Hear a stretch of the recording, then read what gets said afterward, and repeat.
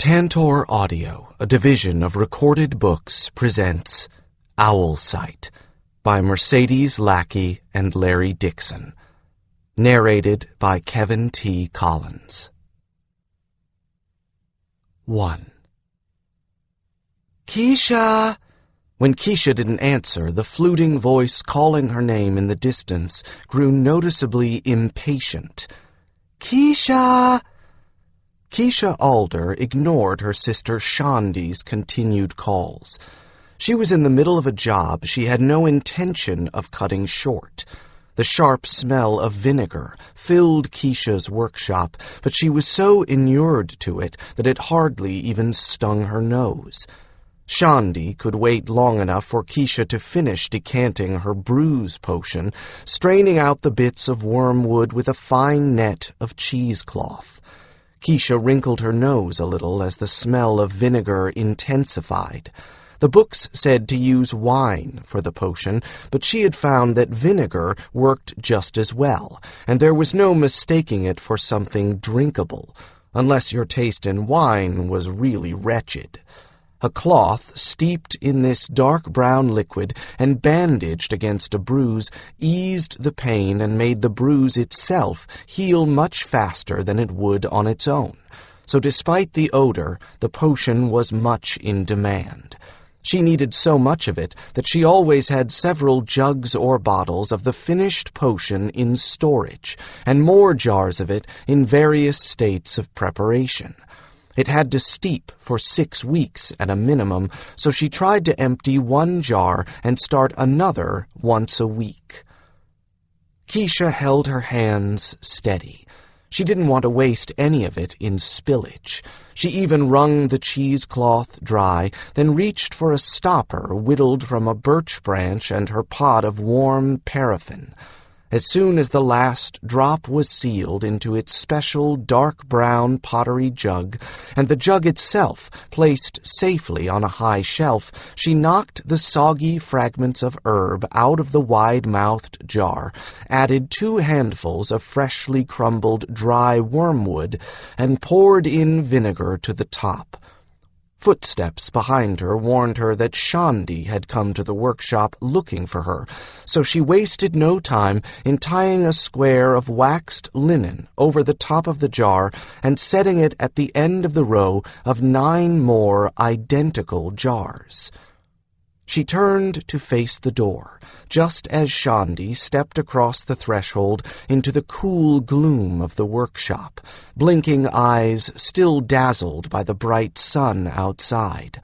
Although not dressed in her festival best, Shondi was, as always, so neat and spotless that Keisha became uncomfortably aware of the state of her own stained brown breeches and far from immaculate, too large tunic. Shondi wore a white apron embroidered with dark blue thread, a neat brown skirt, and a pristine white blouse with the blue embroidery matching the apron, all the work of her own hands. Keisha's tunic and breeches were hand-me-downs from her brothers, plain as a board, indifferently shortened, and both had seen their best days many years ago. But what else am I supposed to wear for working with messy potions, dosing sick babies, and sewing up bloody gashes? She asked herself crossly, annoyed at herself for feeling embarrassed. This isn't some tale where everyone wears cloth of gold and tunics with silk embroidery. Shondi would look pretty sad after a half day of my work. Keisha, are we going to the market or not? Shondi asked impatiently, then screwed up her face in a grimace as a whiff of vinegar reached her. We're going, though I don't know why you want to go so badly, Keisha replied, hoping she didn't sound as irritated as she felt. Die, Shondi replied promptly. No, thank you. I have too much to do right now, Keisha said impishly, grinning as Shondi first looked puzzled, then mimed a blow at her for the pun. "You know what I mean," Shandi giggled. "You never know what the hunters are going to bring in, and I'm still looking for a decent red, one that won't fade the first time someone looks too long at it." She smiled. "You know I need to have you along. After all, you know so much more about these things than I do, and you're better at bargaining. I'd be sure to get cheated, and then you'd be annoyed because you weren't with me to save me from a sharp trader." Keisha's irritation had vanished, as it always did around Shandi. No one could stay irritated with her sister for long. Shandi's nature was as sweet as her innocent face, and she played peacemaker to the entire village of Errold's Grove. Keisha and Shandi were almost the same height, with the same willowy figures, same golden brown hair and eyes, and almost the same features. But in all other ways they were as different as if they had come from opposite sides of the world. Sometimes I think when the gods gave out tempers, they gave me all of the thorns and her all the rose petals. You're right, of course, I would be annoyed. She rinsed her hands in lemon balm water to remove the vinegar smell and any lingering trace of wormwood, poison if ingested, and dried them on a clean rag. And I should have remembered about the red. How many of the girls have you promised embroidery thread to? Only 3, Heidi, Jenna, and Sari. I wouldn't trust the rest with red. They'd be sure to do something tasteless with it. Shandi's bright brown eyes glowed with suppressed laughter. Ugh, can't you imagine it? Roses the size of cabbages all around the hems of their skirts. Or worse, Keisha said dryly, roses the size of cabbages over each breast. Lallis is not exactly subtle, and she's always looking for a way to bring attention to her assets. Not that anyone needs help in seeing them. You could hide half the village in that cleavage, and a quarter of the village would be oh so happy to stay there. I'm all done for now. Let's go before someone decides they have a bellyache and comes looking for a posset. Side by side, Keisha and her sister strolled down a neat, stone-edged path between the houses, heading toward the village square. Once a week, the village of Errold's Grove held a market day, and those from outside the village and no particular interest in seeking further and possibly more lucrative venues took full advantage of it. For some people, it simply wasn't worth the effort to travel long distances just to make more money from their goods. They'd rather that other folk did the traveling and took the extra profit. As had been the case in the past, there were plenty of traders willing to do just that, so the weekly market was usually visited by at least one far traveler from spring to early winter. And 3 of the quarterly fairs, spring equinox, midsummer, and harvest, brought traders in their dozens. Errold's Grove was more prosperous now than it had been in its earlier heyday, with dozens of trappers and dye hunters working the forest and hills. None of them was actually from Errold's Grove. The villagers were still far too wary of the forest to be tempted by the possibility of profit hidden in its depths.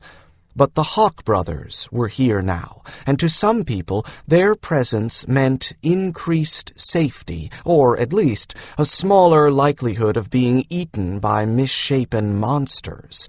So the dye hunters and all the people who supported and profited by them were back, as well as a new class of folk who actually specialized in trapping the strange new creatures created by the change circles.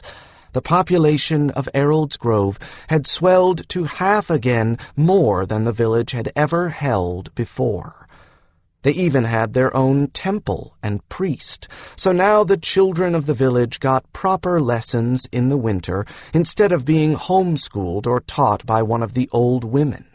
For most of the children, that was a mixed blessing, as the priest took his duty seriously and wasn't as easily distracted as a mother or as prone to doze off as an old granny. They still didn't have a fully trained official healer, though, and Keisha served in place of one, wearing her ordinary clothing rather than even the pale green robes of a trainee. Healers were in short supply still, and so far there hadn't been a real need to have one posted to Errol's Grove. Lord Brion had a healer, and according to Healer's Collegium, he could take care of anything here that Keisha couldn't. Though never selected for her gift by a fully trained healer in the approved and official manner, Keisha had begun showing her talents at the age of 5, by taking care of the ills of the stock on the farm, then moving on to patching up the childhood hurts and illnesses of her brothers and sisters. It got to the point where they came to her instead of their mother, since Keisha's remedies were far more likely to set things right and taste better than their mother's book of recipes from her granny. Things might never have gone any further, but fear of the change beasts and longing for other human company together drove Keisha's parents to resettle in the village.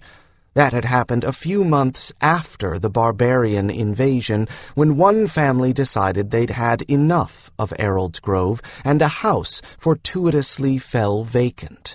Not long after that, once she widened her circle of patching up to the rest of the children and their pets, the villagers discovered Keisha's talent, and a concerted effort began to turn their new citizen into a fully educated, fully stocked, fully prepared healer.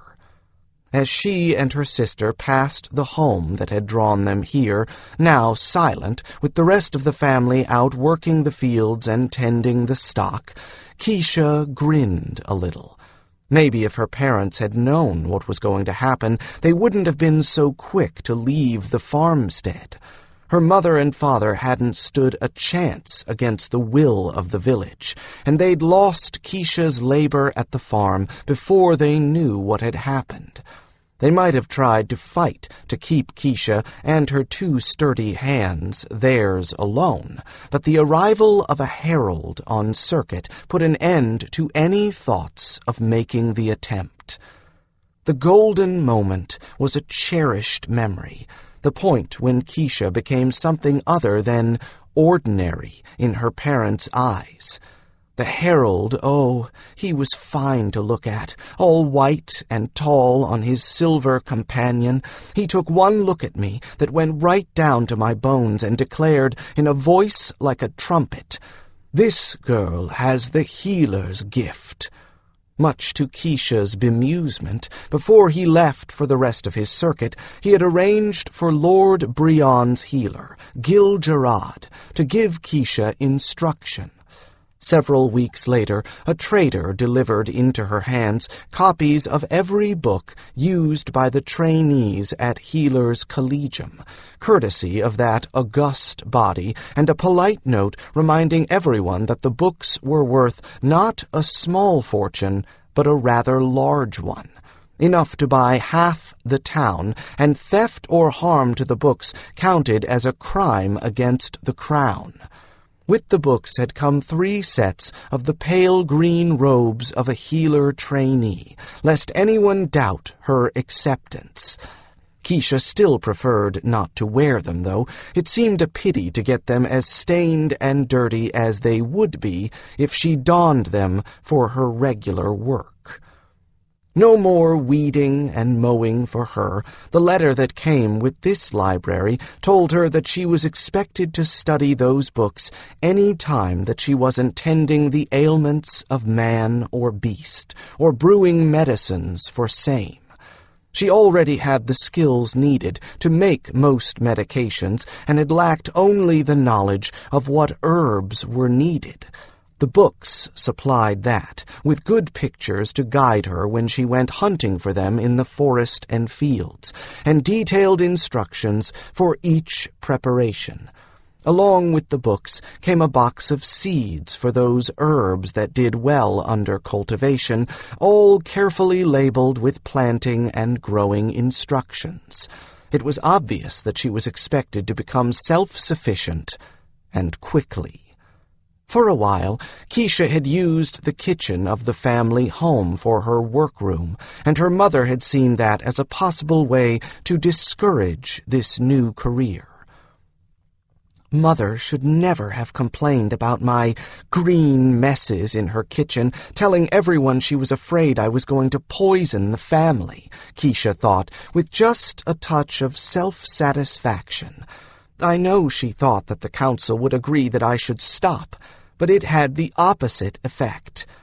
In fact, the council didn't wait for her to complain directly to them. The moment the village council got wind of the complaints, they assigned Keisha her own workshop, a sturdy little stone building that had once been the home of the village savior and hero, Wizard Justin.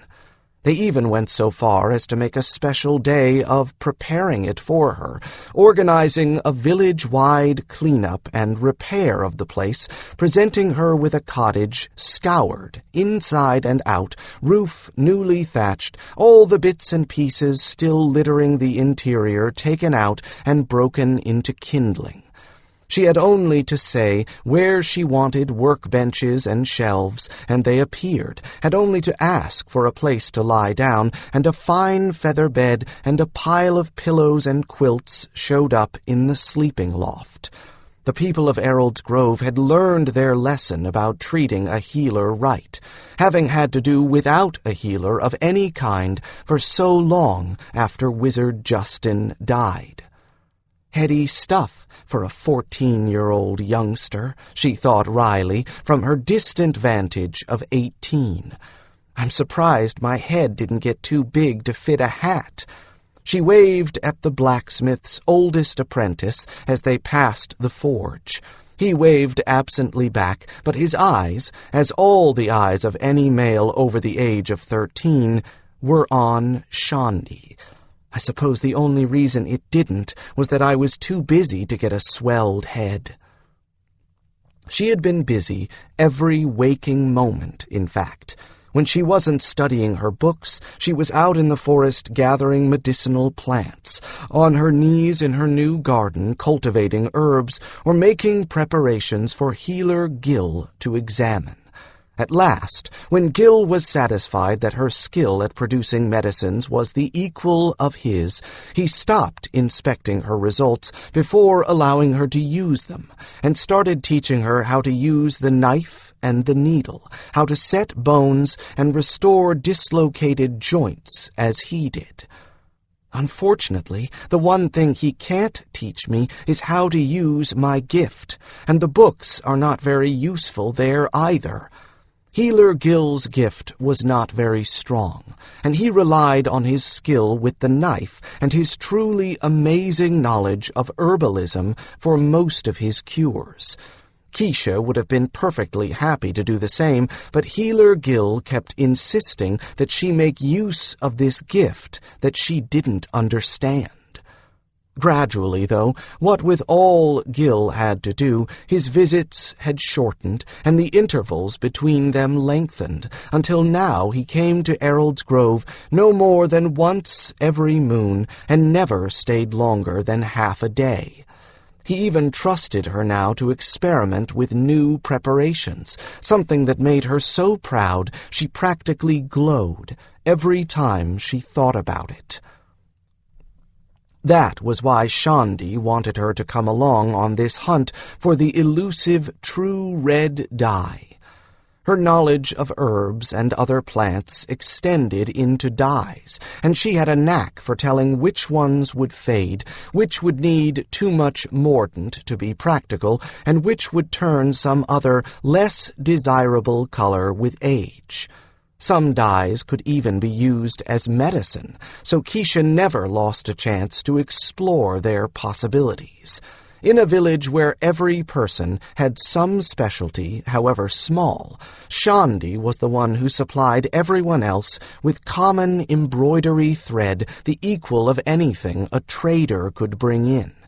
Her threads, whether spun from wool, linen, or rame, were strong, hair-fine, and even. Her colors were true and fast. So even as the villagers gladly paid Keisha for tending their ills, knowing that she had to pay for the medicines and supplies she couldn't make, grow, or find for herself, they even more gladly told over their copper coins for a hank of Shandi's thread.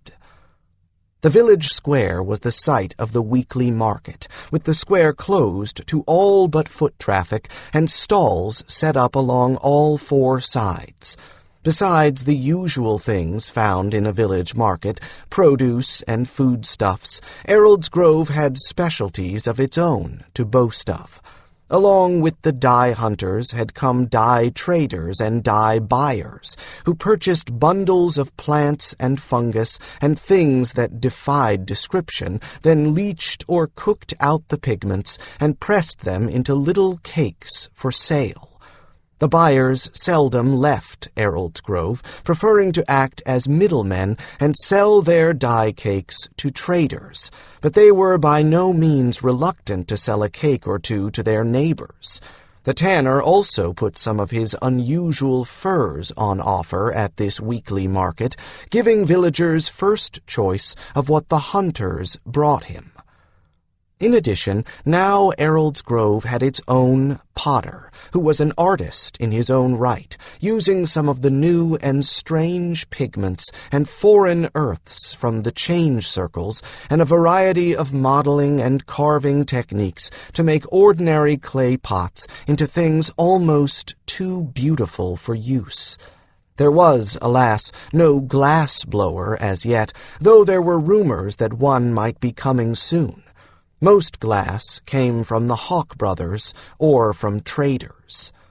The miller's son had begun experimenting with paper-making a year ago, and now his efforts were on sale roughly every other market day, alongside inks Keisha had taught him to make from oak galls and soot, small brushes he made from badger hair, and pens he cut himself from goose quills.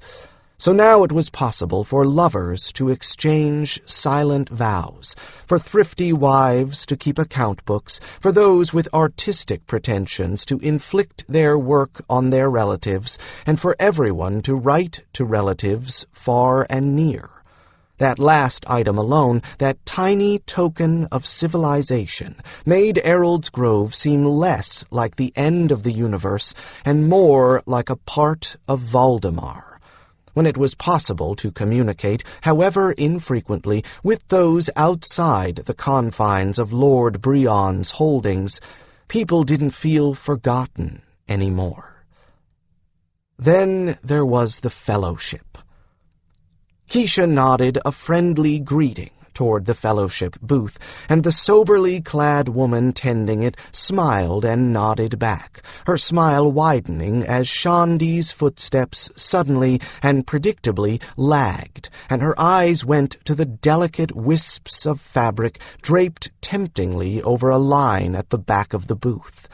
The fellowship, a loose amalgamation of a dozen families related only in their religious beliefs and a firm commitment to peace and a life with no violence or anger in it, had arrived in Errold's Grove 2 years ago with their herds, their household goods, and their readiness to work and work hard. Within months, they had built an enclave of a dozen stout houses and barns enough for all their animals. Within a year, traders were coming especially to buy what they produced.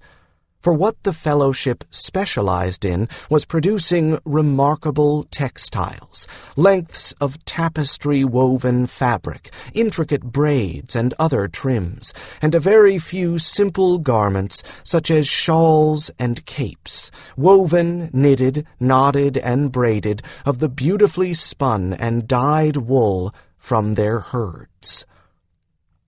The creatures providing the wool were no ordinary animals. The fellowship had goats with coats so long and silky that it was a pleasure to touch them, sheep with wool the texture of the finest thistledown, and a special variety of chira. They were a little smaller and had a sweeter, more delicate face than those used as winter pack animals, and they possessed a coat of wool that when woven was softer than the finest sueded deerskin, light, dense, and so warm that one had to wear a cloak of it to believe it. These animals all needed more tending than their mundane counterparts, so much so that it was likely that few folk would be willing to put that much work into their care. Nevertheless, it was obviously worth it to the folk of the Fellowship, since traders came from as far away as Haven itself to purchase items such as their chira cloaks and blankets, their intricately patterned fabrics, and their wedding shawls, wraps of knitted lace so fine and delicate that they could be drawn through a wedding ring. Keisha had heard that it had become the fashion for the highborn of Valdemar to present one of these shawls to daughters of their houses to mark a betrothal, or for a suitor to offer one in token that he intended to ask for a woman's hand. Well, what was desirable for the highborn of Valdemar was also the heart's desire of every girl of marriageable age in Errold's Grove, and the folk of the Fellowship were pleased to make it possible for these less than highborn suitors and parents to grant those yearnings with special prices for the folk of their home village. Small wonder Shondi's eyes and feet were drawn to the booth. She had 3 current suitors, all hotly pursuing her and completely unsuitable in their father's estimation, any one of whom could give her the reason for selecting such a shawl and pointing her choice decorously out to him. "Shondi," Keisha called her wandering attention back with a touch of exasperation. "Look, let's see if there's a red dye first. Then you can go look at shawls while I see if anyone's brought medicines or herbs that I can use." "All right," Shondi agreed, though with an audible sigh. Satisfied that she had her sister's attention for at least a little while, Keisha and Shondi made the rounds of all 3 dye sellers' booths, looking for that so elusive red. Keisha deliberately went to Barlin's booth last. He was, in her opinion, the most honest of the 3. As they neared his booth, he twinkled at Shondi and crooked a finger at her. They hurried to his counter. "I think I may have something for you young ladies," the cheerful, weather-tanned man said. "I've only been waiting for our good healer's expert opinion on it." He nodded at Keisha, who flushed. He cleared bundles of dried fungus off the counter and reached beneath it, bringing out a cake the size of his hand and as black as dried blood, together with something that looked like a seed pod made of dried leather. He placed hands with nails from beneath, which no amount of soap and water would ever remove the traces of dye on the counter. "Here's the dye, and here's the thing it comes from. Now you tell me if this is going to be as good as I think it is." Keisha crumbled a bit off the cake, smelled it, very cautiously tasted it, and tried dissolving it in a cup of water he provided. It didn't dissolve, and she raised an eyebrow at the dye merchant, who only grinned. "Won't dissolve in water, nor in water and soap," he said in triumph. "Here." He tossed out the water and poured a bit of clear liquid into the cup from a stoppered bottle. It appeared to be thrice distilled spirits by the potent smell, and very nearly made her drunk just to sniff it. She dropped a crumb of dye in and was rewarded by a spreading crimson stain. "Let me add a bit of salt for mordant, and you see for yourself what this stuff does." He brought out another cup and poured water into that, then obliged her with some scraps and threads to try in the dye. The samples they dunked in the dye became gratifying shades of scarlet, and no amount of rinsing in the water he'd provided would take the color out. As Shandi sucked in her breath with excitement, Keisha brought the threads up to her nose until she was nearly cross-eyed, examining every crevice and crack to see if the dye was taking evenly. Finally, she pronounced judgment. "I think it will fade eventually, but it will take years, as long as you keep the color out of the sun," she told both the merchant and her sister. "Dyeing with distilled spirits will be tricky, maybe dangerous, what with the fumes being flammable. Worse for someone doing large batches of thread and yarn than for you, Shandi, but this is probably the best red I've ever seen." She turned her attention to the pod and picked it up to peer at it. "Just what is this thing?" "A snail," the merchant said gleefully. "And no one would ever have noticed what secret this little creature held if Turthorn hadn't tried to cook them in white wine. I'm the only one he told, and I got him to promise me an exclusive market." Shandi had to laugh at that. "So Turthorn's famous palate and cooking experiments finally have some use. I suppose we should just be glad he didn't try to cook them in red wine." The dye merchant laughed. "Oh, now, he'd never have done that. Haven't we heard him say 1,000 times that no one with any real taste would cook snails in red wine?" Keisha's thoughts were more practical. "So exactly how much are you going to part us from for this wonder?" she asked dubiously. She knew it wasn't going to be cheap, not as strong a red as this, nor one as color-fast. She also knew Shandi would take it at any price, and was just fervently glad that it was this merchant who had the supply, not one of the other two. "For you, Shandi, I'll trade it weight for weight in silver." Keisha tried not to wince, but the price was fair. If he had any sense, when he got the stuff into civilized lands, he'd trade it weight for weight in gold. Shandi grimaced, but didn't argue when Keisha didn't. "Fair enough," she said bravely, and dug out 4 silver coins, placing them on one side of his scales. He crumbled dye into the pan on the other side until they leveled off equal, then winked again and crumbled a bit more into the pan. He pocketed the coins, then tilted the pan of dye into a paper cone, tapping it to get every crumb into the container. With a little bow, he handed the precious packet to Shandi, who twisted the open end of the cone tight and put it carefully into her pouch. "I'll tell you something else, young ladies," he said, as they were about to move on. "I haven't looked any further than to get the scarlet. If you can tell me how to get a deep, fast purple as good as the red out of that, I'll halve the price if you give me an exclusive from here on." Keisha's eyebrows both went up. "Really?" was all she replied, but her mind was already on changing the mordant, adding other possible ingredients, experimenting with double dyeing with indigo. Barlin's look told her that he'd all but seen her thoughts written on her forehead.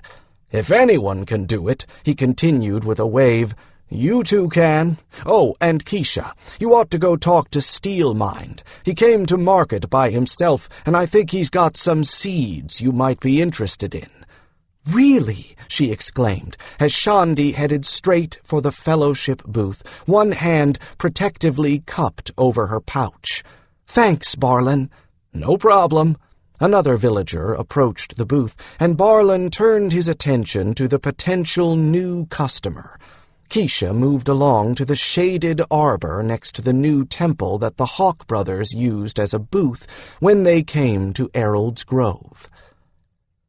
Normally, Hawkbrothers only appeared for the quarterly fair market days, and when they came in force, with a half-dozen bead and feather-bedecked traders and their fierce-looking birds of prey. They took over the arbor and put up a pavilion as well, and traders buzzed around them like bees at a honey-pot for the things they brought, though, aside from a few items, never predictable were always fantastic. Sometimes it was lengths of silk fabric in impossible colors and patterns. Sometimes it was trims and ribbons made of the same silks and silk embroidery thread that girls saved for their wedding dresses. They had been known to bring jewelry, glassware, odd spices and incense, vials of scent and massage oils, rugs sometimes, and once simpler variations on their own tunics and robes. Those items that were predictable were always welcome, ropes and cording much stronger than anyone else could make, and much lighter, too, hammocks made from that same cord, amazing feathers, furs unlike anyone else brought, leather tanned so that it was as supple and soft as their silks, rare woods, and carvings in stone, ivory, and wood. But sometimes one called Steelmind came by himself, bringing strange ornamental or useful plants, herbs, and seeds. Keisha liked him, for all that he never said one word more than he absolutely had to. She also liked his bird, a slow and sleepy buzzard who was perfectly happy to accept a head scratch from her. Sure enough, Steelmind had tucked himself and his bird into the depths of the arbor, with bare root plants, roots carefully wrapped in damp moss, and an assortment of well-grown seedlings in small plugs of earth arranged beside him. His blue eyes brightened when he saw Keisha, and he waved, a welcome and an invitation to sit, all in the same gesture. "Barlin says you have some seeds," she said, giving the bird his scratch before settling on the turf beneath the arbor, her tunic puddling around her. She bent over to look at the plants he'd brought and recognized the bare-root ones to be young rose vines. Roses!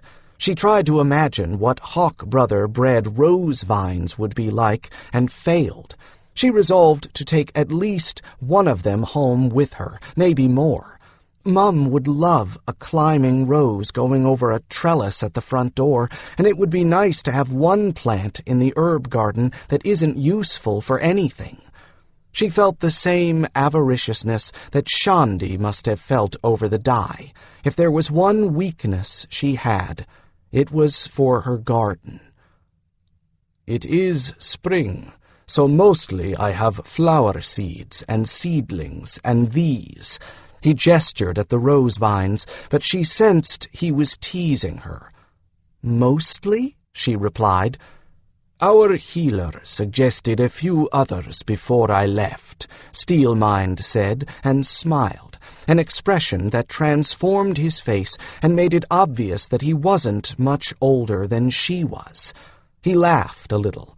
Actually, it was stronger than merely suggestion. He rummaged in a basket at his side and brought out fat little packets of tough silk, sewn at the top to resemble tiny sacks of grain. Each one had a symbol painted on it in a different color. "This stops pain. This stops cough. This is a balm. This stops itching from insect bites and rashes." There are instructions in each packet on growing and use. "They work better than what I use now?" she asked skeptically. He shrugged, and the beads woven into his hair clicked together. "Different, that's all I know. Better, I don't know. I'm not a healer, and we do not know what you have to work with. No worse, certainly. And I have been given orders that if you want them, your price is nothing. Healer to healer is what I was told." "Nothing?" They do trust me to know what I'm doing, and that these herbs were different from those she had been using. She knew from her own experience that a medication that one person responded well to might not work on another, and might make a third sicker. That was the peril of working with herbs. "I'll take them, and thank your healer very sincerely for me," she replied. "And how much for the rose vines? It will be nice to have something in my garden that isn't for healing people." And who is to say that a rose cannot heal? He smiled and named his prices. They haggled amiably and settled on a price that didn't leave either of them feeling cheated. She gathered up her spoils, 2 rose vines, which would make everyone happy, and gave the bird a second scratch, which he seemed to expect. Then she left the arbor to go find Shandi and tear her away from the fellowship booth. Or try, anyway. If she got to talking embroidery and dye with the attendant, nothing less than a miracle would take her away before the sun went down. Keisha squinted against the bright sunlight and peered up the street as a flock of crows flew overhead, yelling cheerful insults at the village below. As she had half expected, Shandi and the fellowship woman were deep in conversation. Keisha shrugged her shoulders and sighed, wondering if it was going to be worth the trouble to try to pry Shandi away. If so, she had the choice of looking very rude and bossy and actually getting the job done quickly, or spending far more time than she wanted to and looking polite and courteous. If there had only been Shandi to consider, there would just be a few sharp words and it would be done with. But she really didn't want to look boorish in front of a member of the fellowship. It was a short, internal debate. There's no point. If she finished her chores, I've got no call to tell her how to spend her free time, and if she hasn't, she can take the consequences herself. Shandi's one fault was that she tended to forget things she had to do when she disliked them. When they were younger, it had been Keisha's task to supervise her and see to it that the forgotten chores were done, because if Shandi didn't do them, Keisha would have to pitch in later. Mum's idea of a proper form of incentive for me to be an ogre, but I don't have time to spare to pitch in now. I'm not her keeper, no matter what Mum thinks, and Shandi's 16 and old enough to take the consequences by herself. She ambled slowly up the street, enjoying the novel sensation of having people around her who were not in discomfort or pain, who were, in fact, entirely contented. Lately, it had become uncomfortable for her to be near people in any sort of distress, as if she shared their feelings.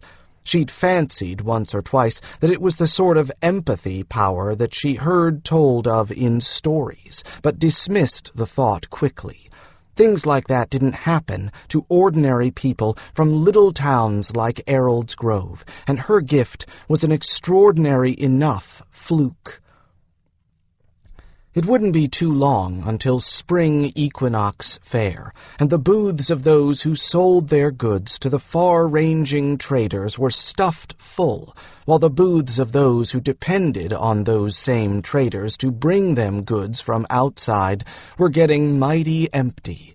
The dye sellers, the folk who bought up a great deal of the Hawkbrother trade goods, and the fellowship would all send most of their stock with the traders when the fair was over. The blacksmith needs metals, the baker needs spices and sugar, the girls are craving glass beads, laces, and ribbons. I need things I can't get here.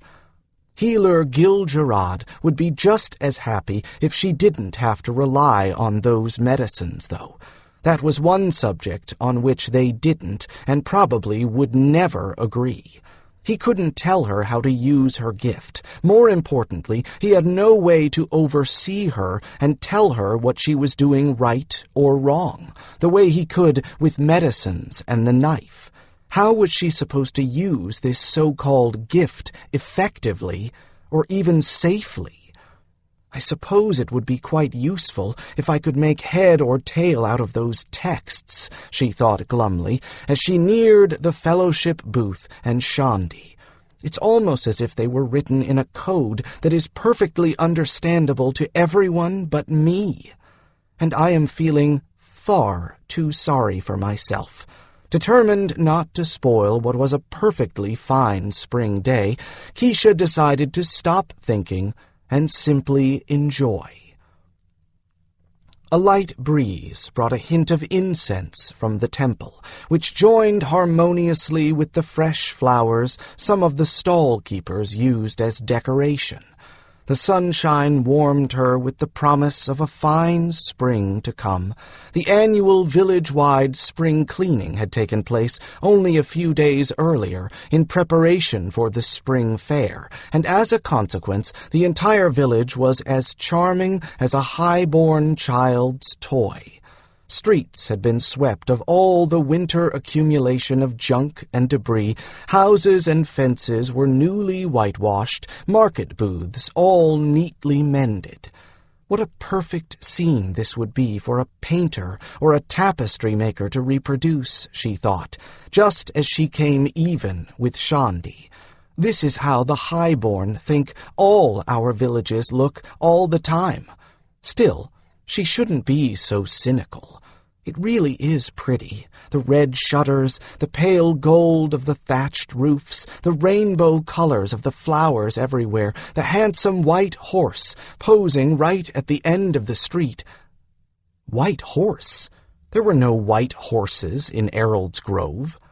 Keisha shook her head and looked again, but the vision didn't go away. Instead, it drew nearer. There was a blue-eyed white horse, decked out in blue and silver riding gear, at the end of the street nearest the bridge, and he was coming straight toward the market square. There was purpose in each and every step he took. He had no rider, and was he looking at her? You had to have lived in a cave all your life not to know what a blue-eyed white horse was and meant in this kingdom.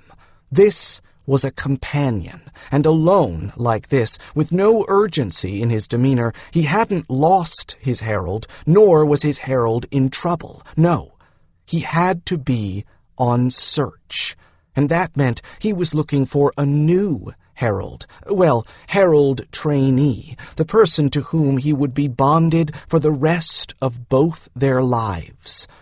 It seemed that the entire market saw the companion at the same time that Keisha did. Everyone stopped talking, and the silence that fell over the square was broken only by the soft chiming of bridle bells and the matching overtones of the companion's deliberate steps. He knew very well that all eyes were on him, too. He arched his neck and lifted each hoof so high he might have been on parade. Keisha froze. Out of the corner of her eye, she saw that Shandi had done the same. The companion was looking neither to the right nor to the left, and there were only two people of reasonable age for him to choose from in the direction he was moving. Of course, companions had been known to choose full adults in the past, but it was unusual. No, the only two people likely to be chosen in this village who were present at the moment were Shandi and Keisha. For a moment, Keisha was stunned, too shocked to think. This was not supposed to be happening, but as the companion moved closer, she wrenched herself out of her shock with a grimace, as dismay washed over her. "Don't you dare," she thought with annoyance bordering on anger at the companion. "Don't you dare try to choose me." Her hands balled into fists as she stared into his eyes, willing him to hear her. "Don't even think about choosing me. I have responsibilities here, you dolt. People here need me for what I can do, and I can't just ride out of here and leave them. Listen to me, you fool. Don't." Maybe staring into his eyes had been a mistake. She felt the rest of the world vanishing around her as she fell into those twin pools of sapphire. But before she could drown in them, she bit her lip to bring her back to herself and hurled her denial at him. "I am not expendable," she thought, working up real heat at the thought that anyone, even a companion, could march into her life and proceed to reorder it for her. "I am not going." She sensed surprise. "Pick somebody else." Now she sensed amusement? Why amusement? Her anger evaporated. The eyes turned away from her, let her go. Had they ever really held her, or had that only been her imagination?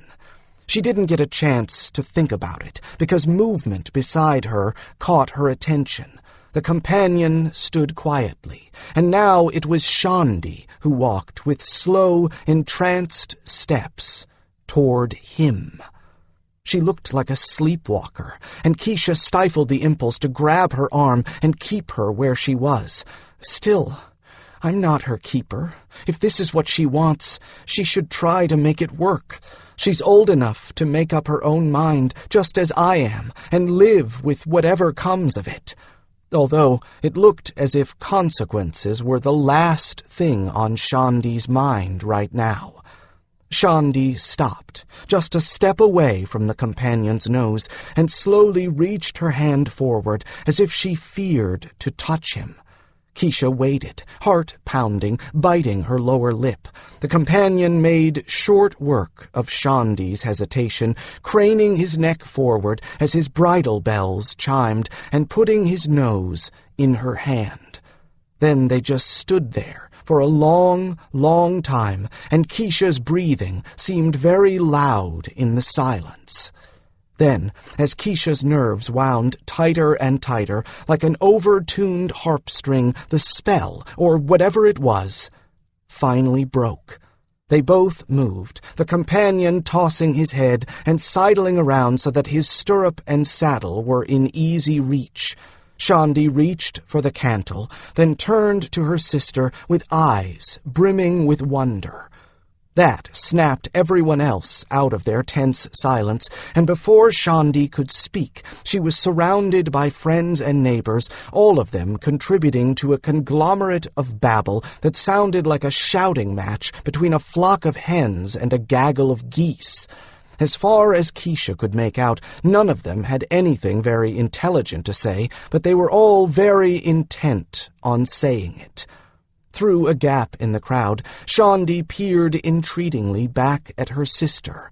Keisha sighed and pushed her way past everyone else to reach her. Shandi paid attention to no one else, holding out her free hand entreatingly. "Keisha, I didn't mean, I want to go, but I didn't ask. I didn't intend." Shandi was doing a good job of babbling herself, and Keisha reached out and gave her shoulders a friendly shake. "Of course you didn't mean for this to happen, you ninny," she half scolded, half cajoled. "Choosings aren't planned. Everyone knows that. And it's not as if you'd gone and made an appointment for this hairy beast to show up. If you could simply decide to be a herald, what would be the point? Herald would be like any other job. You get chosen because you're the right person to be a herald. You know that. And I, most certainly, am not." Was it her imagination, or did the companion swing his head around and wink at her, just as she thought that? Oh, there's probably a fly buzzing around his ears. "But Keisha, I have to go. I have to go now, and—" Shandi looked at her, pleading with her to understand, tears brimming in her eyes and rolling slowly down one cheek. "And if you didn't have to go now, you know that Mum would find 1,000 reasons why you couldn't go ever. I know that. Havens, probably everybody in town knows that." Keisha tried to smile, but it was a great deal more difficult than she had thought it would be. "Shandi, that's why it happens this way. I'll bet that otherwise every single mother in Valdemar would have 1,000 reasons why her child couldn't go herring off into the sunset just on the say-so of a big white horse. But, Shandi's expression was painfully easy to read. "Fix things for me," her eyes pleaded. "This is more important than anything in my life, but I can't go if you don't promise to fix things for me." Keisha closed her eyes for the briefest of moments, no more than a blink. stifled a sigh, and nodded. Just like always, it looked as if she was going to have to pitch in after all and help clean up the mess. But that's not being generous, and if it was me, oh, if Shandi could have substituted for me, I'd be at Healer's Collegium now. Go, she urged her sister, and meant it. Go, and go now. I'll take care of everything. Shandi believed her. Shandi always believed her. With a sigh of relief and a sudden smile like the sun emerging from a thundercloud, she kissed Keisha, hugged her tight, then fumbled loose the strings holding her belt pouch to her belt. "Here," she said, pressing it into Keisha's hands. "Take the dye. See what you can do with it. Maybe it'll be good for a medicine." Then she turned away and mounted the companion's saddle with such ease and grace that it looked as if she'd been doing it all her life. Never mind that she'd never ridden anything before but their aged pony. The companion clearly was taking no chances. He gave Shandi no further chances for farewells or regrets. He danced a little, shook his harness, and pivoted in place on his hind feet. That got people to move out of his way, and pretty briskly, too. He moved out at a fast walk, allowing Shandi time enough only to wave goodbye before breaking into a canter at the end of the street. In no time at all, they were over the bridge, then lost to sight, as the road was hidden by trees. Keisha let out the sigh she'd been holding in, and the exasperation. While the rest of the villagers gathered in knots, still babbling with excitement, Keisha felt the weight of yet another burden fall on her shoulders. Let's see. 1 hysterical mother, 3 heartbroken suitors, half a dozen friends left forlorn and a little jealous. I can handle that. I hope. Keisha stood with her back to the wall in the warm, soup-scented kitchen and wished she were anywhere else but there. Sidoni Alder had reacted to the news that her youngest daughter had been chosen as a herald precisely as she would have if Shandi had been abducted by barbarians. This made no sense, of course, but Keisha hadn't expected anything else. She tried not to wince when Sidoni's voice rose to new and shriller heights. "I can't believe you just let her go like that. How could you just stand there and let her be carried off?" This was only about the 100th time Keisha's mother had repeated that particular accusation, and it didn't look as if she were going to stop thinking Keisha was the villainess of the situation any time soon. Each time Sidoni uttered another outburst, before Keisha had a chance to say anything sensible in reply, she broke down into hysterical sobs and cast herself into the arms of her husband or one of her 2 oldest sons. This time it was her husband's arms where she sought shelter from her traitorous offspring. He patted her back and said consolingly, "Now, Mother, you know that's how it is. Keisha couldn't have done naught. That's how they always do these choosing things, I suppose, so they can make a clean break and all." "But she's only a baby. She can't take care of herself all alone," was the inevitable reply, followed by a fresh spate of tears. Keisha wisely kept silent this time, since anything she'd tried to say until now had only brought on another outburst. Her brother Gary was injudicious enough to put in his 2 bits. "Ah, Mom, she's not so little as all that," Gary protested. "She's old enough to take care of herself, and anyway, you know them companions see to it the kids they choose are right and tight. You'd have been losing her pretty soon anyway. She's had 3 beaux, and like as not, she'd have been married in a year or 2. Oh, no. Now he's given Mum something else to weep about, Keisha thought with dismay. She was right.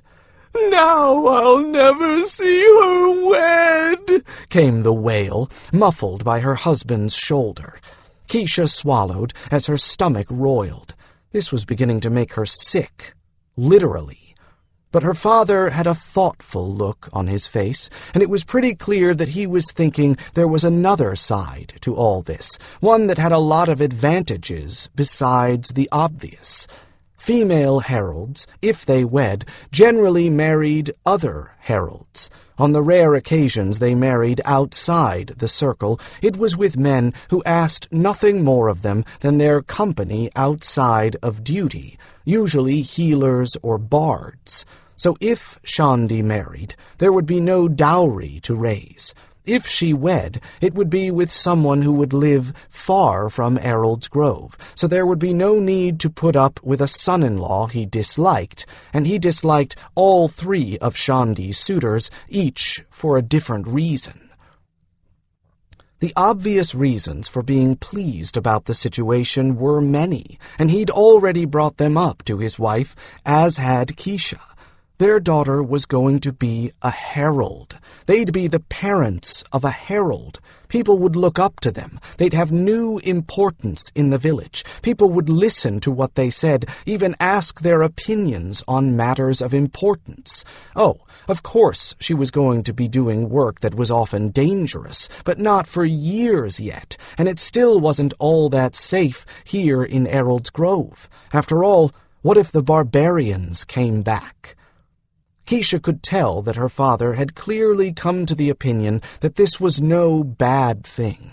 His thoughts might just as well have been written on his face for Keisha to read.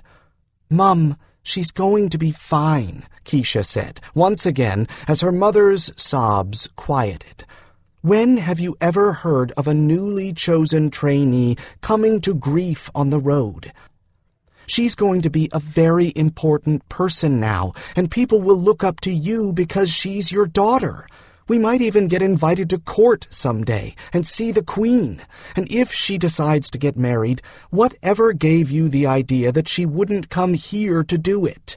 This time, finally, this attempt at comfort wasn't met with another outburst, and Keisha continued as soothingly as she could.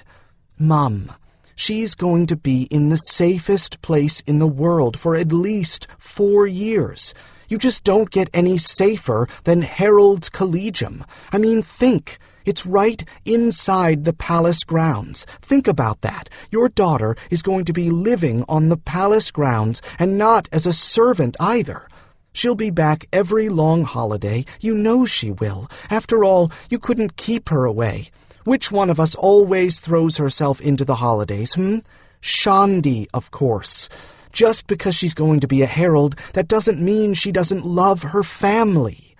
Oh, but I'm getting very close to not loving my dear family right now." All of this excitement had given Keisha a pounding headache. She felt as if all her nerves were scraped raw and someone was pouring salt water on them. Her stomach was so sour she probably wouldn't be able to eat any supper.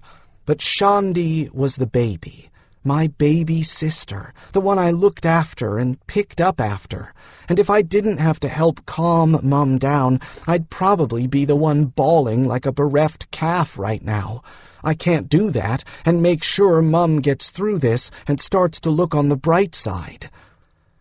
But right now, given the least sign that her mother was getting over her hysterics, or at least that some of her mother's friends were going to come help console her, Keisha would be only too happy to get out of the house and go somewhere, anywhere else.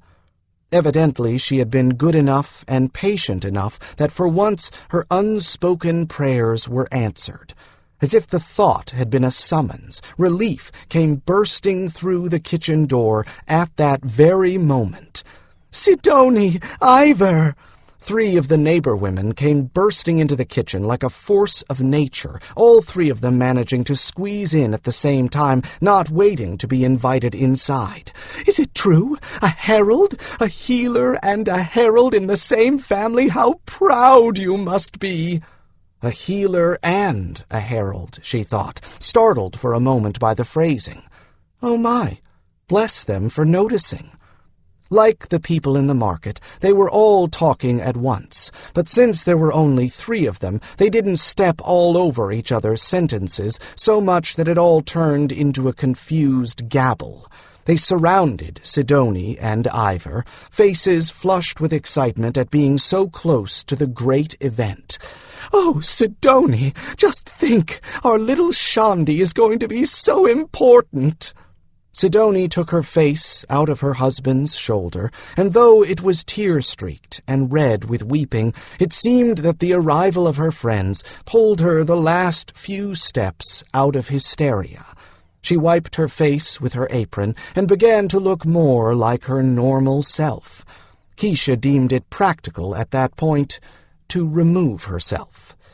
But she hadn't gotten more than a single step out the door. In fact, she was still standing on the threshold before she ran into another of the Fellowship women, one whom she knew well. Alice was in charge of the health of all of the herds, and as such, she and Keisha had spent plenty of time together dosing the animals for a variety of illnesses and other problems. This afternoon, Alice looked hesitant as she approached the house, and great relief spread over her blunt features when she saw that Keisha was just leaving.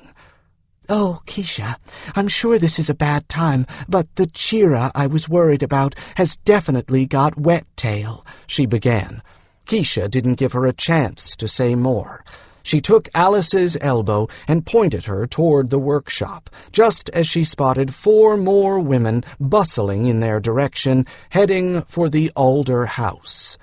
"It's always a bad time when a beast gets sick. You ought to know that," she said, making a joke out of it. "They never choose reasonable times to have problems. No worry, I'm going to be the last creature Mum thinks about for a while. Not only will I not be missed, I can make you up what you need in no time. You've caught it early, so you should have a cure by tomorrow." The more distance she got between herself and the house, the better she felt, and chatting with Alice about the beasts of her herds was such a commonplace matter it could not have been a better antidote for the hysteria she'd just endured. Alice was a calming person to be around anyway. She had to be, as the animals she worked with were quick to sense agitation and become upset themselves. She was older than Sidoni by a year or 2, sturdy, brown and square, with a friendly face and open manner. Like all the women of the Fellowship, her workday clothing was fairly drab, not unlike Keisha's, except that the tunic and breeches were of a better fit and not hand-me-downs. The 2 of them entered the workshop, and Keisha began pulling down the boxes of herbs she needed as Alice went on about the most recent births. The sharp and pungent scents of herbs filled the air as Keisha worked, and the cool of the workshop allowed her headache to ease. It occurred to Keisha that Alice's arrival provided not 1, but 2 excellent excuses for staying away from home for a while. After all, it was spring, and that meant insect season.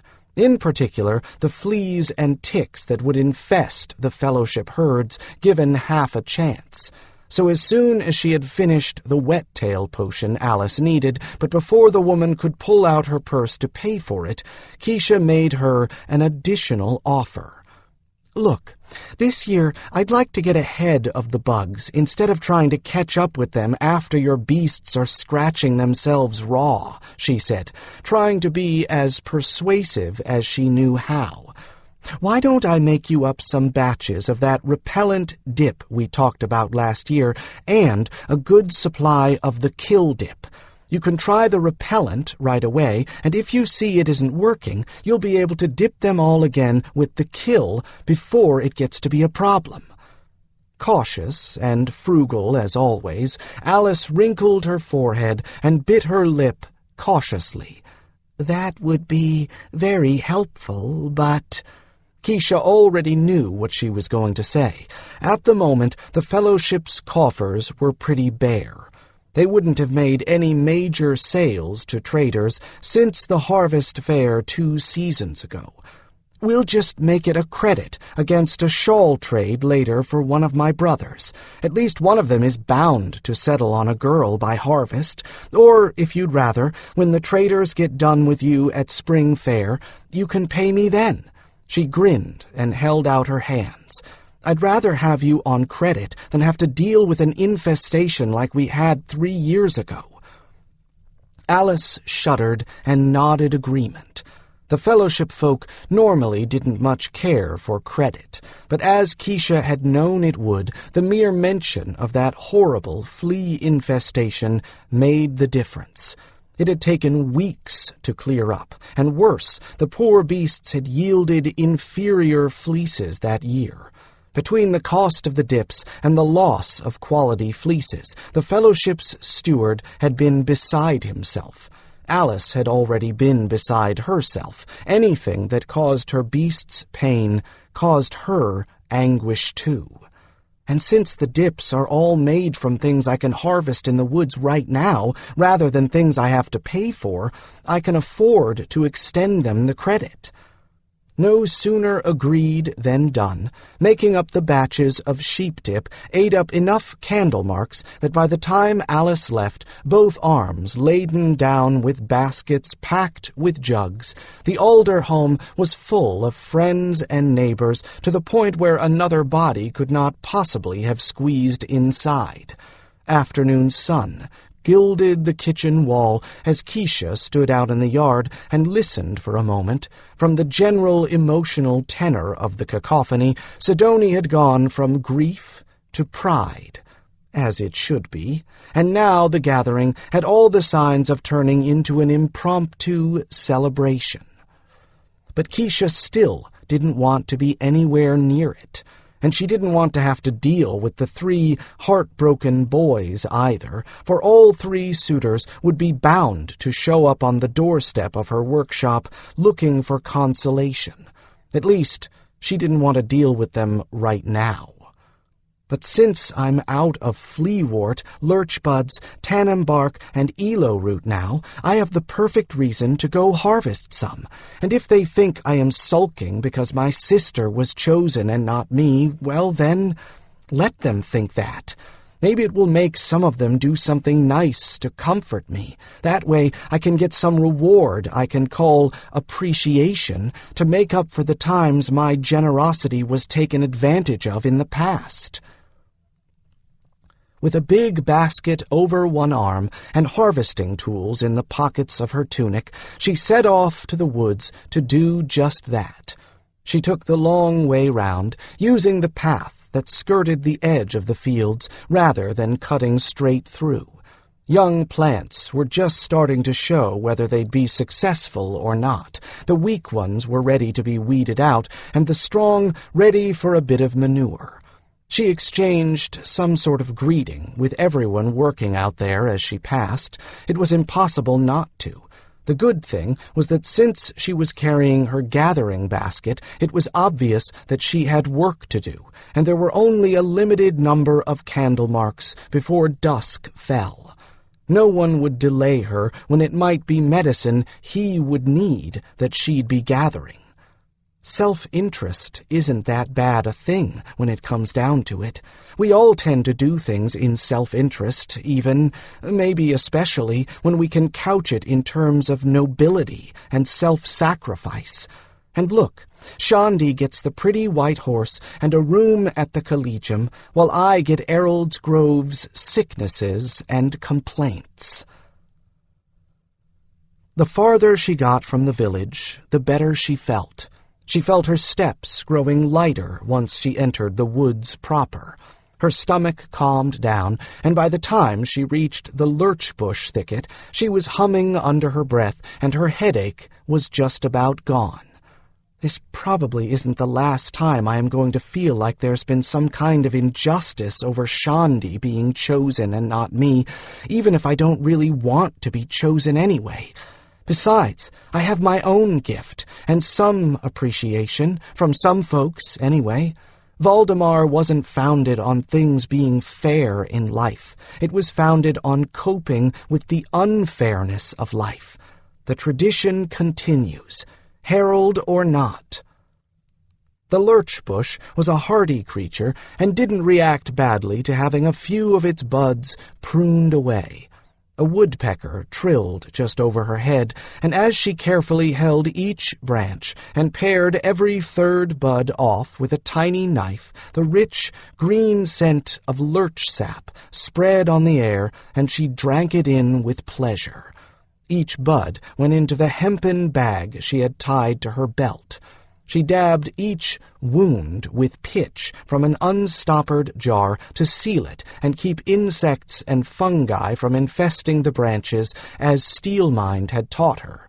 Taking care today means plenty tomorrow. That's what he'd said, then smiled, as if at a joke only he understood. When her bag was full, she tied it off, put it in the basket, and went in search of fleawort, a kind of shelf fungus that grew on the fallen bodies of winter-killed trees. For that, she had to seek out trees that were too rotten to use for firewood, whose deaths were due to insects or rot, and not storm. When she returned to the village, basket full, it was already dusk, and the sky had just begun to blossom with stars in the east. The village itself seemed oddly quiet, the houses dark and deserted. Only the faintest threads of smoke came from chimneys that should have been showing evidence of suppers on the hearth. She was puzzled, though not alarmed by the quiet, until she got into the vicinity of the Alder home. Then it was quite obvious where the people had all gone. An enormous party, a kind of extemporaneous spring fair in advance of the actual date, had invaded the house and the lawns and gardens of all the neighbors around it. She watched in some bemusement as her normally sober neighbors acted like adolescents on holiday. The house itself must have been packed to the ceiling, since there were people spilling out the door, and the celebration perforce had spread into the yard. Evidently, all of Errold's Grove rejoiced in the choosing of one of their own. Well, she thought, it's the most important thing to happen around here since the barbarians. That wasn't exactly pleasant. Afterward, well, even though things came out all right in the end, I imagine no one was in any mood to celebrate anything. What was there to be happy about after all? That only one relative was killed? Or that only half the house burned? That Lord Brion or the Hawkbrothers were there at the rescue? Well, all right, perhaps that, but the circumstances eclipsed such elation. By the time any survivors could think clearly, their rescuers were long gone. This cause for the whole village to celebrate is well-timed. Controlled campfires burned in the pottery bowls prescribed for fires within the village bounds, warming the folk gathered around them against the growing chill in the air. Some people were toasting sausages and the like on the ends of sticks, just exactly as they would during the fair. From the wildly varied scents on the breeze and the way everyone seemed to be eating, guzzling, or both, every neighbor had contributed to the impromptu celebration by adding to the provender. There would be no heartbroken former suitors showing up looking for comfort tonight, at least. A celebration was the last place any of them would want to be. They were probably brooding by the river somewhere, or weeping over one of Shandi's ribbons.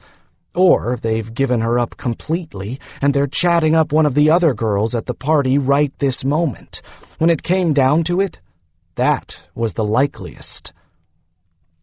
Pausing for a moment in the shadows, just outside the circles of light cast by the fires, Keisha pondered just exactly what she wanted to do.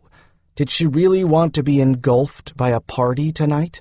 Was she in any mood for a loud, boisterous celebration? Granted, she was happy for Shandi, but it wasn't the type of emotion that drove her to go to a party. No, She told herself immediately, "No, I do not want any part of this. Mum, though, is in the best of hands, and a celebration is just what she needs. It'll turn her right around."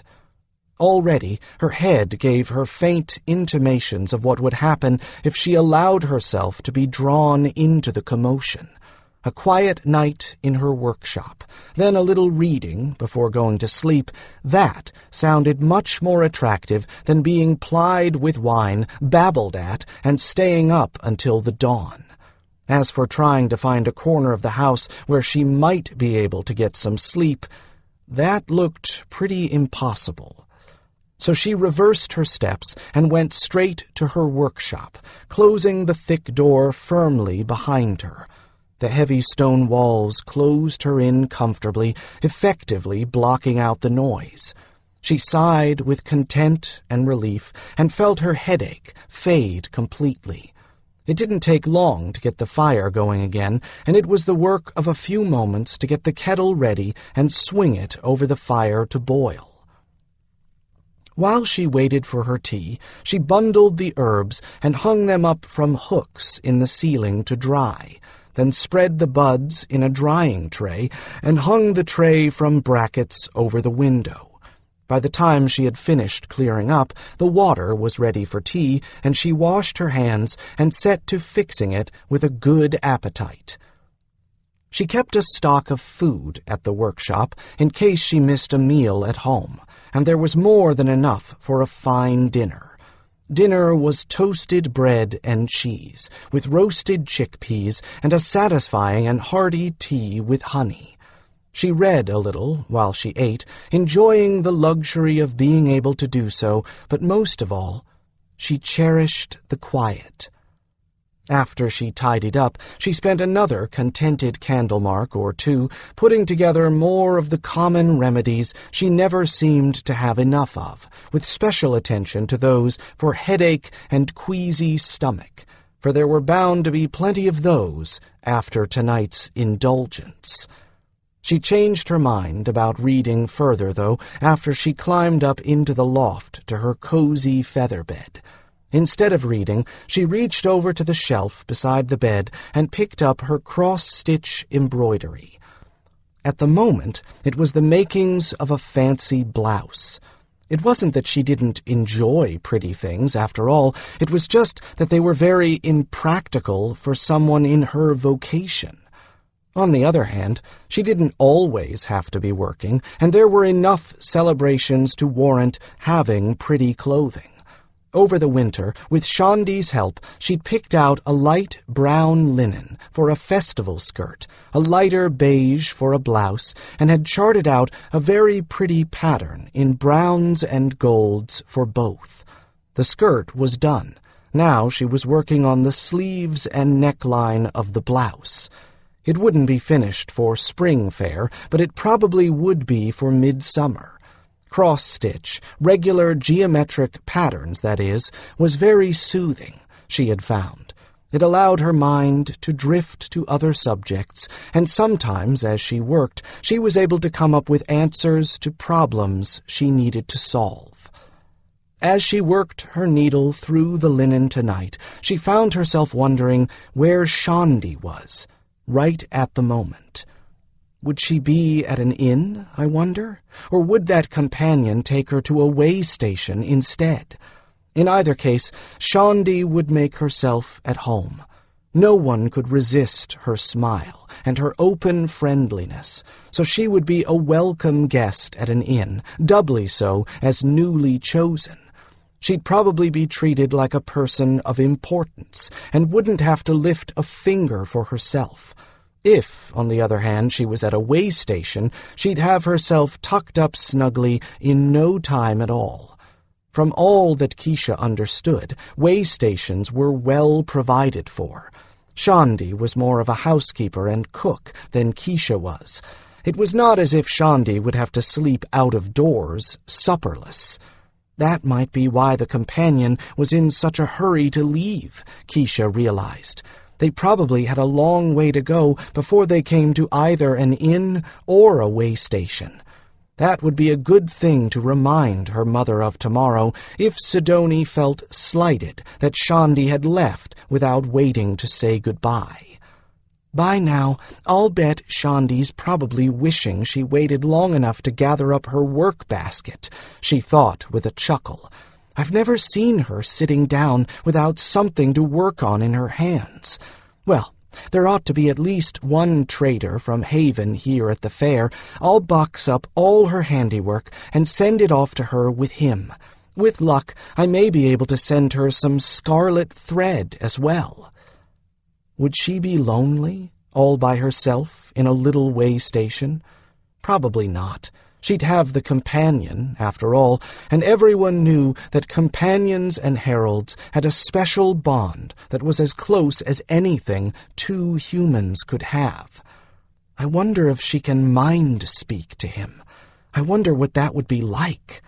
Marvelous, but maybe a little scary. At least, that's what she thought it might be like for her. Did Shandi miss Keisha? I certainly miss her already. Brothers just aren't the same as sisters. It was hard to think of what things would be like without her.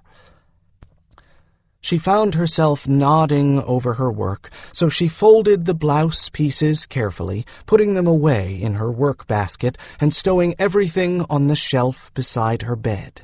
She blew out her candle and curled up, and even as she wondered if Shandi was awake or dreaming, she fell asleep. 2. Morning broke clear and cool, with shreds of fog drifting above the fields and birds singing with all their hearts in the thatch of Keisha's roof. The faint hint of wood smoke mingled with fresh air laden with the perfume of spring flowers and the tang of new leaves. Normally she woke to the odor of cooking porridge or pancakes. Keisha's nose, which was all that was peeking out from under the covers, was cold. She preferred to sleep with a window open. The birds woke her, and her cold nose twitched at the unaccustomed aromas. All the rest she saw from the small open window in her loft bedroom. She stretched luxuriously and snuggled underneath her down comforter and blankets, enjoying the simple pleasure of lying abed for as long as she cared to. Had she been at home this morning, she'd have been rudely jarred awake before dawn by the noise of 5 clumsy young men stumbling about the house, getting fed and ready to go to work. They couldn't seem to accomplish this simple task without a great deal of hunting for boots and clothing, accompanied by shouting questions to each other concerning the location of those articles. Once awake, there was no point in even trying to go back to sleep, since Sidoni would come roust Keisha out to help with household chores before she joined her husband and sons on the farm. Instead of being jolted awake, Keisha had been serenaded awake, and after dawn, not before. Instead of being hauled off to wash dishes, or, dear gods, pick up after last night's enormous party, she had enjoyed absolutely undisturbed sleep. Of course, the penalty for this is that I have to make my own breakfast and heat my own wash water, but I think that's a fair trade. Given that Shandi was gone, there would have been twice the work to do on a normal morning, and after the celebration last night, well, the amount of cleaning up didn't bear thinking about.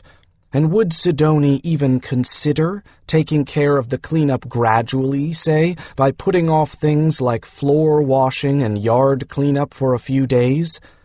Not a chance. Sidoni would insist that it all be done at once. Well, with neither Shandi nor Keisha there, maybe she'd finally get the boys to do their own share of the work. After all, each one of them made more mess than Shandi and Keisha put together. It certainly wouldn't hurt them to start taking care of themselves. Maybe they'd start being more careful if they had to take care of the consequences of their own laziness. That was a satisfying thought. Well, What have I got left here to wear? How long ago did I bring things over? She took a quick mental inventory. Since the last time she'd brought in cleaned smocks and breeches, she hadn't had any major injuries to deal with, so all 3 outfits were still here. Good. She always kept at least one spare outfit here, in case she got particularly bloodied. Sidoni had an aversion to seeing her daughter come in with blood stains on her clothing, though she had no such problem with the same stains on her sons. Why was that? Sidoni had no fear of blood. She'd been born and raised on a farm. She was a farmer's wife, and the spillage of blood was part of farm life. Besides, women weren't exactly strangers to blood themselves. She sat up a little more and wrapped one of her blankets around her shoulders. As she propped her knees up, one possibility came to her. You know, it occurs to me that Mum's problem is less with bloodstains and more with the notion that it isn't ladylike for a girl to do things that would get her hands bloodied on a regular basis. I mean, even at slaughtering time, Mum doesn't get into the butchering until the carcasses have been bled out and gutted. That brought up some new things to think about. With Shandi gone, Sidoni would only have one female child to concentrate on rather than 2. Now, that meant more than simply having the number of domestic helpers halved. Shandi had been as dainty and ladylike as her mother could have wished, relieving Keisha of the need to be either of those things. Now, though? Now, she's going to be at me to get a suitor, to act like a proper lady, to start having children. Besides all the chores, she'll want me to spend my free time doing needlework and making pretty clothes, putting together a dower chest, not studying my books or making medicines. She groaned softly. It seemed that Shandi had saved her from more than she ever realized. Just by being there and being what she was, Shandi had kept their mother's attention fixed on her, leaving Keisha freer than she would be now.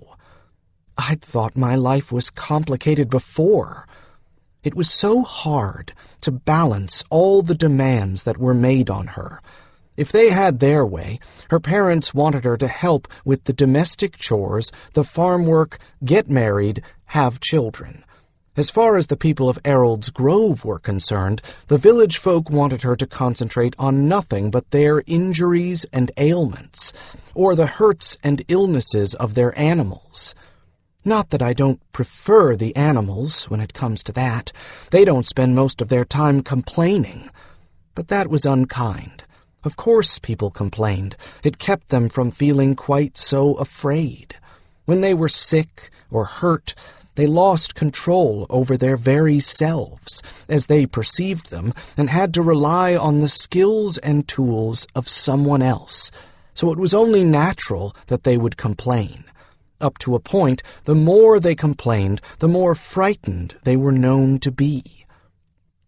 Past that point, they're too paralyzed with fear to do anything.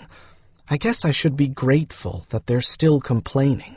Handling the dead is worse than listening to the living. Healer Gil, on the other hand, never lost the opportunity to let her know that he still felt she should be at the collegium, that he had no real confidence in her ability to get beyond herb and knife healing if she didn't go. Well, he's got a good point there. I am making no headway with those books. How I wish that old wizard Justin was still around. Surely he could have helped me make sense of those pages. Perhaps she would have to go. But who would take over for her? Could she train someone like Alice?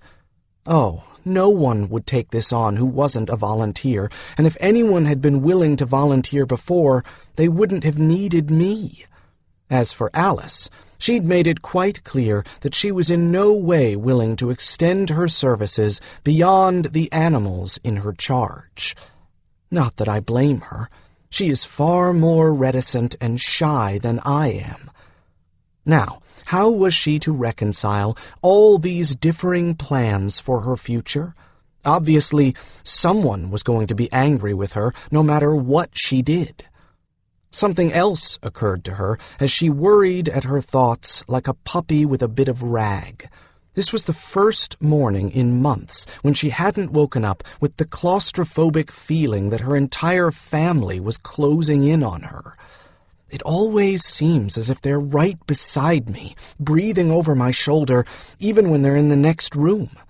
Now, that might have been because the cubby she had shared with Shandi was scarcely bigger than a closet. But it might not. People are all beginning to irritate me lately. How many times have I gotten away from someone feeling as if they've been rubbing my nerves raw? How many times have I wanted to shove them away? For that matter, how many times have I been feeling as sick as the person I was treating until I got away from them? Not that she was all that comfortable around people. That had always been Shandi's gift. Shandi could make a friend out of a stranger in the space of a few words. Unless Keisha was giving explicit instructions to someone or bargaining with a merchant, she always felt tongue-tied and awkward with strangers and friends alike. She actually preferred to be around the sick and injured in a way, because then she had complete control over the situation. For that matter, you couldn't really say that I actually have friends, not like Shandi's. For me, a friend is someone I can get along with, like Alice of the Fellowship, but you don't see her inviting me to dinner or sharing confidences. She had to chuckle a little at that, despite the morose turn of her thoughts. Sharing confidences, indeed, and what sort of confidences would Alice be likely to share? Stories about the love lives of the Chiras? Still and all, maybe that was why she got along better with Alice than her neighbors or her family. Neither of us is very good with people. Animals are simpler, I suppose. Animals certainly have less complicated emotions and are never upset when you say the wrong thing. In the thin, clear light of dawn, she saw yet another, whole new side of Shandi that she hadn't really expected. Shandi as her guardian. In retrospect, Shandi had spent a lot of time protecting her from having to deal with other people in day-to-day matters. 1,000 memories came flooding back of Shandi responding to silent summons or unspoken entreaties as if she heard them, and taking the attention of others off Keisha with a word or a laugh. And Shandi spent a lot of time keeping Mum and Da from worrying at me. How had she not noticed all this time? And now, what was she going to do without that protection? She frowned at herself for being such a coward. Cope, that's what I'll do. I'm a big girl. She would just have to steel herself and learn how to interact socially with other people. She wasn't stupid, after all. She could learn. For a moment, though, it almost seemed as if her best option would be to travel to Haven in Shandi's wake and enroll in Healer's Collegium. Oh, yes, and just how am I to do that? I've nowhere near enough money to travel that far, and there's no magic companion to carry me off and see that I don't get into trouble along the way. No, that was a specious argument, and she knew it. Lord Brion would not only give her the money to travel on, he'd probably assign one of his guards and 2 horses to take her there. And if he wouldn't, she had only to get as far as the nearest house of healing, and the healers there would see to it. That was the trouble with arguing with herself. She had to be honest. She chuckled sourly and adjusted her blanket. I'm so bad with people, I can't even win an argument with myself. All right.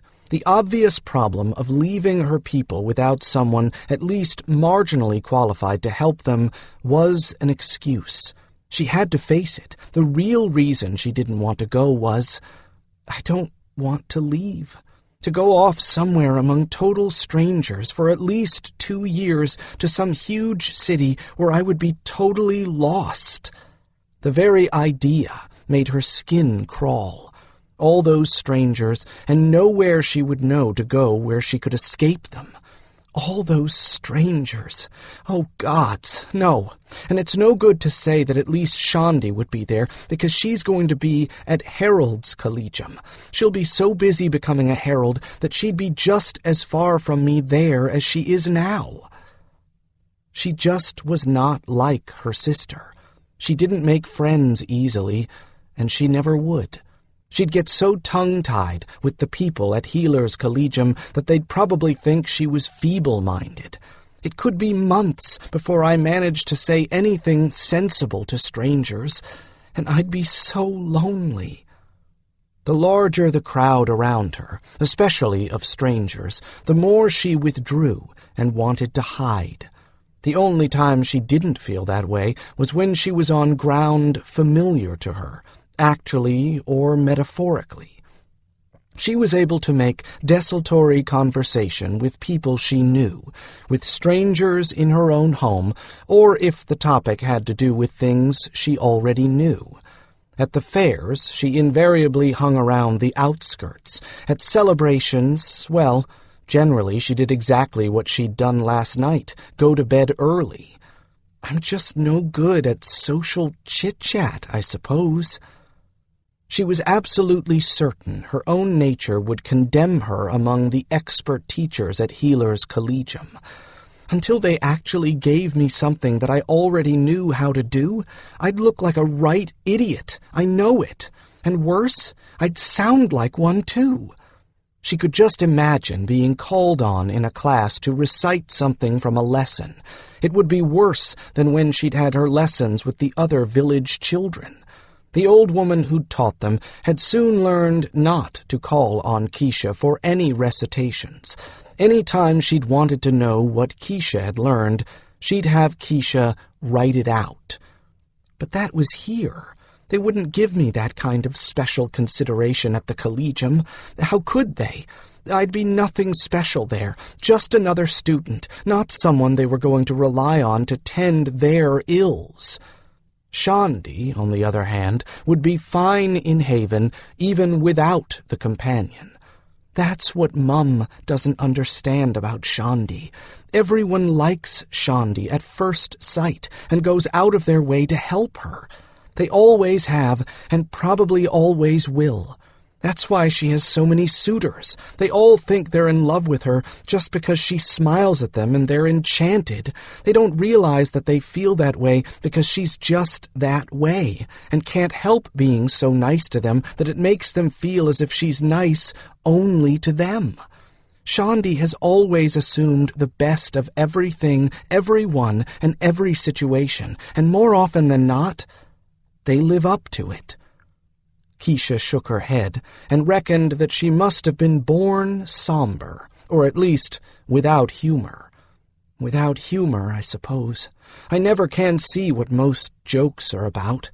Havens, I generally can't tell when someone is telling a joke, and no one seems able to figure me out, that I don't really enjoy noise and carrying on like everyone else seems to.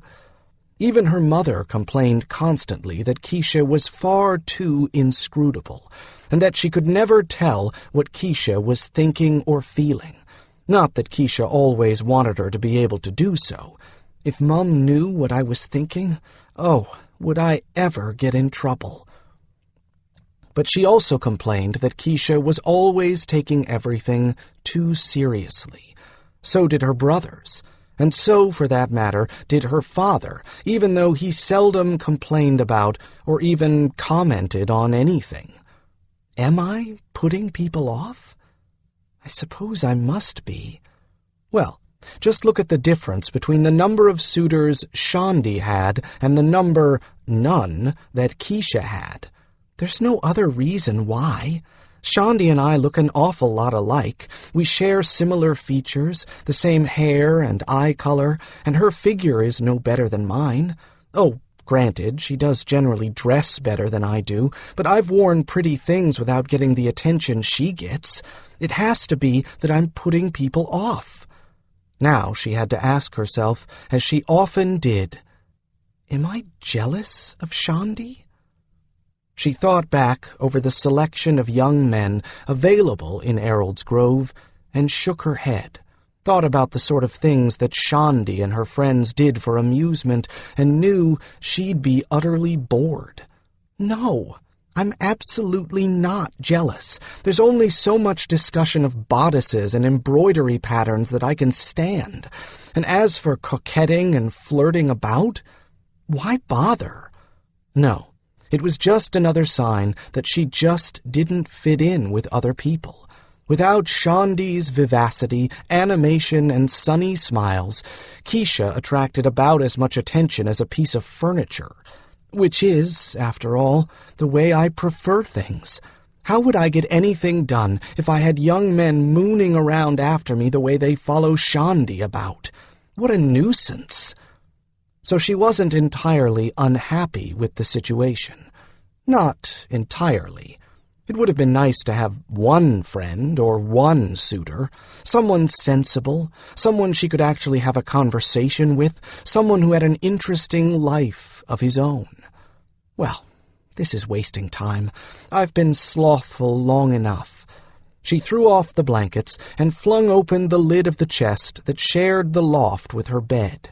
Quickly she got out clean clothing, and just as quickly scrambled into another oversized tunic and worn pair of breeches, shivering in the chilly air. She half climbed, half slid down the ladder to the main room, ducked her head under the pump at the sink, and performed a shivery wash-up, then stirred up the fire. In a reasonable length of time, the room was warm, and a decent breakfast of bread and butter and tea was inside her. She put 3 eggs on to boil, picked out a withered apple to finish her breakfast, and with a grimace of determination, opened the book still on the bench to the last place she'd gotten stuck. It was time to go to work. She was interrupted 4 times before she gave up, still baffled by references to shields and grounds. Once it was because she had to take the eggs off to cool, 3 times because children came knocking on her door with injuries. By then she was hungry again and threw together a salad of young greens from her garden to eat with her eggs. When she'd washed up afterward, she tidied up the workshop, then looked around and sighed. She couldn't put it off any longer. She had to go back to the house. Bother. Knowing that with all the work last night's celebration had generated, Sidoni would still be at home, her conscience goaded her into going back to pick up some of the work. I can't say my fair share, since I wasn't generating any of the mess, but it's not fair to leave Mum with all of it, I suppose.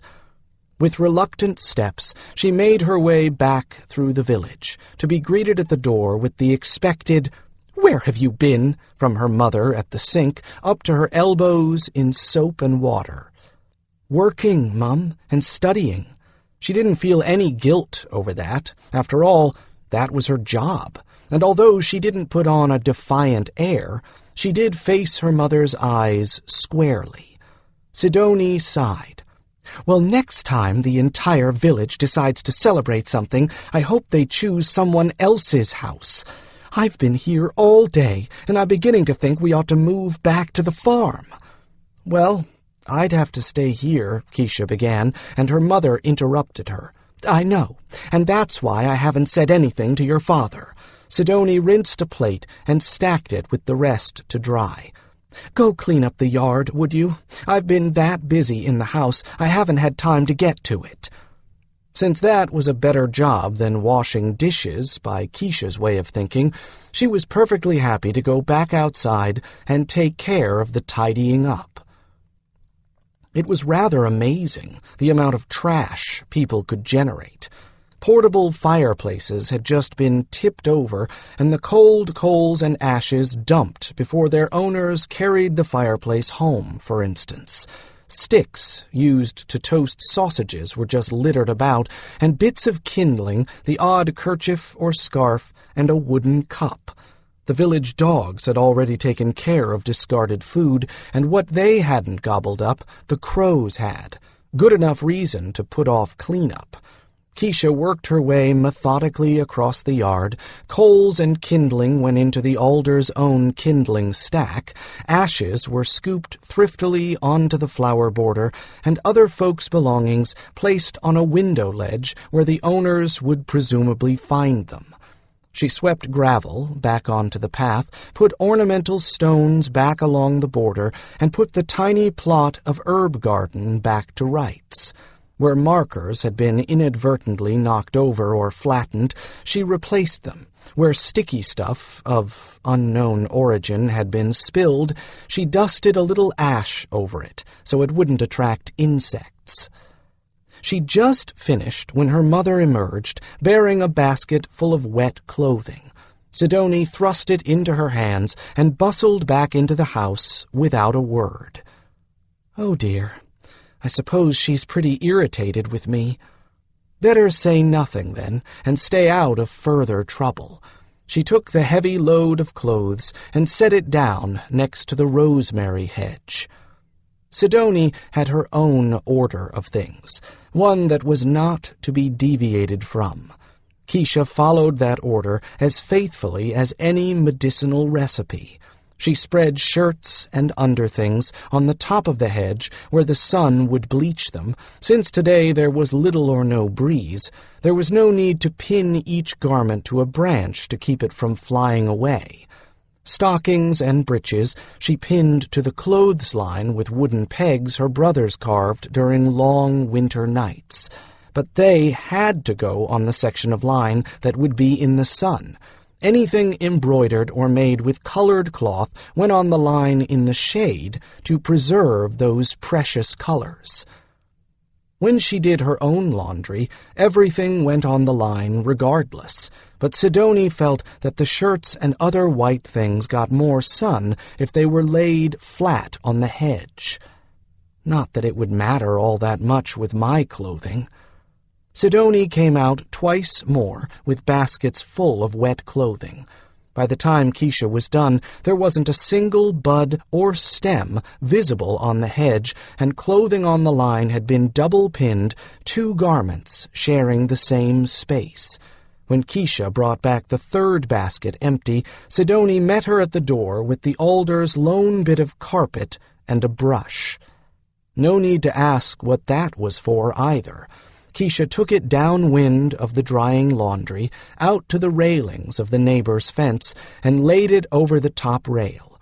She brushed and beat the bit of rug until no more dirt or mud would come out of it, and her arms were tired. She brought both back, and this time her mother accepted them with a smile.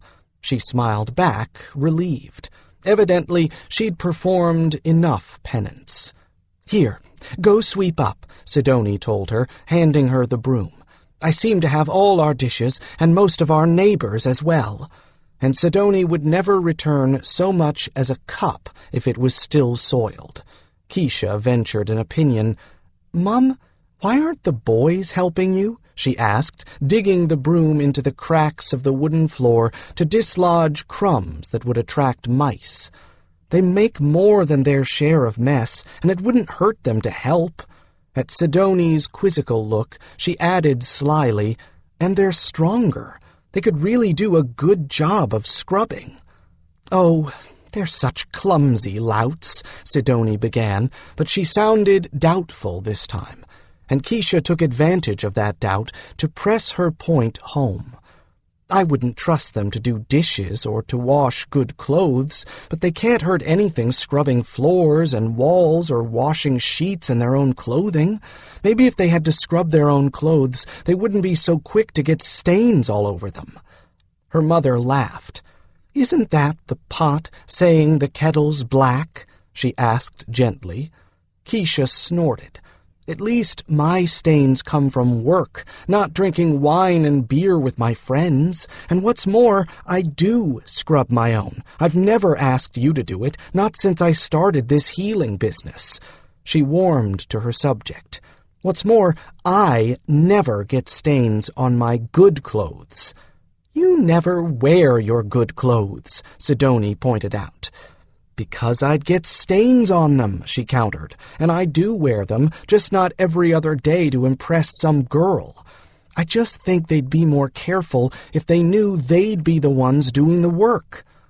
This time, instead of dismissing the idea, her mother actually looked as if she was thinking about it, and thinking about the fact that half her workforce was gone, and the other half, as she'd discovered this morning, was not always reliably available. "You might have a point, dear," was all she said, but Keisha was encouraged. "Would you go pack up Shandi's things for me? Reuven of the Fellowship says that there will be a trader for their shawls and trims coming straight from Haven and going straight back after the fair, and he'll take Shandi some packages, probably in exchange for her embroidery threads." "Then I'll give him a little more incentive," Keisha told her. "Shandi and I had gotten some scarlet dye. I'll go ahead and make up some thread. You know how hard it is to get scarlet, and that should seal the bargain." "Oh, now that would be a help," Sidoni replied, brightening, since, as Keisha knew, the trader would probably ask for a coin or two as well, and this would save the Alder household from having to part with those hard-earned coins. "Just try not to get your hands all red this time, dear." Keisha pretended she hadn't heard that last, as she went to the back of the house to the little cubby bedroom she shared with Shandi. After all, it had been ages since the incident when she dyed her hands with red ochre, and how was she supposed to know the stuff had to wear off? It had been her first experiment with dye for Shandi. Shandi was so neat that it didn't take long to make her things up into a few tightly packed packages. Keisha left her a generous supply of embroidery threads for her own use, but kept out the rest to use to bargain with the trader. Shandi's friends would just have to find another source for their threads from now on. Or they can spin their own and pay me to dye them. She also kept all of the undyed spun thread. Not only was she going to dye as much of it scarlet as she could tonight, but she intended to make that experiment with over-dyeing in indigo and see if that didn't make a purple. I'll have to dry it in the workshop, though, and without a fire. In fact, I'd better dye it before dark so I don't have to use a candle. The fumes could be dangerous. She was just as glad that she was the one doing this batch of dye and not Shandi. She wasn't certain she could have impressed on Shandi just how dangerous those fumes could be in close quarters. None of the dyes Shandi had used until now needed anything but water and a solvent followed by a fixative, and none was poisonous unless you were stupid enough to drink it. But my medicines can be very poisonous. The bruise potion, for instance, or the joint ache rub, they could both kill you if you weren't careful.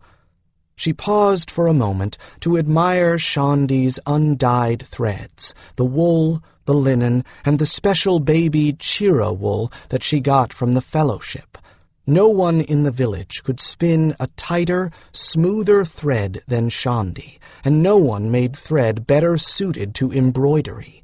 Shandi's threads were not inclined to knot, break, or catch. That was why everyone liked them. But Andy is almost as good, and this will just give her incentive to do better. When Keisha had finished, there was just enough daylight left to do the dyeing that she'd decided on. She took the hanks of undyed thread, left the packages on Shandi's bed, and headed out the door at a fast walk before Sidoni could recruit her to help with dinner. "I've got something I have to do, Mum," she called as she went out the door. "I'll be back for dinner." She got herself out of shouting distance by breaking into a run as soon as she let the door slam behind her, thus making it possible to claim that she hadn't heard Sidoni if a reproach was to come over dinner. She closed the door of her workshop behind her and leaned against it for a moment, conscious of a profound feeling that she had reached a sanctuary and guilty for having that feeling. Then she dismissed both emotions, caught up in the excitement of having something new to experiment with. The pouch with the dye in it waited in a patch of sunlight on the workbench, and she had the rest of the afternoon before her. She quit only when it was getting darkish, and the fumes from the dyeing thread made her feel as if she'd drunk 3 glasses of wine and then hit herself in the head with the bottle. By then, the last couple of hanks came out noticeably lighter than the others, which meant that the dye was losing strength. That's all right, she thought, as she hung them to dry with the rest, along the line where she usually hung bunches of herbs to dry. They'll either be a nice rose pink, or I can use them for that over-dyeing experiment. She had more than enough thread to make the trader willing to seal the bargain, and she'd used up 3/4 of the dye to do it. If Shandi's friends complained, she'd had enough dye left to dye their spinning, which wasn't good enough to tempt a trader. That's a reasonable compromise, I think. She'd been careful to dye equal amounts of all 3 kinds of thread, too. Linen for embroidering on light fabrics, sheep's wool for tapestry work on canvas, such as high-born ladies indulged in, or for embroidering woolen clothing and leather, and chira wool for work on heavier fabrics than linen. She made sure all the windows of the workshop were open before she left. By morning, the fumes should be gone and the threads dry. Her work was probably not quite as perfect as Shandi's, for her sister would make certain that every skein in a dye lot matched, and discard the dyeing solution as soon as the color showed any sign of weakening. But as rare as a good scarlet was, she doubted that would matter. As she left the workshop, she was gratified to see that she had managed not to get any of that scarlet dye on herself. She'd thought about discarding the dregs, then thought better of it, sealing the bowl with another placed upside down atop it. If those last skeins came out pink, it might be worth the trouble to keep dyeing, letting the color grow fainter and fainter as long as it stayed color-fast. Shandi did that with indigo, and the girls loved being able to do subtle shadings with the results, producing flowers that looked real enough to pick. Dinner was already on the table when Keisha arrived, and there were no reproaches for her from Sidoni when she pulled up her stool and helped herself to bread and soup. Her father picked up what was obviously a conversation in progress before she arrived. "Nah, then," he said, looking pointedly at Tell, the middlemost of the 5 boys. "It's about time you started helping out your mom like. You're of an age, and you think she's been put in the world to be your servant? Not likely, then." Keisha kept her head and eyes down and ate quickly. The expressions on her brothers' faces had ranged from astonished to offended, sullen to rebellious. This did not bode well for her. "What about Keisha?" asked Rondi, the oldest, whose expression had been the offended one. "She's a girl, and it's her place." "My place? Oh, really?" Keisha thought, anger rising. "Keisha was here doing her share and yours today, for you were lazing about with your friends this afternoon," Sidoni snapped. "Trish saw you, so you needn't deny it and say you were working." "And as for talk about place, I'd like to know where you got ideas like that," Ivor said, with some heat of his own. "There's no places in this family unless I put you in it, and I won't hear any more nonsense like that, talking about your sister that way. It wasn't you that was chosen, was it? And maybe now your mouth has just given us the reason why."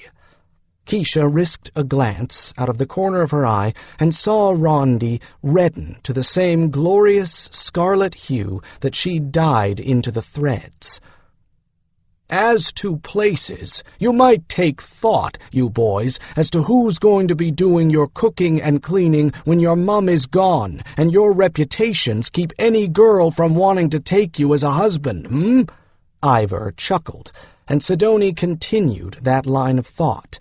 "Oh, indeed. Let me tell you that there isn't a girl in this village who'd wed a man who's likely to treat her as his private servant," she snapped. "And as for me, I may well stop keeping house before I die. I won't be spry forever, you know. Your good Da knows how to care for himself, but you lazy louts can count on it that he won't be waiting hand and foot on you." "So there you have it, lads. No choice for you," Ivor chuckled again, quite heartlessly, and Keisha almost choked on her soup, suppressing a chuckle of her own. "You'll be doing your own wash and picking up from now on, and each of you will take a turn at the dishes and cooking supper.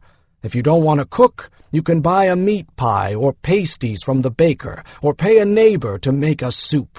If you don't like having to share the chores, you're free to find some other household that will take you in, or live in the woods." The groans that arose from his words were heart-rending, but Ivor's word was law, and the boys knew it. Keisha finished her portion quickly and took her bowl to the sink. Much as she disliked doing dishes, she decided it would be politic to volunteer tonight, and began on the soup pot and cooking utensils already waiting there.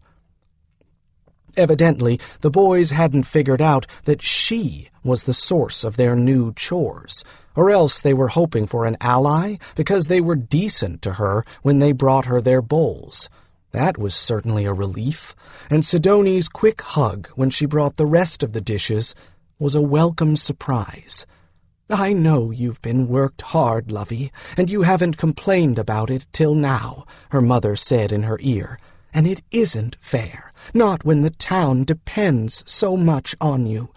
You're a bit young to have that on your shoulders, and I keep forgetting that you're more than just my little girl. And I know you kept getting lost in Shandi's shadow. That wasn't fair either." Keisha had often wished she could go off into the woods to live as a hermit, but not at that moment. She flushed and smiled at her mother. "It's all right. Now that the boys are going to pitch in to help," she said. Then an awful thought occurred to her. "You aren't really going to make them cook, are you?" Sidoni laughed. "If they give up one night in the tavern, they'll have enough to buy us all supper for that night," she pointed out.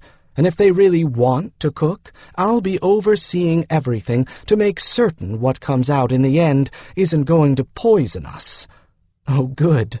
Keisha heaved a sigh of relief and rinsed the last spoon. "Oh, I got you a rose vine from Steelmind yesterday. I'll plant it tomorrow. Where do you want it?" Sidoni beamed and gave her another hug. "And I just this afternoon thought about putting up a trellis by the bedroom window, and I was wondering what to train on it. There, please, lovey. Going to study before you go to sleep?" "Of course," she replied with wry resignation. "What else?" "Then you might as well take the kitchen candle with you," her mother replied, and kissed her on the cheek. "Good night, sweet." She took the proffered candle and went to her little cubby, now strangely empty without Shandi, but scented with her favorite herbs. She studied until her eyes grew too heavy to keep open, then blew out the candle and pulled the blankets over her head to block out the snores and grunts of her brothers. Tonight, as she fell asleep, her thoughts were not of Shandi, but about the old wizard, Justin. She'd never seen him. They were too far out in the country for a child to come into town, and she'd never been sick enough to need his attentions.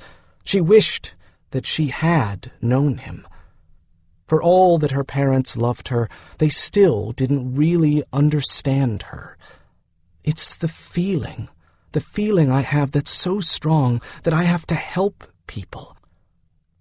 Like seeing two ends of rope and wanting to tie them, just because they are there, as if they are somehow incomplete until I join them. It's as strong as needing to breathe or eat, and they just don't grasp that. I can't help myself. I never could.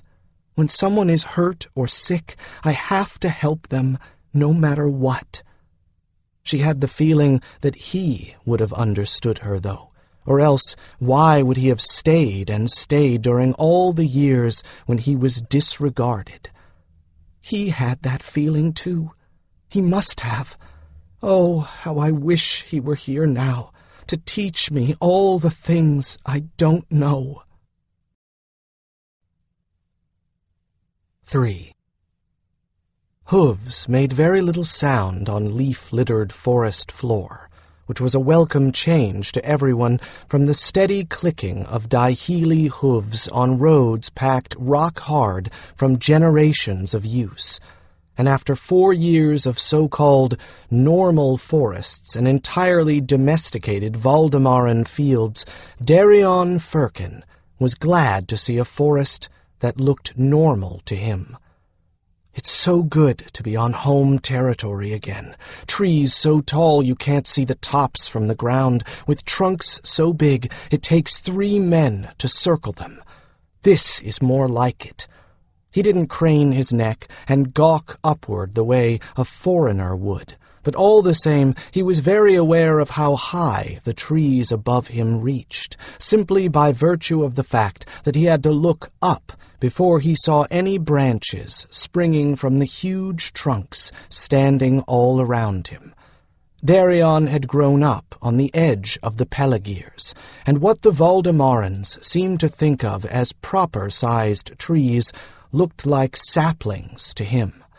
Most of his life had been spent in the forests with his trapper parents, rather than in his home village of Errold's Grove, and he felt as comfortable among trees as did his adopted Hawkbrother kin. Oh, it's very, very good to be home. Now I don't feel as if the sky is going to swallow me up. Despite the pleasure he took in his surroundings, he remained alert. The rest of the team rode ahead of Darian. He usually rode tail guard, and he took his responsibility seriously. They were all on their way home now. Not to Errold's Grove, at least not immediately, but to Kevala Vale. This little group of Taledras, one of many, be it added, had taken on the task of spending 4 years away from their vale for the purpose of cleansing some of the northernmost Valdemaran territories of pockets of trouble left over from the Mage storms that had swept the entire world a few years ago. Darian had personal experience of the storms and of their results, most of which were anything but beneficial, and he could see why the Valdemarans needed help with it. Trouble could take many forms. Bizarre creatures, warped and twisted from ordinary animals, dangerous animals imported from some other far lands within the area of change circles, even pools of magical energy with the potential to affect anything that fell into it. And while they were at it, they were establishing new ley lines and nodes, or re-establishing old ones, so that magical energies, just like rainwater, could again flow into and through convenient channels. He smiled to himself, shrugging the quiver on his back into a more comfortable position. It tended to ride down a little. Not that they wouldn't establish their own eventually, but I rather fear my adoptive kin have a passion for neatness in magic.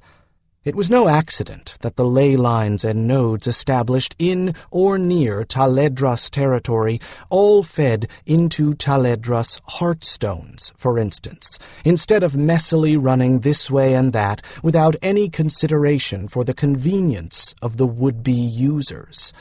For, as all mages knew to their sorrow, The mage storms had disrupted everything, spreading magic, much like a fall of freezing rain, evenly across the face of the world. For the most part, magic collected in nodes or stored in objects had been dispersed as effectively as all the rest. Some few reservoirs had been shielded and saved, most notably the heartstones of the Taledras Vales. But when the storms were over, those reservoirs no longer had sources to replenish them. By re-establishing the ley lines, mages of the level of master and above would eventually have reliable and powerful sources of energy to tap into. Eventually, though, that was the key. It would take time for enough magical energy to trickle into those channels and collect again. For now, as Darian's very first teacher had told him, the powerful magics that adepts and even masters had been able to perform were things of the past.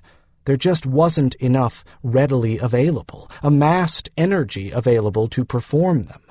He had heard it spoken of as fog by starfall. Sure, there might be enough water in a barn-sized mass of fog, but it did you no good if you wanted a drink of water. Well, that's almost true. If 3 or 4 mages got together and pooled their personal power, you could do one fairly impressive piece of work. But you couldn't hold it for long, and the mages would be useless for a week after. Or worse, they'd be dead, which is certainly a scandalously wasteful use of mages, and one which the mages would probably object to. The faint sound of a twig snapping behind them made him swivel to peer back along their trail, only to see a deer in the far distance stare back at him, then bound away out of sight. By Adept Starfall's way of thinking, even leaving mages exhausted and drained was just a little too expensive a price for a temporary achievement. Darian tended to agree, at least in principle, though he could think of a few occasions when it might be worth it. On the whole, he preferred Starfall's precept that it was better and more effective to use small magics cleverly than big ones clumsily. "Kuari?" he mind-called to his bond bird. "Anything back there but deer?" "Fox, tree hare. Was squirrel. Tasty, too." Kuari's mind voice was overlaid with sated pleasure, but it wasn't as intense as it would have been if he'd stuffed himself. "Do me a favor and circle a bit, then come back to the line." Something had caused that deer to come out of cover. It might have been the animal's own curiosity, but if it wasn't, Darian wanted to know the cause. Kuari gave willing assent, and Darian's thoughts returned to their original track. After helping to defeat a barbarian army that had decimated the countryside and occupied Errold's Grove, Darian had been formally adopted by Mage Scout Snowfire as his younger brother, and had left the area he'd known all his life to follow his new kindred. The Taledras, as a whole, had made a treaty agreement with Valdemar to cleanse their land in return for payment. Each clan and vale that sent one or more teams out would decide just what form the payment for their team would take. In the case of Kevala, it would be in the form of raw materials, such as wool, linen, metals, and the like, especially metals. Taledras disliked mining, and without the magical means to bring metals to the surface, mining was the only way to get them. As to why it was the Taledras and not the Valdemarans themselves that were cleansing the land, well, as Darian had learned, the Valdemarans were unaccustomed to magic use in the first place, and in the second place, the Taledras were uniquely suited to the task. In the first set of mage storms, in the wake of the mage wars of Urtho and Ma'ar, the Taledras had taken on the task of cleansing the lands at the behest of their goddess, and had been given unique traits, skills, and knowledge to enable them to do so. Interesting that they managed to come up with a tradition of running off strangers at knife point all by themselves, though, and not at the goddess's orders, he thought, casting an amused glance at his adoptive brother's back. Well, some people take their jobs more seriously than others. I wonder if the Shinayin are just as bloodthirsty. The other reason lay in Valdemar itself. In the time of Harold Vonyel, a spell had been set that prevented knowledge of true magic from taking hold in the minds of Valdemarans, along with another guaranteed to send any true mage mad if he worked his powers within the borders of Valdemar. Those spells were gone now, of course. They would never have survived the mage storms, even if they hadn't been taken down deliberately. But centuries of living without real magic had left the Valdemarans without many mages of their own. Darian understood that mages were being trained at the capital of Haven, under the auspices of Adept Darkwind and Herald Mage Elspeth, among others. And like Darian, not all of those were heralds, or even human. They were taking things slowly, however. There were many pitfalls to avoid, not the least of which was to make very certain that no ally got the impression that Valdemar was trying to build itself an army of mages.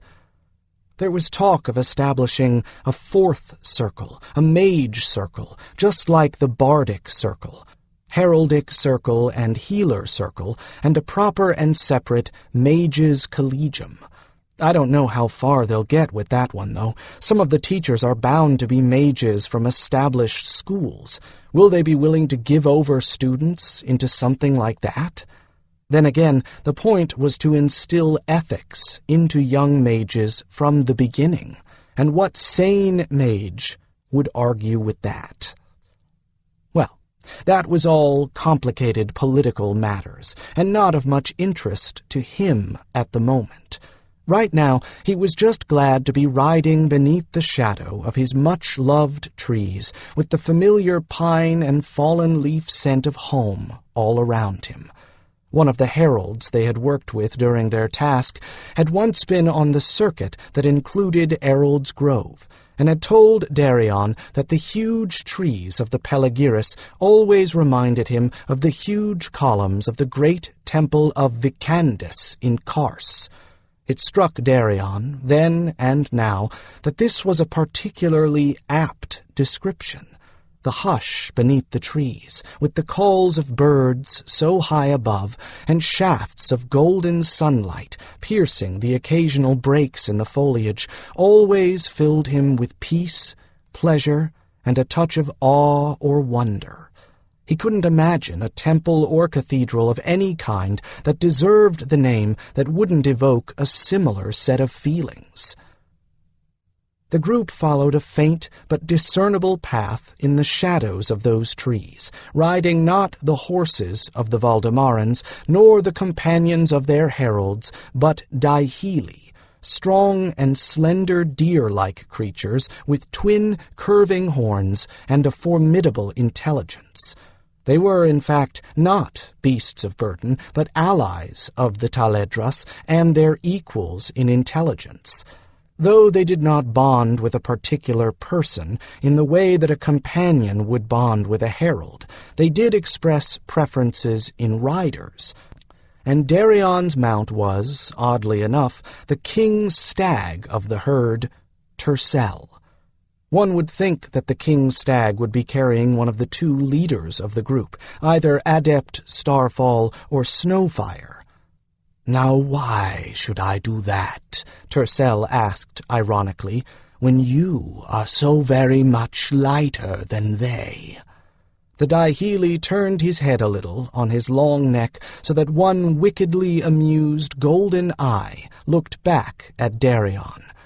He wasn't at all surprised that Tercel had been following his thoughts. Dihili, in general, were the strongest mind-speakers of any creature alive, and the king stags were the strongest of the strong. Dihili had no concept of the privacy of thoughts either, so they had no scruples about eavesdropping.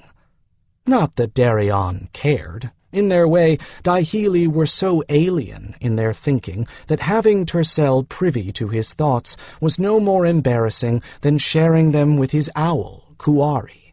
Certainly he had linked minds so often with Tercel that he never really bothered to shield against him. By this time he was so used to sharing his thoughts with Dihili that it came as second nature, as natural as breathing. "Because it wouldn't be true?" he suggested. "I've been growing, you know. I'm not the skinny little brat you used to carry around like a leaf. I'm almost a match for Snowfire now." Tercel tossed his head with amusement, down, not up, or he'd have impaled Darian on a horn. "Almost, indeed. You may be his match in height, but not in muscle, youngster, and you by no means weigh as much as he does. But you are right. It would not be the entire truth. What is the duty of the king stag? To drive the herd from danger, to take the rear and guard, to stand and fight enemies off," Darian replied promptly. "You are one of the stronger mind-speakers. You are light, and you are a fighter. You and I have linked minds many times in battle. If danger comes on us, you are the most comfortable with me, and you are the best combination of skills to pair with mine to keep your herd and mine safe." Tercel's logic was, as usual, impeccable. Darian could combine his mental strength with Tercel's to overcome panic in the herd. He was a match for any bowman in the group but Snowfire, so playing rear guard was a logical choice for him, and he and Tercel had proved more than once in close combat that their skills added together made them formidable foes. Darian was still flattered and pleased because the same could have been said of some of the others too. "Your mind touch is unobtrusive, and when you are thinking, your mind voice is pleasant to listen to," Tercel added. "The others sometimes babble most annoyingly, or obsess over trifles. You only obsess over things of importance." That pleased him too. He took a certain pride in being able to think well.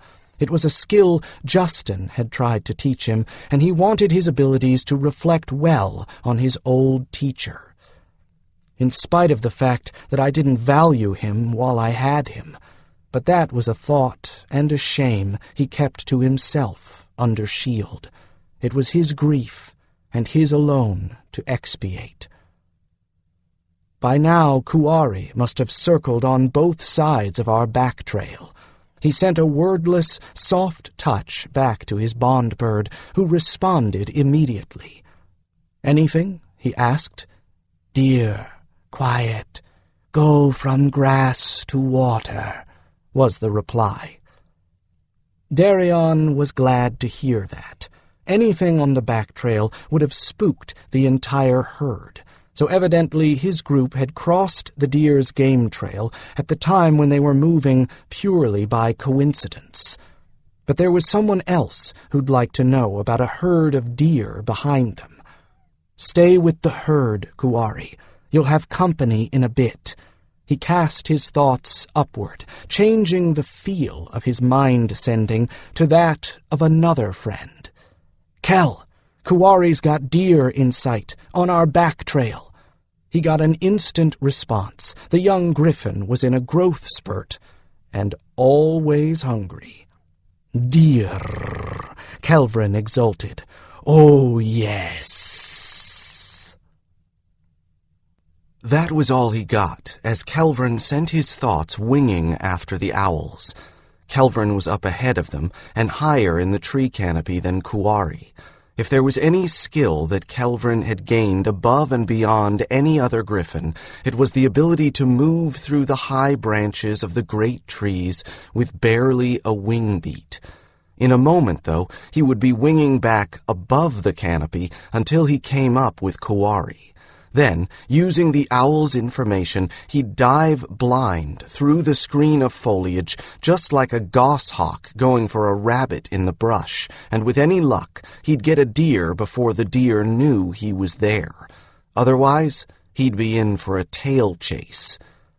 Kel could catch a deer in a tail chase. It just wasn't his favorite form of pursuit, though the injuries that often resulted from tail chases gave him plenty of extra attention. He'd much rather make a clean kill and a quick one. Chases were a waste of energy. Faintly, from behind him, came the noise of something large crashing through the branches, and Kuwari's excited hoots. Kuwari loved watching Kel hunt.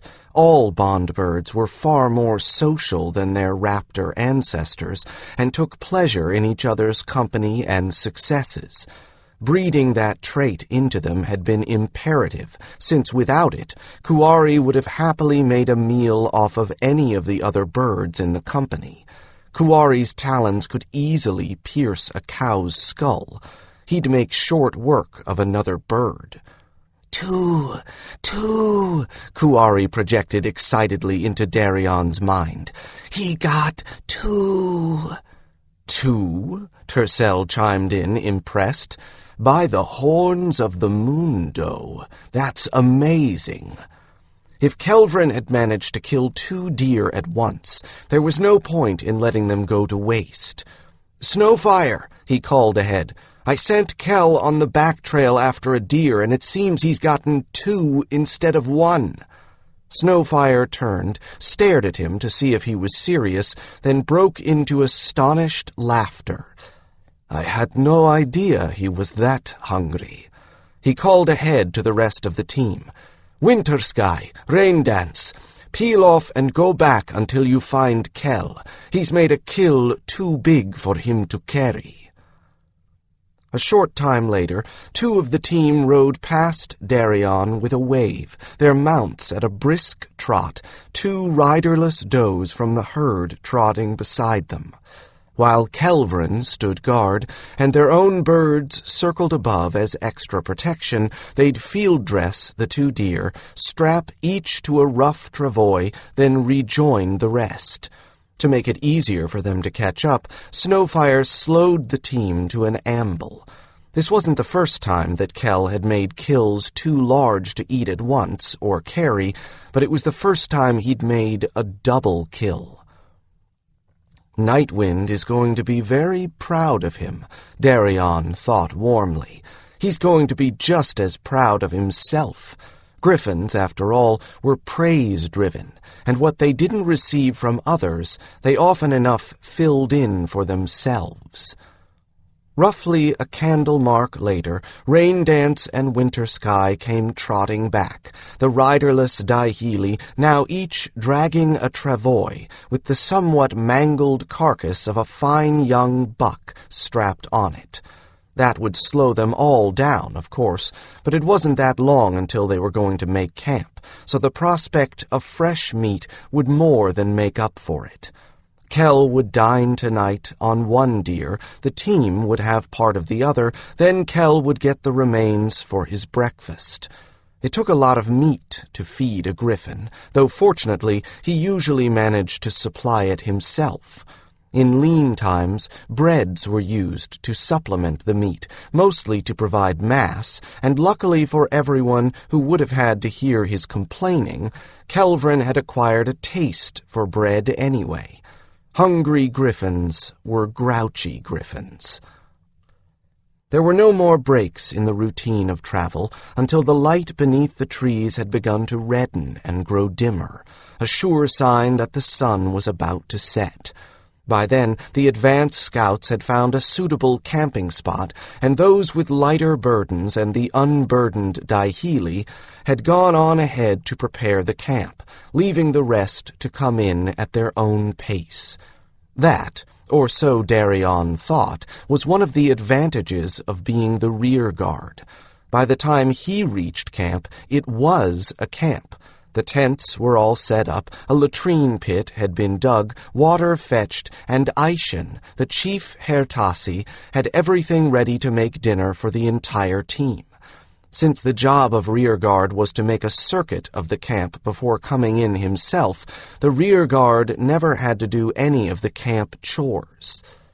Some nights, in the winter, for instance, when he was frozen from his nose to his toes, or in the pouring rain, that was a hardship. Being the one who had to make certain that all the territory within their perimeter was clear under those circumstances, with dinner scents on the breeze, was assuredly a hardship. Not tonight, though. He dismounted and let Tercel go on into camp, to put himself into the capable hands of the Hertasi to have his minimal tack removed. No Daihili would ever subject himself to the indignity of a bit and bridle. However, they did allow a modified hackamore, similar to that worn by companions, and a saddle pad to cover their protruding backbones. As Darian knew from painful personal experience, riding a Daihili without that saddle pad was much like sliding naked down a cliff, but not nearly as comfortable. He and Kuwari made the circuit of the camp without incident, marking good places for sentries with something unobtrusive, natural, but unmistakable to any of the Taledras: feathers, usually wedged into the bark of a tree. When he got back into camp, the first set of sentries had eaten a light snack and were ready to go out. They'd get a second meal when they came back in, but no Taledras would stand sentry with a full stomach. It was too easy to doze off. Aishin had his dinner ready and waiting for him, a savory butterflied venison steak and journey bread, with some mixed, unidentified shoots and greens. Aishin and the other Hertasi knew the forest and what it could provide as well as they knew the patterns of their own scales. They foraged as the team traveled every day, and Darian never knew what they would come up with. They always had something green and growing in addition to meat and bread, even in the dead of winter, for Aishin took great care with the diet and health of his charges. Darian knew better than to leave so much as a scrap of that green stuff on his plate, too. Aishin would show no mercy to anyone who didn't eat what was given him. Darian sat down to eat in the blue dusk beneath the trees. He polished off the last scrap in full dark. He was the last to eat, and brought Aishin his empty plate just as the Hertasi cleaned the last of the pans. "We are not far from the Vale now," Aishin told him with a toothy grin. "One day, 2 at the most, then you will see. Nothing we passed through in Valdemar compares." "Nothing we passed through in Valdemar was bigger than 2 or 3 villages put together," Darian reminded him. "We were not exactly traversing through the height of Valdemaran civilization, you know." "Oh, indeed," Aishin chuckled. "You will see." Darian laughed and slapped the little lizard creature on the back. "I'm certain that I will," he agreed. "But for tonight, all I want to see is my bed." He wouldn't have thought, back when he was Justin's apprentice, that simply riding all day long would be tiring. After all, it was your mount that did most of the work, right? Well, that turned out to be only partially true. Riding was more work than Darian would have imagined 4 years ago. Riding literally from dawn until dusk was enough to tire anyone out. Riding as tail guard was exhausting mentally as well as physically. So he wasn't joking when he told Aishin that all he wanted to see was his bed. He continued to share a tent with young Winter Sky.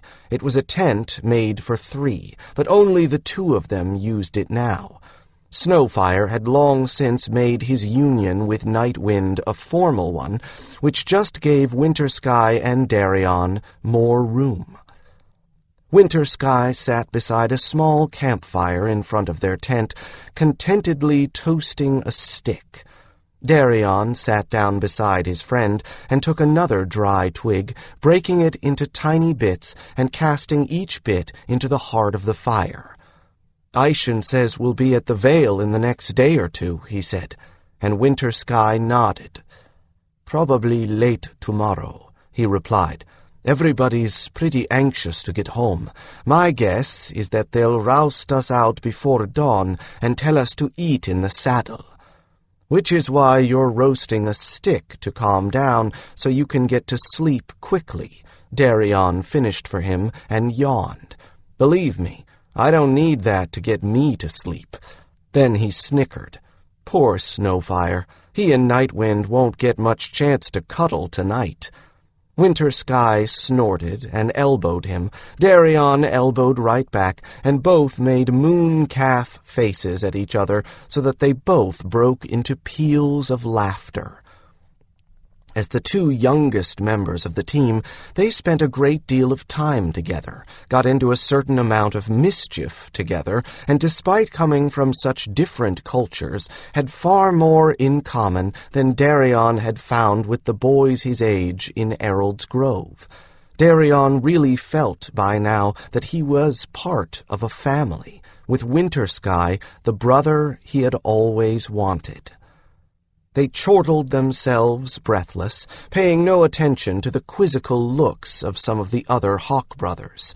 Winter Sky tossed his stick into the fire. Darian followed it with the remains of his, and they both went straight to bed. Winter Sky's bird was already asleep on his perch inside the tent. Kuwari dozed in the branches of the tree above them. Although most owls were nocturnal, the eagle owls were comfortable in darkness or daylight. Their size gave them a hunting advantage in the daytime, and their night sight and silent flight the advantage after dark. Kuwari could adapt his sleep schedule to suit his bondmate. As Winter Sky had predicted, Herr Tassi rousted them out while it was still as dark as the inside of a cold drake's belly in an ice cave. They weren't given a lot of time to ready themselves either. Herr Tassi were efficient under any conditions, but Darian had never seen them work quite so quickly before. The camp was down and packed up by the time he had Tercel saddled, and Aishin must have known last night that this was going to happen because one of his helpers came by with pastry-wrapped venison that Aishin must have put to baking in the embers of the cook fire the night before. Darian actually got to eat his without being in the saddle. No one had told him he had a new assignment, so he was tail guard again this morning. Tail guard's morning duty was to make sure the camp was clear, that all the fires were out, that nothing had been left behind. So he ate his meat roll and drank his bittersweet, hot kava, while everyone else bustled about, getting their riding order straight, then started the day's trek, still in the dark. Darian was entirely unsurprised to see that Snowfire had lead duty. With not 1, but 2 owls as bond birds, he was the only logical choice for a ride in total darkness. As soon as the last Daihili cleared the camp, Darian summoned up a mage light and made a thorough inspection of the site. This time he uncovered evidence of the hasty departure in the form of a couple of misplaced small articles of clothing and adornment, a bit of trash that needed burial, and 1 fire that had not been thoroughly extinguished and still smoked. These small tasks attended to, he mounted Tercel, and with Kuwari following in the trees, he caught up with the rest.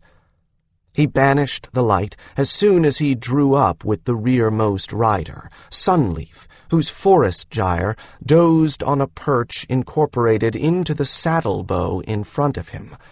Riding in the darkness like this, the team now depended on the eyes and ears of only 3 birds and Kelvrin to protect them.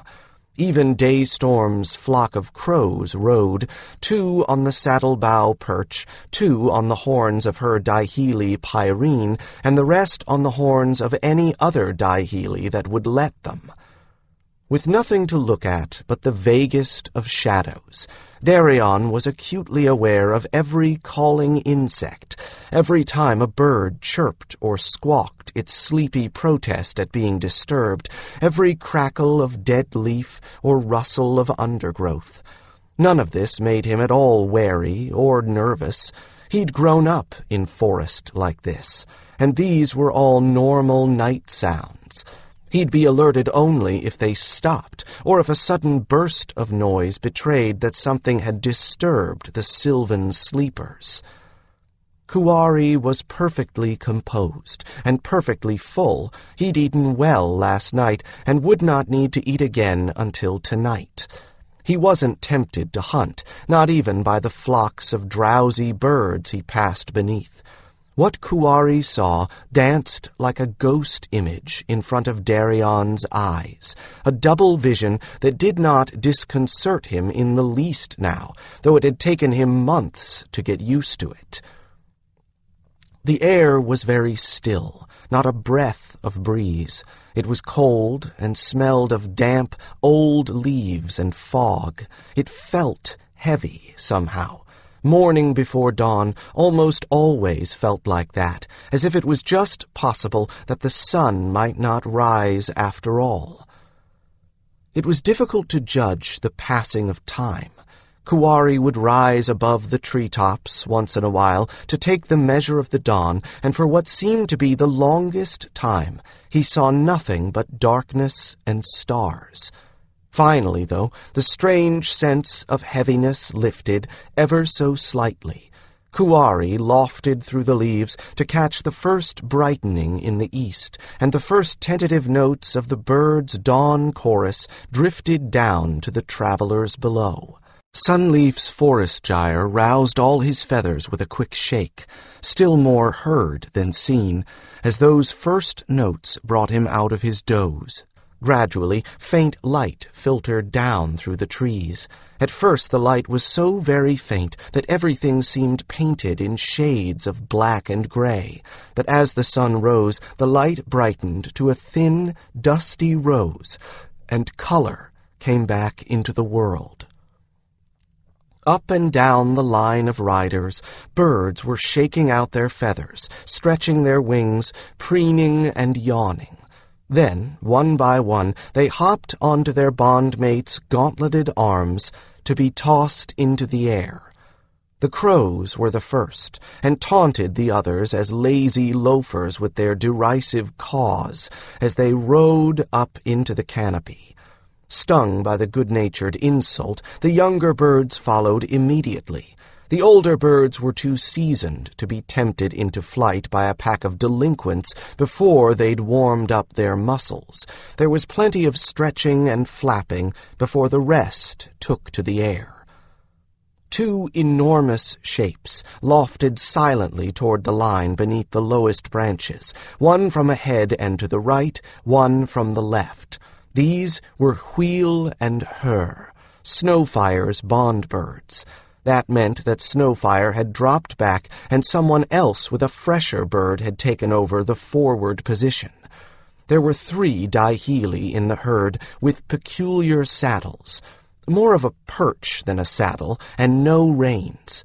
These were for Wheel and Her and sometimes Kuwari, who were all far too large to sit a perch in front of anyone.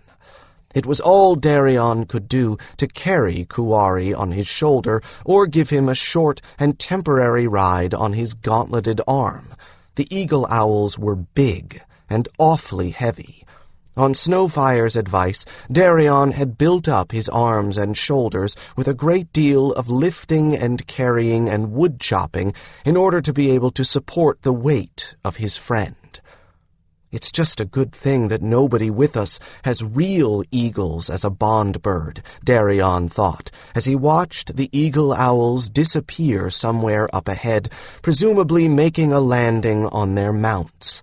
Snowfire had once told him that the only person in Kevala to have a true eagle and not a hawk eagle as a bond bird was the blacksmith. All bond birds were easily twice, even 3 times the mass of their wild counterparts. Darian could hardly imagine how large a true bond bird eagle must be.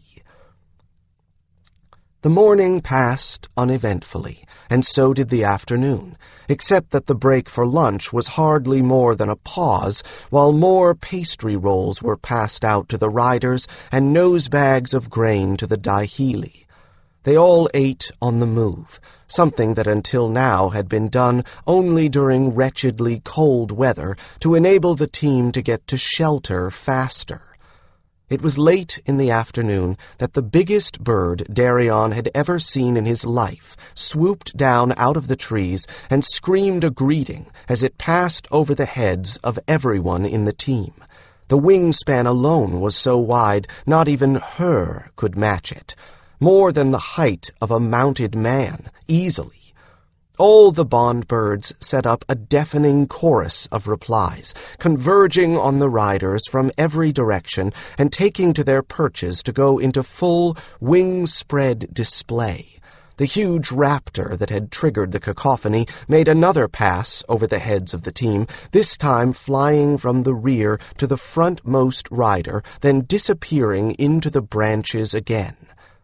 "Darian, you can stand down." The mind voice was Snowfire's. No point in trying to shout. He wouldn't be heard. "Remember the eagle I told you about that's bonded to a blacksmith? That's her. We're under Kevala guard now. You can relax." Darian took a deep breath and let it out in a low whistle. The birds were finally quieting down and settling. So that's a bond bird eagle? If I were Daihili, I think I'd make her walk. As dusk fell, there was a distant glow through the trees ahead of them, and just as the last light of day faded from beneath the trees, the next lot of escorts met them. This was a veritable stampede of Daihili, first an avalanche of young stags and does, then followed by the older does and their fawns, with 5 king stags bringing up the rear. They poured around the line of riders, the youngsters frolicking, the older Daihili trotting up to rub noses with friends, and the king stags making straight for Tercel. Judging by all the vigorous head-nodding going on, the king stags went into an immediate 6-way conference, one which would probably last for several days. After all, Tercel was an ambassador to Valdemar in his own right, one looking for new grazing lands for Daihili, and he had negotiated his own set of treaties with various Valdemaran populations through the medium of different heralds. Unburdened Daihili separated from the group and joined the massed herds, who all cleared off, heading back to the Vale. That left room for the next lot of greeters, a flood of Hertasi. They seemed to appear out of nowhere, as Hertasi were wont to do. There were probably a few hundred of them, but it seemed as if there were a couple of thousand at the least. When they had finished swarming the team and disappeared back into the darkness, there was not a single scrap of baggage left anywhere in the line, for they had stripped it from every burdened Daihili, leaving them free to run ahead as well. Then came the first of the wonders that would leave Darian breathless for most of the evening. Lights approached the line of riders, lights bounding along just below the level of the first branches. As the many-colored lights neared, Darian identified them as mage lights, but they were carried, or rather pulled along, by bond birds. Mage lights weighed nothing, of course, but how wonderful to see the bond birds, each trailing a different colored sphere in its wake.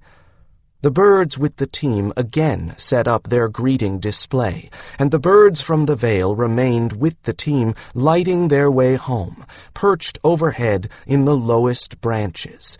As Darian passed the birds at the rear, they flew ahead to the front of the team and took up new perches. Then, as the light ahead grew stronger and stronger, they came to the entrance to the Vale itself, and the crowd of friends and relations waiting there for them. A cheer went up as the long-absent team broke through the cover of the forest. Now, for the first time, Darian saw Hawkbrothers in all their festal glory, and he was, to put it mildly, dazzled. No one on the team had brought any sort of fancy garments with them, though Hawkbrother clothing had been exotic enough to Darian's eyes, so he'd had no idea what he was going to see. No wonder Aishan had warned him that he'd be surprised. Men and women alike dressed in spectacular costumes. What one wore seemed to be more a reflection of his or her personality than gender. Long, pale hair was beaded, braided, feathered, dyed, and cut in the most amazing styles. They didn't look real, somehow, yet they surged forward like any group of folk meeting with people they'd been parted from for too long. But of course, no one came forward to greet him. Now, for the first time in years, Darian felt very much the outsider and painfully alone. A young Herr Tassi skittered up and took his bridle, looking up at him expectantly. Tercel lifted his head up, and the small Herr Tassi was lifted off the ground for a moment, squawking at first, then emitting a long burble of laughter as he was lowered back down. Older Herr Tassi appeared on each side, sharing the laughter. He dismounted from Tercel's saddle and let the Herr Tassi strip his friend of tack and carry it off. Then Tercel himself stepped away, leaving him even more alone with all of the meetings and greetings swirling around him. "Darian!" Snowfire pushed his way through the crowd with an older man and woman in tow, his face alight. "Here, mother, father, this is Darian Firkin, ke Valdemar. Darian, this lady is my mother, Dawnmist, and this is my father, Heartwood." He grinned. "Yours also." The two Taledras smiled warmly, and each held out a hand. Darian took them, tentatively at first, then with the dizzying sensation that he was settling into something real and solid and welcoming. His loneliness evaporated, and with a wonder-filled grin, he entered Kevala Vale with the rest of the Taledras. From the moment that Darian passed through the impressive, vine-covered entrance to Kevala Vale to the moment that he fell asleep, he was half afraid to blink lest he miss some new wonder. Now he knew why Aishan had been so smug. Just past the faintly visible barrier that protected the Vale from outside weather, he stepped into an entirely new realm. The barrier distorted some of what lay beyond it and cloaked the rest, so that from the outside it appeared that there was nothing beyond it except more ordinary forest. But when he passed through it, feeling a faint tingle as he did so, he saw what it had concealed. Before him lay a softly curving path that wound deep into an exotic garden within only a few paces from the entrance. But it was not at all dark, for light glimmered and gleamed through the foliage. He followed the path to its first turning. Mage lights were supplemented by fantastic lanterns in glowing colors, round, square, oblong, in the shapes of flowers and leaves, stars, and the phases of the moon. The lanterns hung from decorated poles crafted of carved wood on either side of the pathway. Some of these poles were carved with vines twining about them, some in the shapes of fantastic animals and birds, some decorated with geometric shapes or abstract curved lines. The path itself, paved in tiny pebbles of river gravel, was bordered in larger, water-smoothed rocks and was intersected at frequent intervals by a tiny sparkling stream that danced and laughed over similar stones. Where the path crossed these streams, it led over charmingly carved bridges, no two alike. The stream wasn't so wide that the bridges were needed. They were simply there because they were attractive. Unlike the forest outside, where undergrowth was sparse, here plants, bushes, and even smaller trees throve to the point of luxury. Blossoming vines formed screens and curtains, flowering bushes poured scent onto the breeze. More flowers, closed now in the fragrant half-light along the path, gave promise that day would bring even more beauty. It was noticeably warmer here, the same gentle warmth of a summer night rather than the cool of a spring evening. Frogs and crickets sang in little pockets of shadow, and overhead nightingales poured out melody into the darkness above the lanterns. But that was only the beginning of the wonders. As Darian followed Snowfire and his parents deeper into the vale, other sounds overhead made him look into the branches of the huge trees. It was at that point that he realized that the trees were even bigger than the ones outside the vale, and that they held dwellings, cradled in their huge boughs. The branches were as big as the trunks of the trees that he was used to. So high up were these living places that at first he had taken them for more elaborate lanterns. So these were the famous Ekele of the Hawkbrothers. Darian marveled at the highly individual nests resting above. Once again, so far as he could tell, no two were alike. Some showed lights and movement, some were dark, and lights twinkling further up the trunks suggested that there were still more of these Ekele higher up. The mere thought of how high they must be made him dizzy. Staircases spiraled up the trunks, showing how the Hawkbrothers gained access to their homes, and the staircases were just as ornamental as anything else Darian had seen so far. No wonder everyone is in such good shape. They have to be, just to go to and from their homes. "We've been in this vale for a very long time, Darian," Snowfire said over his shoulder. "Longer, I think, than any other clan has been in one place. 3, 4 generations at least, I think, and our people are very long-lived. It's more than enough time to really make this vale into a work of art, a place none of us wants to leave." "I can certainly see why," Darian replied, dazed. That was when they passed the last screening of vine and came out into the open. This was clearly the center of the vale. There stood the Heartstone, right in the middle. It was a tall, smooth spire of natural rock, something like an enormous stalagmite, and of the same creamy alabaster color and texture. It glowed warmly, welcomingly, as if it too was a kind of lantern. Stepped, fitted stones partially encircled it and kept it clean of debris. It also glowed and pulsed to his mage sight, so brightly that he had to block that part of his abilities. "About 3 years ago, we finally got enough power coming into the Heartstone to put up the veil again," Snowfire's father said with satisfaction, as they all paused for a moment at the edge of the clearing. There's still not enough to power nearly as much as we used to do, but we're the first clan to get their veil up. Not nearly as much. I almost hate to think what they used to do was all Darian could think, as the Heartstone seemed to pulse in time with his heart, with all the power it held. It was magnificent, awful in the strictest sense of the term. He had never in all of his life seen that kind of power before, and he rather doubted that he would ever see its like again.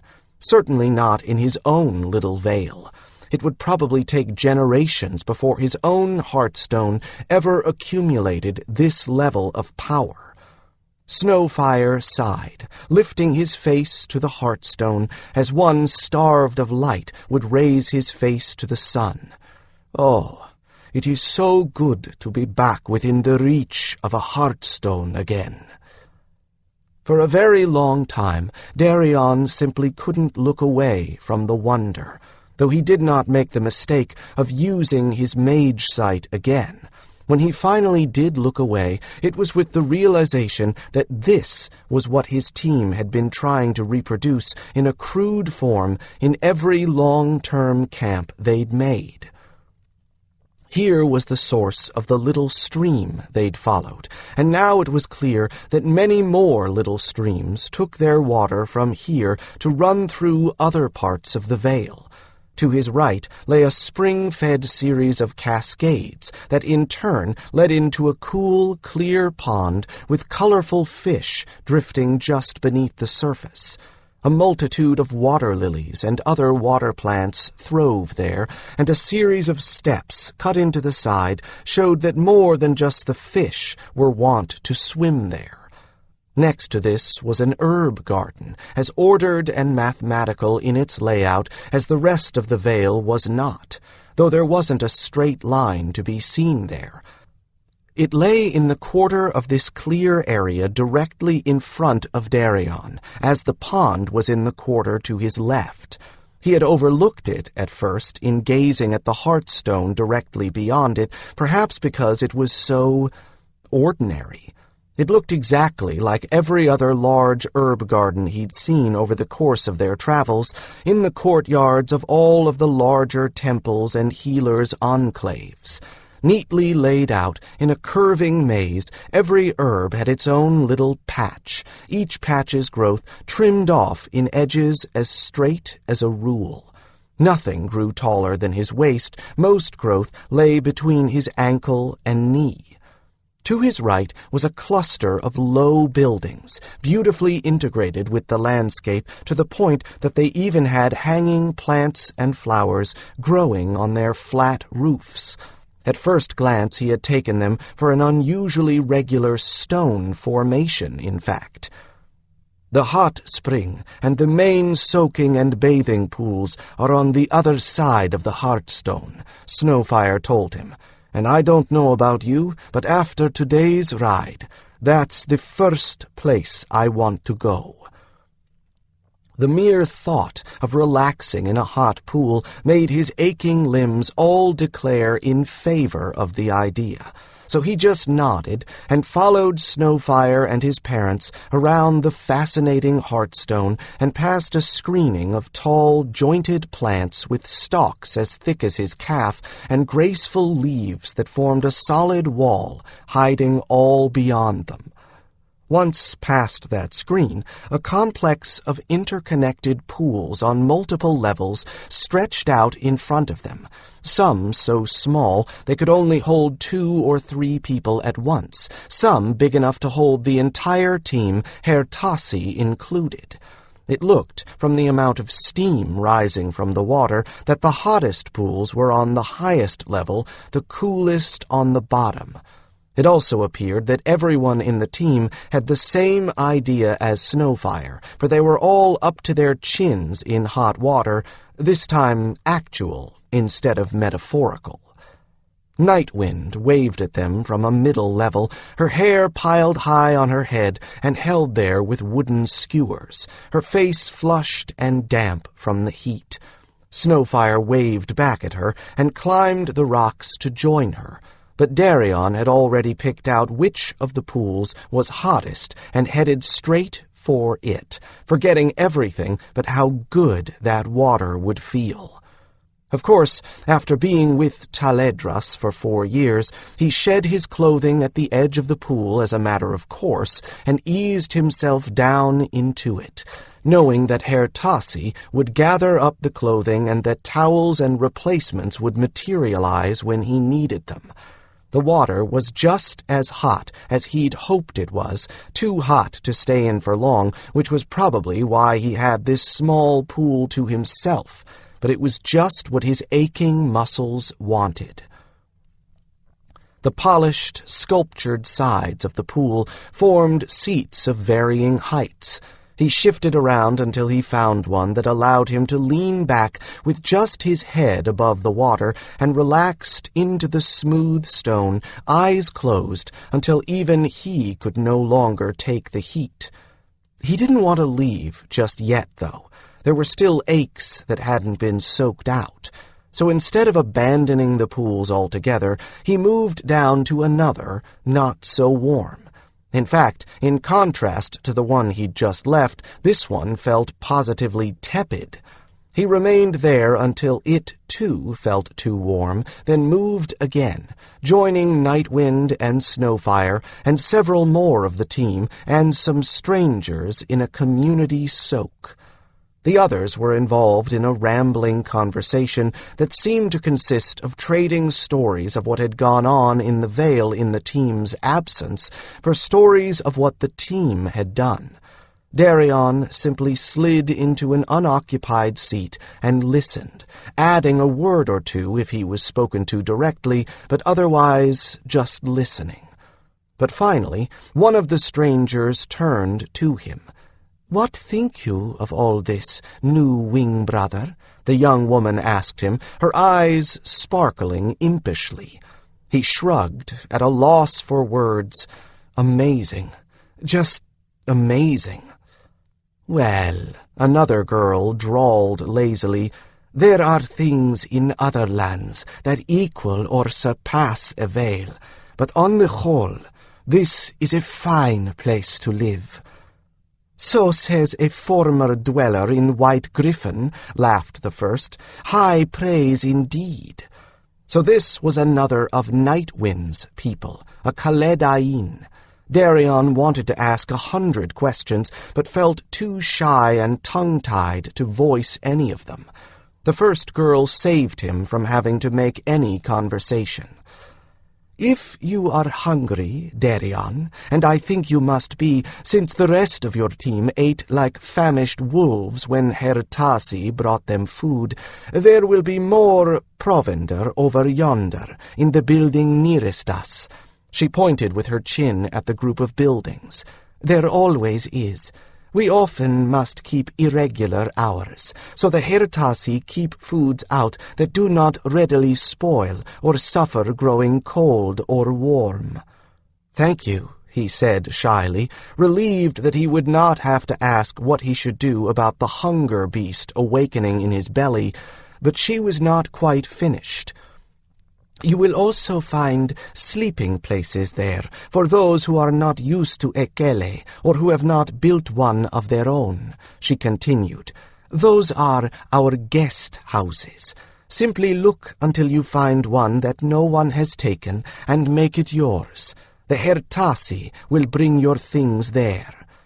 Grateful that he would not have to interrupt Snowfire and act like a very little brother indeed, he blushed and thanked her again. She giggled, as did the other girl. It was the Kaledain who spoke next, poking her friend with her elbow. "Snowfire's messages home about the barbarians and his new wing brother were so fulsome and interesting that Summerdance here wanted to meet you as soon as you all returned," said the Kaledain wickedly. "So she thought she could manage to casually be your guide to the Vale." That was too much for Summerdance, who whirled, seized her friend's head in both hands, and shoved her under the water. Her friend came up spluttering, but mostly with laughter. Summerdance turned to Darian with a flushed face, and he thought quickly, hoping to find a way to salvage the situation.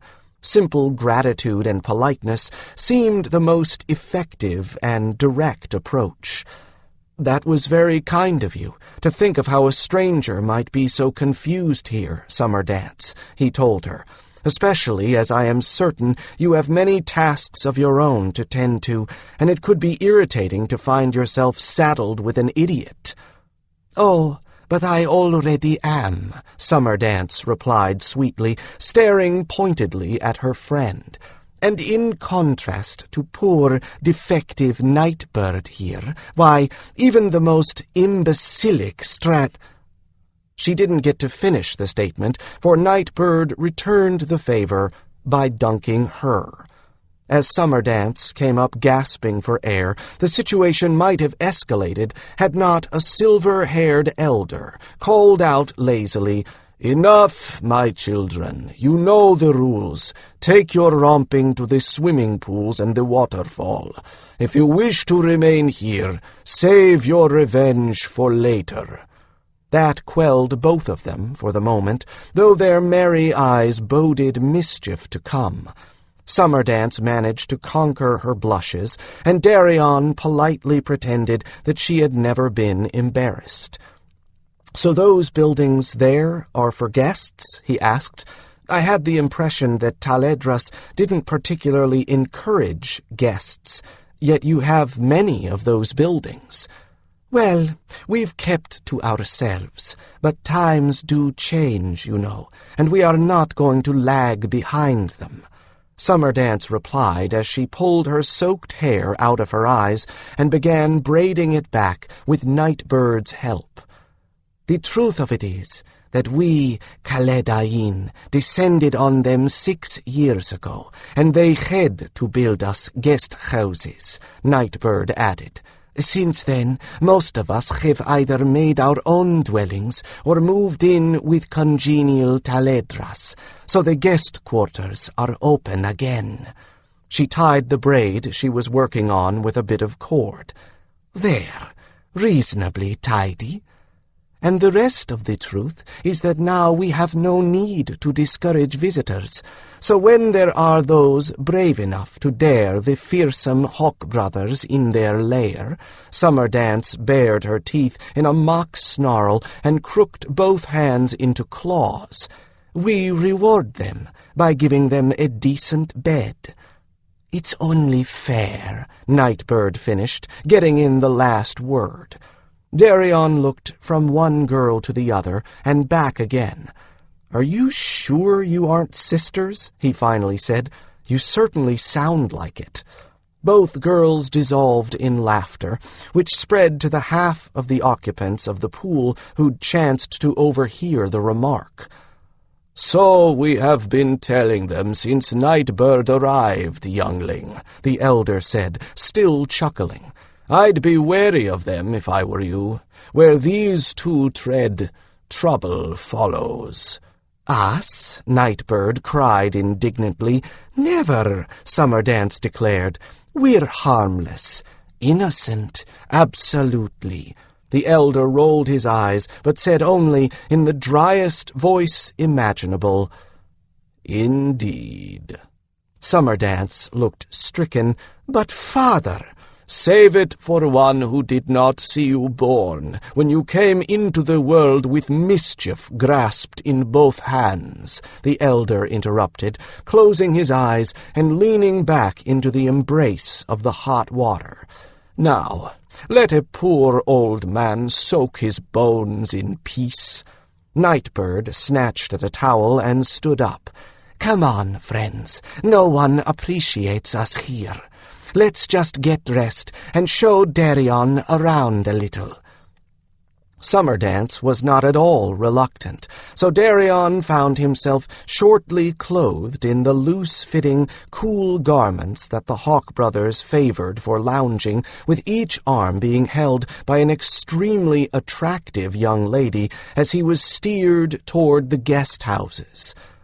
"Have you actually got weather in the Vale?" he asked curiously, seeing that the strangely built houses had proper roofs under all their foliage.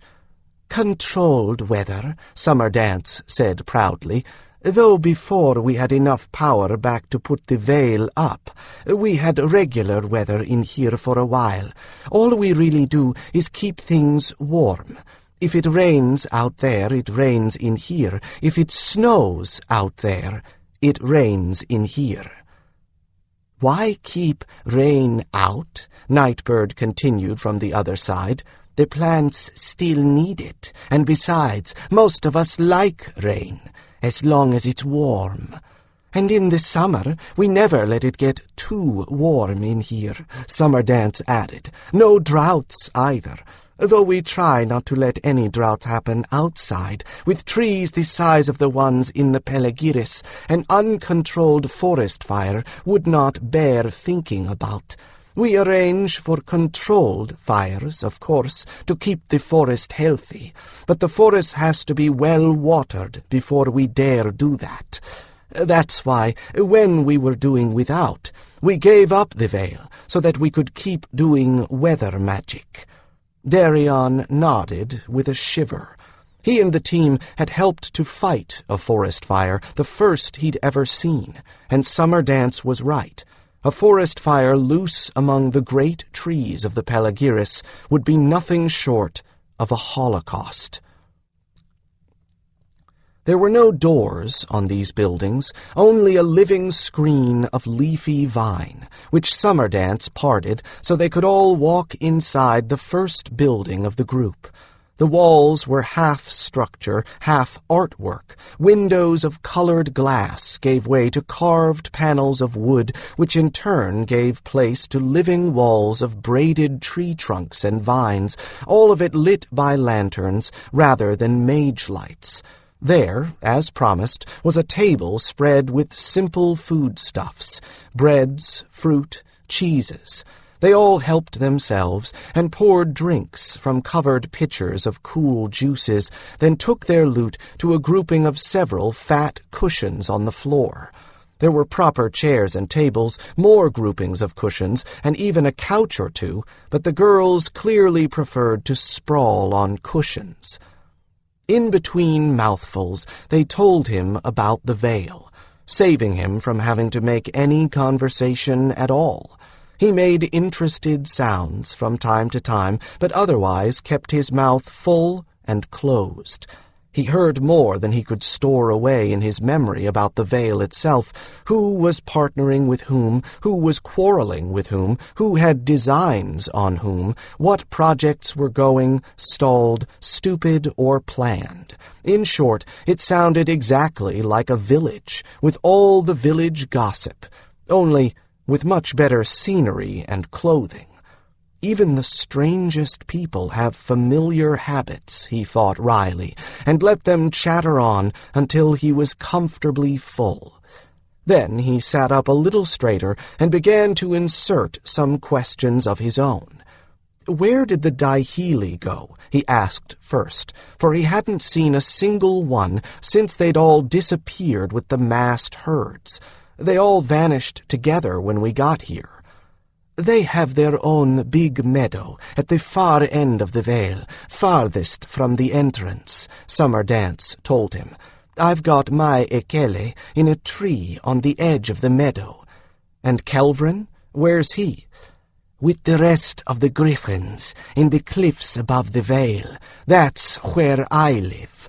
That was Nightbird, of course, and suddenly something clicked in Darian's mind. "You're Nightwind's sister," he exclaimed, "the Trondiern apprentice. That's why you got letters from Snowfire." For some reason, that revelation seemed excruciatingly funny to both girls as they burst into laughter again. "I told you he'd figure it out all by himself," Nightbird chortled. "Well, I never said I doubted you," Summer Dance retorted. Darian turned to her and stared at her in thought for a moment. "You can't be Snowfire's sister because he's an only child. Are you a cousin?" She mimed shooting an arrow. dead in the black. Oh, it is so nice to know that Snowfire wasn't exaggerating how smart you were. Not bad at deduction at all. Not that most people in the Vale aren't related in some way or another, Nightbird pointed out, but they're very near cousins. Dawn Mist's brother and Heartwood's sister are her mother and father, so she's what we call a double cousin. I hope that's not too confusing. Not at all. Remember, I come from a little village, and practically everyone there is related to everyone else in some way. Darian smiled. I think I can keep it all straight.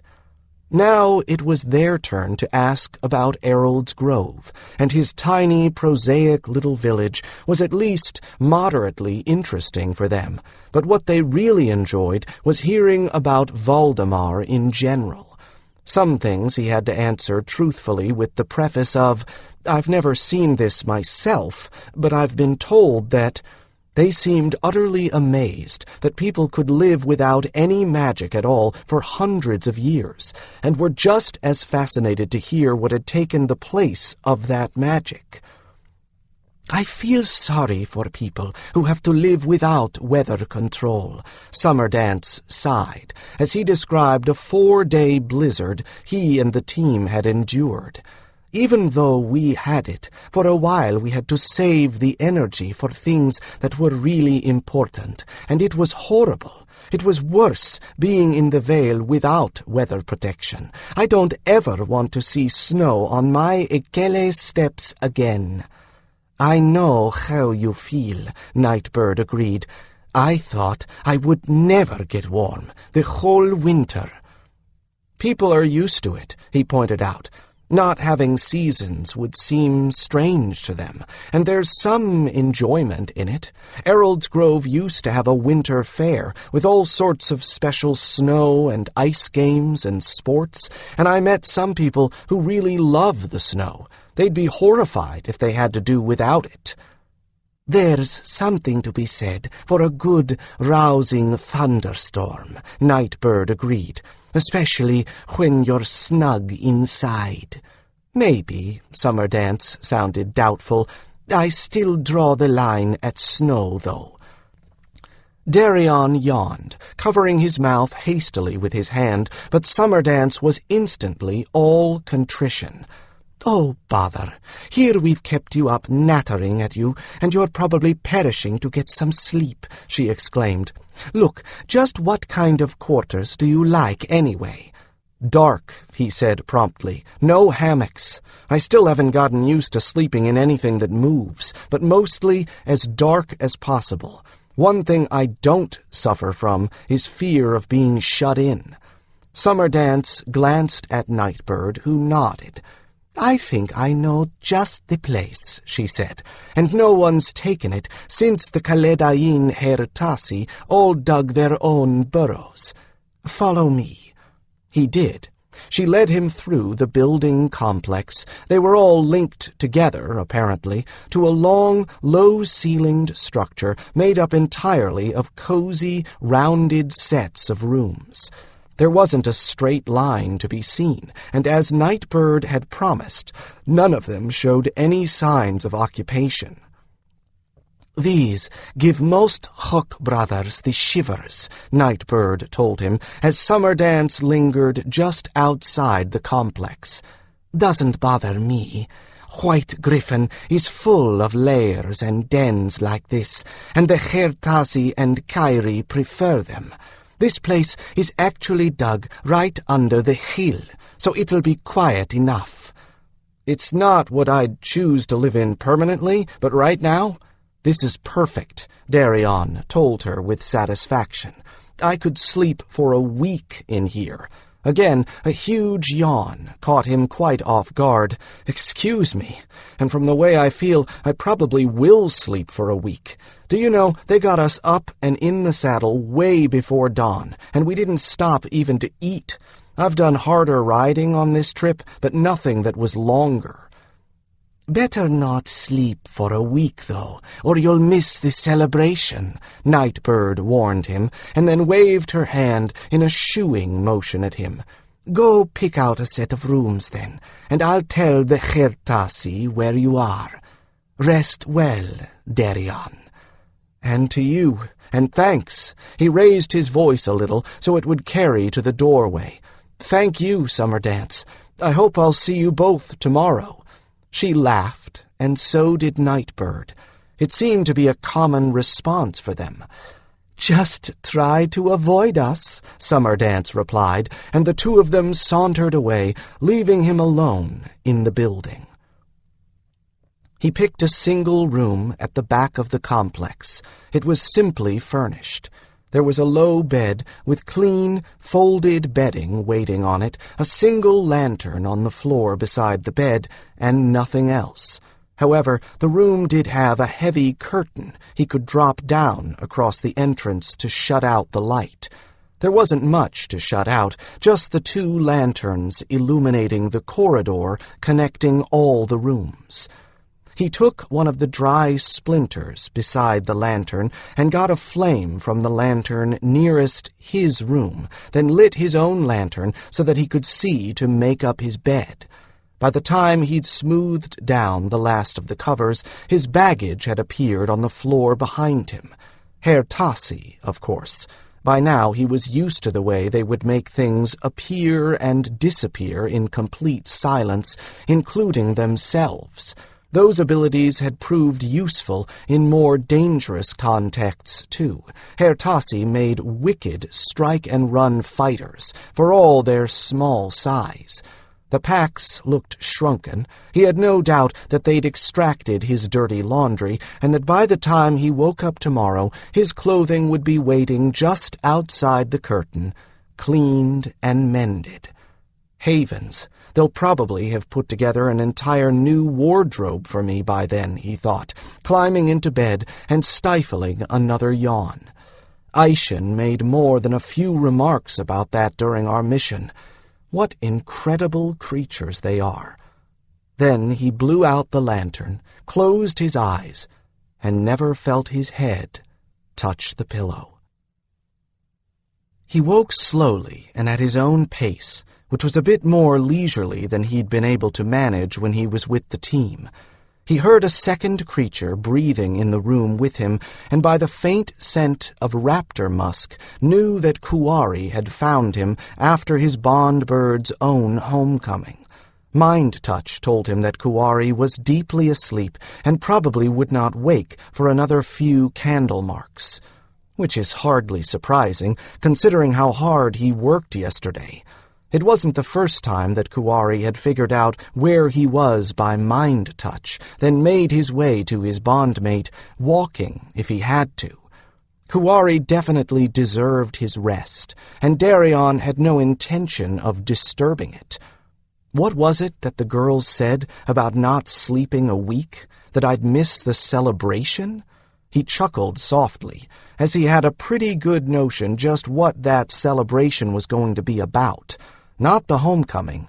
Any celebrations, for that reason, would be between and among families and friends.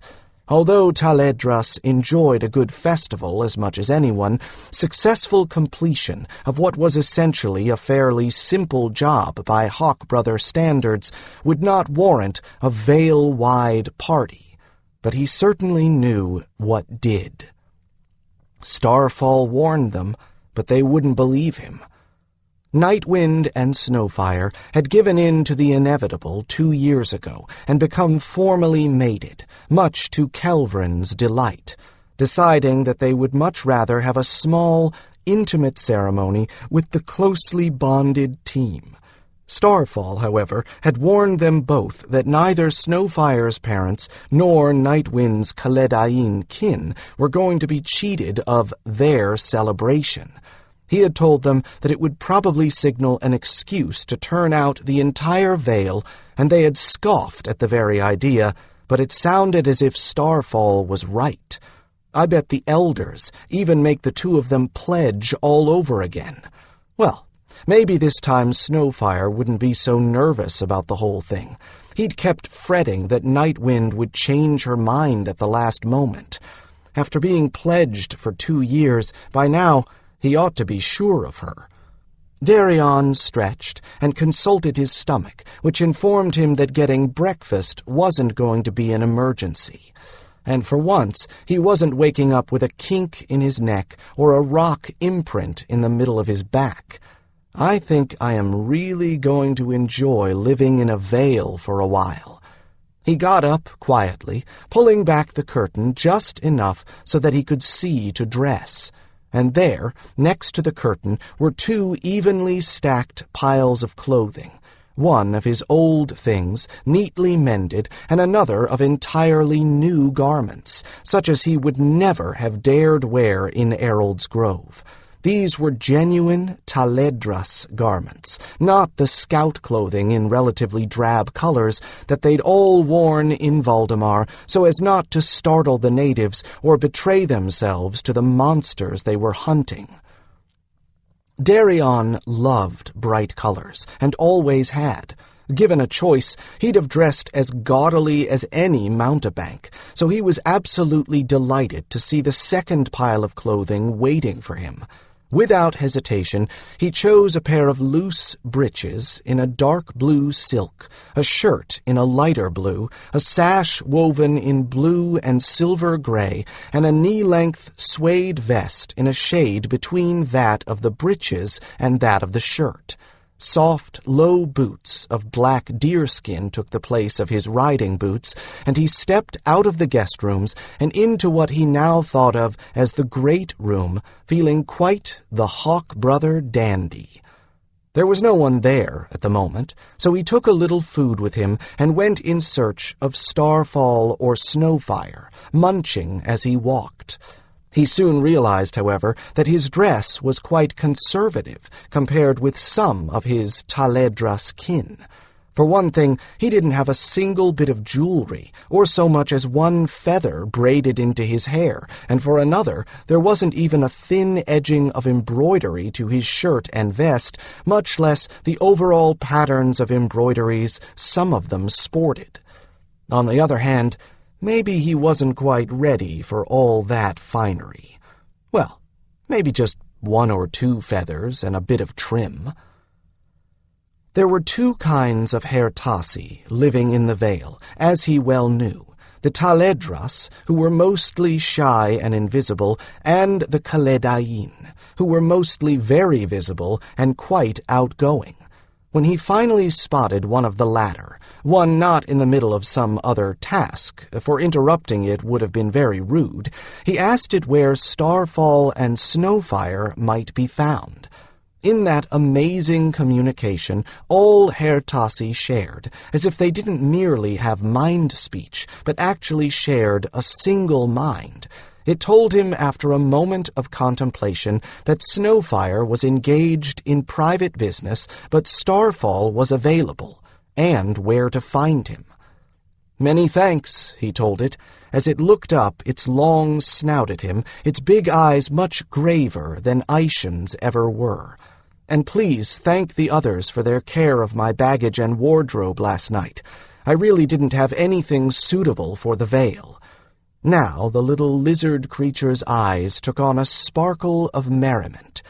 "The things we brought will do for now," it said deprecatingly, "but when we come to know you, we will have something truly suitable for you later." Then it trotted off. Darian knew better than to try to tell it that there was no need to go to any more trouble, because it wouldn't listen. Hertasi were like adolescent girls when it came to clothing, but with largely better taste and much better execution. Nothing made them happier than to dress humans up, as if their charges were so many oversized dolls. Their nimble fingers fairly flew through embroidery, and what was most remarkable of all, they never had to trace a pattern on the cloth beforehand. They replicated their designs or the patterns that others gave them as perfectly as the original. Perhaps giant dolls are what we are to them, in a way, he thought with amusement, and dressing us up is their hobby. I have the feeling that I'm going to be turned into a Taledras peacock, whether I'm ready for it or not, especially if there's a celebration coming. He followed the Hertasi's instructions with care, though it was all too easy to be distracted here. Every turn in the path brought something new. A huge tree trunk with a spiraling stair, boughs loaded with ekele, a tiny private pool, a miniature water garden complete with waterfall, lilies, and a colorful fish or two, a sculpture in stone or wood, a living sculpture in plants and flowers. It was all wonderful, and every new sight brought with it the wish that Justin could have been there to share it with him. At last he reached his goal, Starfall's Ekele, which was not in one of the huge trees that supported several in its branches, but was situated in a tree of more modest proportions and had only Starfall's dwelling in it. The base of the tree sheltered a garden planted entirely in flowers of the most subtle and delicate shades of white and the palest of pastels, with a stream and a cascade trickling through it. Starfall himself sat on a low stone bench, enjoying what was either a late breakfast or an early lunch, his falcon in the air above him, playing a game of tag with a smaller bird. This was a game that Darian had seen before, especially between two very agile, swift flyers. Each bird had a streamer of paper attached to one bracelet. The object was to keep your opponent from snatching pieces of it. The bird that lost every bit of its streamer first was the one who lost the game. Starfall waved Darian over as soon as he emerged from the cover around the path. Darian walked across a lawn of grass as plush as a carpet and as thick, and joined him as Starfall's bird ripped off a bit of his opponent's streamer with an outstretched talon. "I won't ask you what you think of our home. Your eyes said it all last night," Starfall said, offering Darian a plate of small, savory meat pies. Darian politely took one, but only nibbled at it. "I have got a question for you, though. Do you want a few days to settle in, or do you want to get to work right away? You have a great deal to learn in the way of magic, and now that we are in the Vale, it will be much easier to teach you." "I'd like a few days first, sir," Darian replied. "Though, if I'm going to have more teachers than just you, I'd like to meet them informally and talk with them a little before we start. I wouldn't," he hesitated, choosing his words with care, "I wouldn't want to have anyone teaching me who didn't approve of my being here." "Nor any conflicts with personality. That can be disastrous in the teaching of magic." Starfall nodded. "I think that can be arranged without too much difficulty. I will not be your primary teacher. I have taught you all that I can. You'll have 3 temporary teachers, and I can certainly arrange for you to meet with them first. Eventually, though, you are going to need a whole new kind of teacher to match your talents, and I am afraid that you are not going to have much choice on that score. You need to learn from a Healing Adept, and there are not very many of those available to teach you. Healing Adepts, when teaching in their own path, never take on more than 1 student at a time, and we will have to find one who has not got a student at the moment." Darian's heart sank a little at that, but he resolved that he would manage to get along with whomever Starfall found for him, for it would be poor repayment for all that the Taledras had done for him to quarrel with the teacher they assigned him. "I actually have someone in mind," Starfall went on, watching Darian closely, "and I think this might be the best possible combination of student and teacher, if he's free, but I won't hear from him for a while." "In that case," Darian said bravely, "I hope that he is free. I trust your judgment." In the meantime, his mind buzzed with questions. Just what was a Healing Adept? Was he going to be an adept when he was finished with his learning? How hard was it to learn? Who was this person that Starfall spoke of with such caution? Wasn't he in Kevala Vale? "In the meantime," Starfall went on, "we will continue your lessons as best we can. One thing that you can do, even while you are settling in, is simply to observe. One day soon, certainly before the year is out, you will be returning to your new vale, near your old village. What you do with it in the beginning will set the character of the place for all time.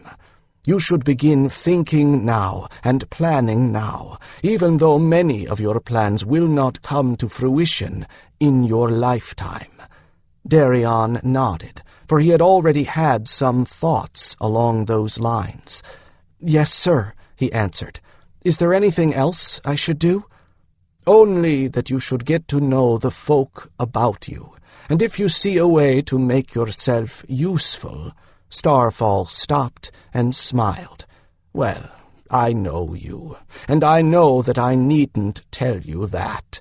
Enjoy a bit of a holiday. I think we will resume your studies after the celebration, for if you are going to take a break before you begin, there is going to be no point in starting anything before then." Since those words were clearly a dismissal, Darian thanked him and left him alone again. But from the twinkle in Starfall's eyes when he mentioned the celebration, it was obvious that Darian's guess was right. And just wait until Nightwind and Snowfire find out. 4. How can a ceremony be so solemn and so unrestrained at the same time? Darian wondered, though he made very certain that his thought was tightly under shield. It wouldn't do for anyone to hear him, especially not now. He'd been standing here for what seemed like half the day, though it couldn't have been even half a candle mark. As Snowfire's nearest junior male relative, he had found himself drafted for what he could only think of as a high temple ceremony, with every bit of ornamentation and trimming a notoriously ornamental people could fabricate for the occasion. He was right up in the center of the circular raised platform that had been erected yesterday in the Daihili meadow, that being the only cleared place big enough to hold everyone. He wasn't alone, of course. He was one of the wedding party, along with Snowfire and Nightwind, 3 Kevala elders, Nightbird, and 6 independent witnesses unrelated to either of the two being joined. Now, given the length and seriousness of the ceremony and the importance everyone attached to it, the logical assumption would be that both the participants and the assembled clans watching it would be as sober as presiding judges and solemn as a herald in full formal array. Wrong. Even though the audience was quiet, so quiet Darian heard the occasional cough or shuffling of feet, they were all grinning from ear to ear, and it was obvious that they were barely repressing their exuberance long enough for the ceremony to conclude. Everyone seemed to consider the whole thing to be a grand joke at the expense of the long-suffering mated pair, and the best reason ever created for a no-effort-spared, Vale-wide festival. The long-suffering aforementioned pair were not told what was in the offing until well after the preparations were complete, and it was obvious that the thing would take place even if the 2 main participants had to be carried to the pledging circle, bound hand and foot and gagged. There had, in fact, been a suggestion that holding the ceremony under such conditions would be rather amusing, though Snowfire leveled a glare at the person who'd made that suggestion that was so intense he was probably still putting balm on his burns. One way or another, it was clear that Snowfire and Nightwind were not going to escape Kevala's plans for them, so they agreed to go through with it all, with acute embarrassment, but what Darian considered to be astounding good grace. The wedding garments alone must have taken months to complete. If the Hairtassi enjoyed dressing up their human charges as if they were big dolls, this time they had dressed their subjects up as if they were a pair of sacred images. Take Nightwind. Part of her hair had been piled up on the top of her head and secured with beaded and bejeweled combs and skewers, while the rest was in braids entwined with more beads, tiny crystals, silver charms, and silver chains. At the moment there was only a single feather in her hair, one of Kel's, set in a silver and crystal clasp. Her robes, sky blue and embroidered with silver griffins, both realistic and representations of her badge, had a train so long it needed its own attendant to manage it, and sleeves that trailed along the ground nearly as far as the train. She probably wouldn't have been able to move if Nightbird hadn't been there to help carry and arrange the train. Around her neck were 2 necklaces. The first, a slender silver chain that encircled her neck so that its pendant lay in the hollow of her throat, was a simple one and the twin to one that Darian wore. The pendant was a hawk talon, mounted in silver and accented with a blue moonstone. The second was a huge silver pectoral collar of thin, flat strands twisted and twined about each other in a way that made Darian dizzy when he'd tried to trace their roots earlier.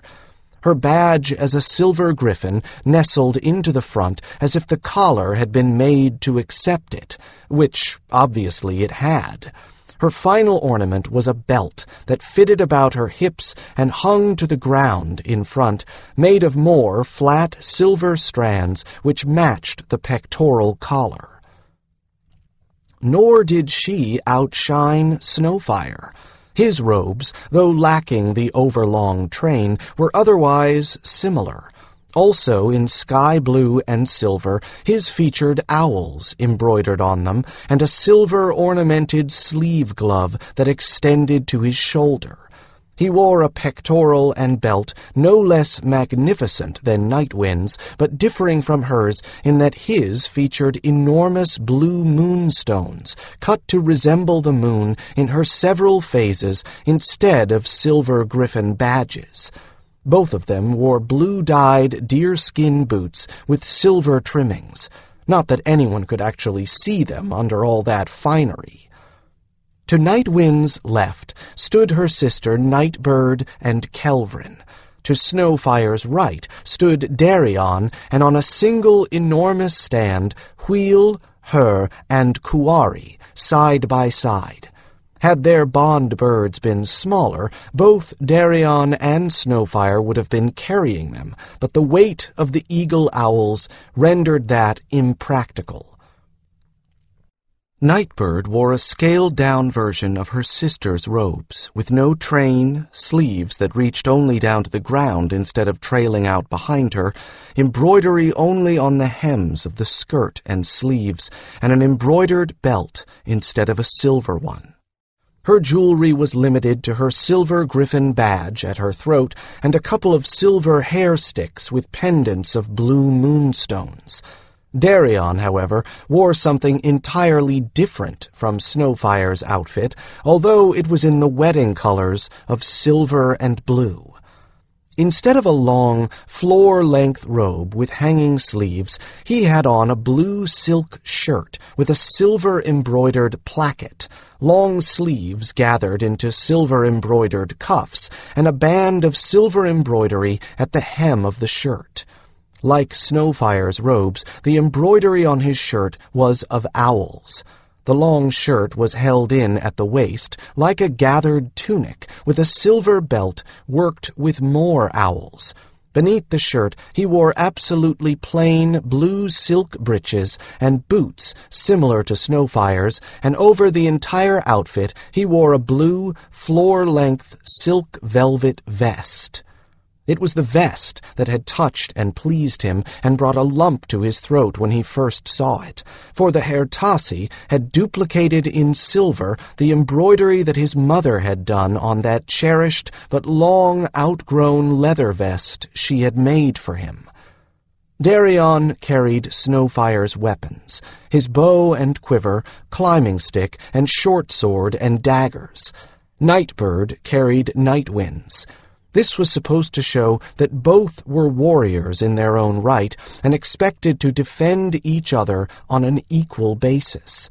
A rather nice touch, Darian thought, especially since there were no other weapons anywhere in sight, other than the occasional belt dagger. Warrior to warrior, man to woman, mage to healer. It was a good pairing. The 6 witnesses were arranged behind all of them in a half-circle. Consciously or unconsciously, they had each dressed in a different rainbow color and had arranged themselves in rainbow order: purple, red, orange, yellow, green, blue. The 3 elders, 1 woman and 2 men, all with silver-white hair, all wore green with gold embroidery. 1 with a motif of suntail hawks, 1 with coopery hawks, and the 3rd with peregrine falcons. None of the elders or witnesses was closely related to either Snowfire or Nightwind. This was according to custom of long standing. The audience, as much as Darian had been able to see of it, had turned out as splendidly arrayed as the witnesses and the elders. It wasn't all humans, either, for there were plenty of Hertasi in embroidered vests and sashes, or curiously cut robes, Daihili bedecked with flower wreaths and ribbons, and griffins in jeweled harnesses. There were Kairi in attendance as well, but they flatly refused to bedeck themselves in anything, and amid the riot of color their gray fur left them blending with the shadows. The ceremony began with the leftmost of the 3 elders speaking first. "Here stands before us this day Nightwind Keleshia, warrior, Trondiern of the Silver Griffins, healer among the Kaledain," Elder Leafspear declaimed. "Here stands before us Snowfire Kevala, warrior and mage, co-leader of the first expedition into Valdemar, well known to all of us. These 2 wish to join together in sight of our clans, to be as a living bridge between Keleshia and Kevala.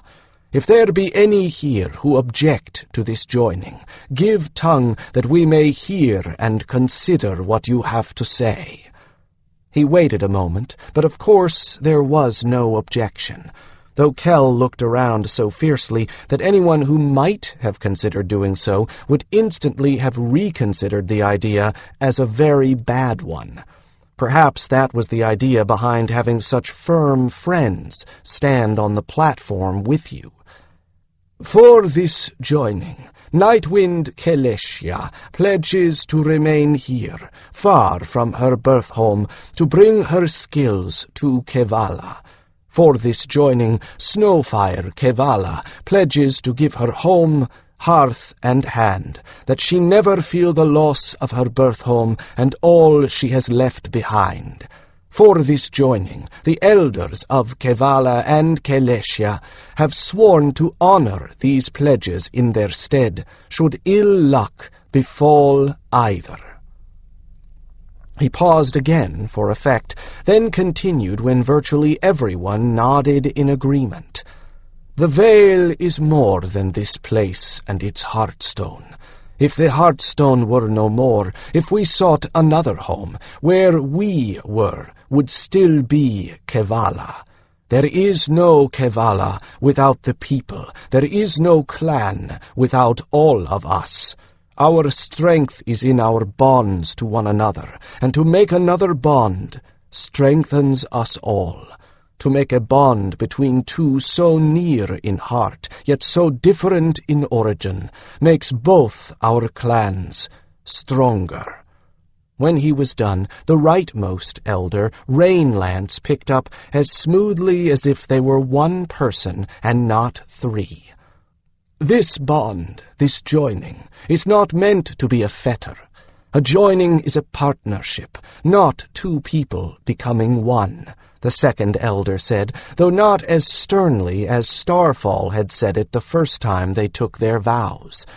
"Two minds cannot fuse, two souls cannot merge, two hearts cannot keep to the same time.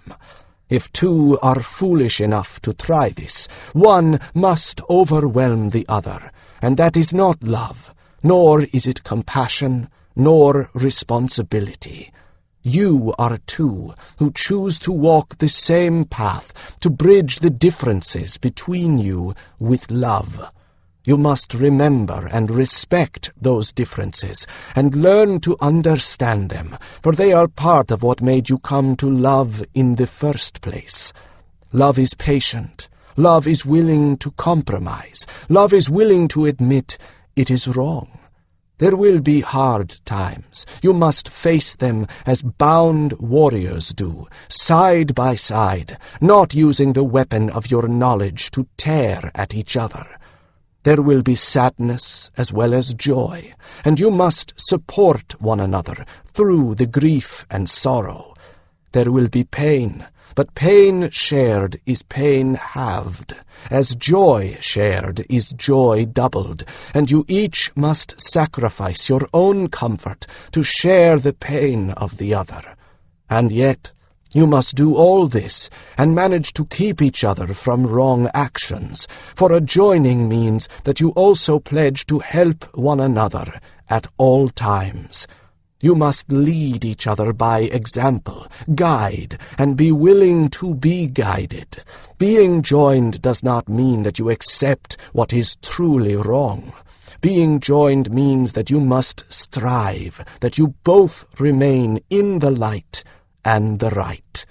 You must not pledge yourselves, thinking that you can change each other. That is rankest folly and disrespectful, for no one has the right to change another. You must not pledge yourselves, thinking that there will be no strife between you. That is fantasy. For you are two and not one, and there will inevitably come conflict that it will be up to you to resolve. You must not pledge yourselves, thinking that all will be well from this moment on. That is a dream, and dreamers must eventually wake. You must come to this joining fully ready, fully committed, and fully respectful of each other. Now the third elder, Silver Swan, took up the thread of ceremony and a silken cord of silver and blue. Nightwind extended her right hand, and Snowfire his left, and the elder bound them together with the cord. "Now you will no longer fear the storm," the elder said in ringing tones, "for you find shelter in each other. Now the winter cannot harm you, for you warm each other with love. Now, when strength fails, you will be the wind to each other's wings. Now the darkness holds no danger, for you will be the light to each other's path. Now you will defy despair, for you will bring hope to each other's heart. Now there will be no more loneliness, for there will always be a hand reaching out to aid you when all seems darkest. Where there were two paths, there is now one. May your days together be long upon the earth, and each day blessed with joy in each other." With their hands still bound together, Snowfire carefully took a silver hair clasp he had been holding in his right hand, one with 2 feathers hanging from it, one of Wheel's and one of hers, and clasped it onto the elaborate construction that was Nightwind's hair. At the same time, she fastened a similar clasp with one of Kel's smaller feathers into his hair with her left hand. That had been a rather clever touch. Nightwind had no bond bird, of course, but everyone agreed that her bond with Kel certainly was of the same order. Then, the ceremony finally over, they turned to face the crowd, and as the witnesses parted so that the audience could see them clearly, raised their bound hands above their heads. The cheer that erupted literally shook leaves and blossoms out of the trees, showering them both with fragrant petals. More flowers flew at them from the audience and dropped onto their heads from the talons of bond birds, who seemed to take a great deal of pleasure out of picking a target and hitting it. Flowers were everywhere, the air so thick with them that it looked like a blizzard. Nightwind and Snowfire were exempt from the pelting, but Darian had to put up a hand to fend off all the blossoms intended for his head. Beneath the storm of flowers, the pair paused long enough for a rather heated kiss, a sure sign that though they'd been bonded for 2 years, they hadn't become bored with each other. No one could have possibly enjoyed a party in those cumbersome ceremonial outfits. However, the Taledras had long since solved that problem. The 6 witnesses stepped forward and removed the cord holding the pair's hands together, cutting it into 6 pieces and each taking one as a physical token that the marriage had been made. Should they ever decide to dissolve the joining, the 6 pieces would have to be retrieved and burned in another ceremony.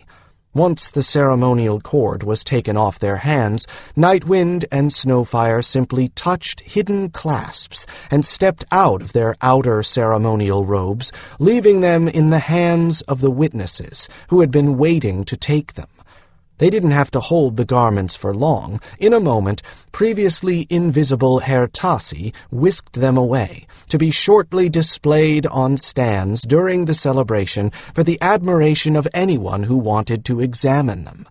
From this moment on, the robes became the heirloom works of art they truly were, and would be displayed on the walls of Snowfire's Ekele.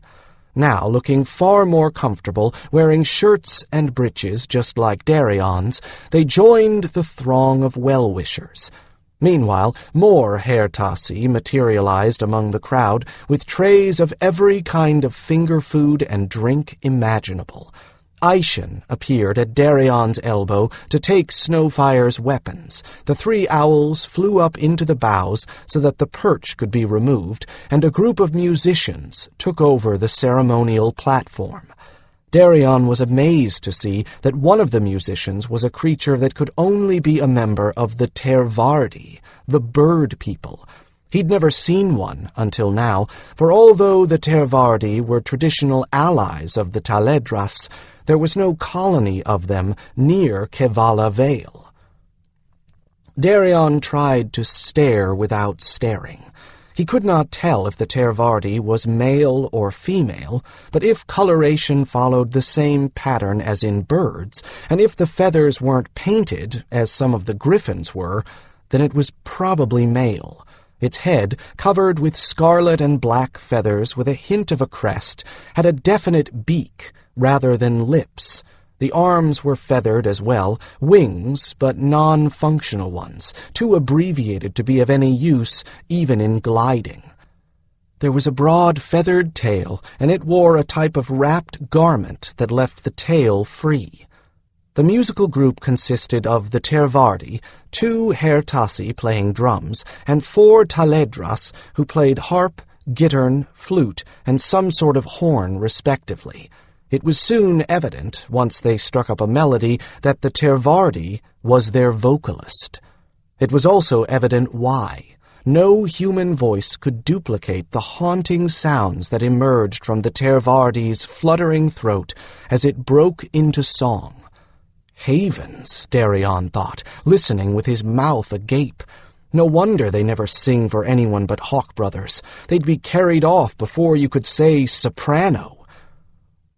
There was a thriving trade in Tervardi entertainment slaves in the distant past, until the survivors managed to gather under the protection of the veils. A voice said softly behind him. He turned to find himself gazing into the eyes of a second Tervardi, this one drably plumaged in black and red-brown. Well, drab compared with the first one's black and scarlet. Her markings were quite lovely, and if he hadn't already seen the male, he'd have thought her quite striking. The enormous eyes, so dark a brown as to seem black, gazed back at him with no expression that he could read. "It was easy for the slavers to get what they wished from us," the female, the singer's mate, continued, her voice a softer version of the singer's, though no less melodious. "After all, what male would not sing when his captors threatened to torture his mate and female chicks if he refused?" She saw that I'm not born Taledras, and she's testing me. But what should I say? What song could sound sweet under those conditions, he countered, after a moment of blankness. Whoever would order such an atrocity had no heart. The only songs worth hearing are those sung in happiness and freedom. He had only thought that he could not read the Tervardi. Now he realized that she had the same feather language as the bond birds. When she first spoke, her feathers had been slicked down with tension. Now she relaxed. The feathers around her beak puffed up, and her face looked rounder and softer than it had a moment ago. "You speak wisely for one so young," she replied, with trilling chuckle, or a chuckling trill. "What bird fly you?" "Kuari, fledged of her and wheel," he replied promptly, and held out his arm with a quick mind-touch to Kuari himself.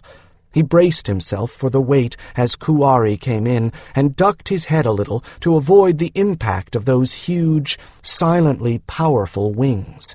The only warning that Kuari was near came when the wind his wing strokes created made a second storm of all the flower petals scattered about.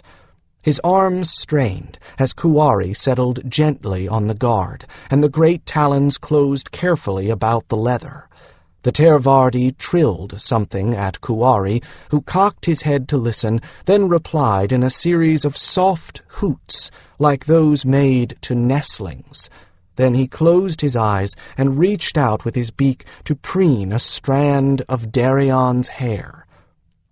The Tervardi chuckled again and relaxed further. Her facial features puffed up so that her beak nearly disappeared. She held out a 4-taloned hand, 3 long claws, and 1 short and opposed, exactly like a thumb. Darian took it without fear.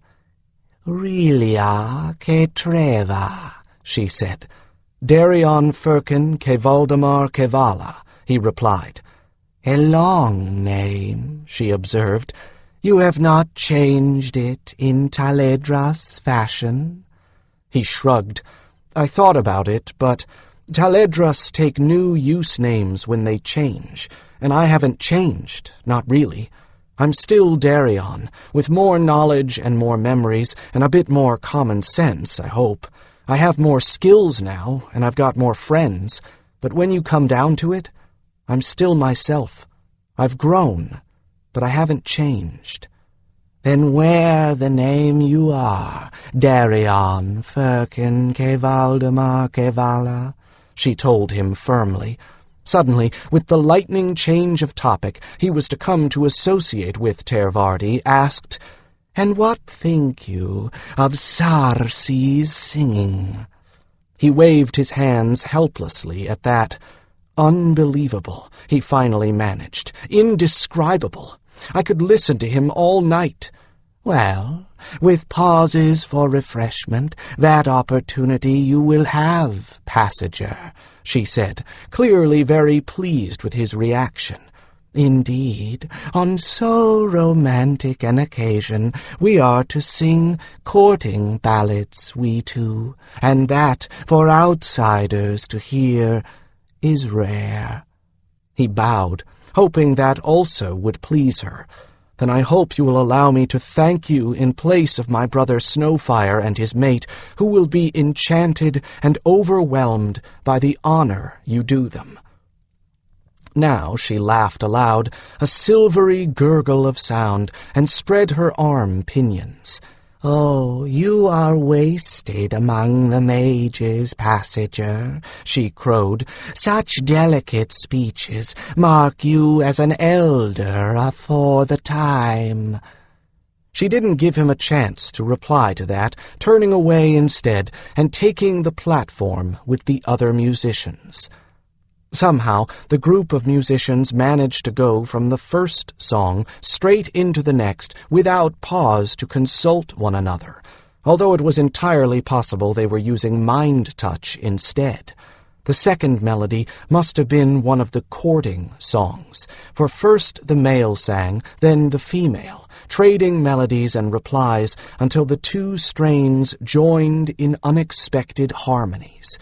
Darian gathered Kuwari to his chest and absently scratched the owl's back and neck, much to Kuwari's pleasure, while he listened with his eyes closed to be able to better concentrate on the music. This song came to a definite end with a moment of silence followed by applause and cheers.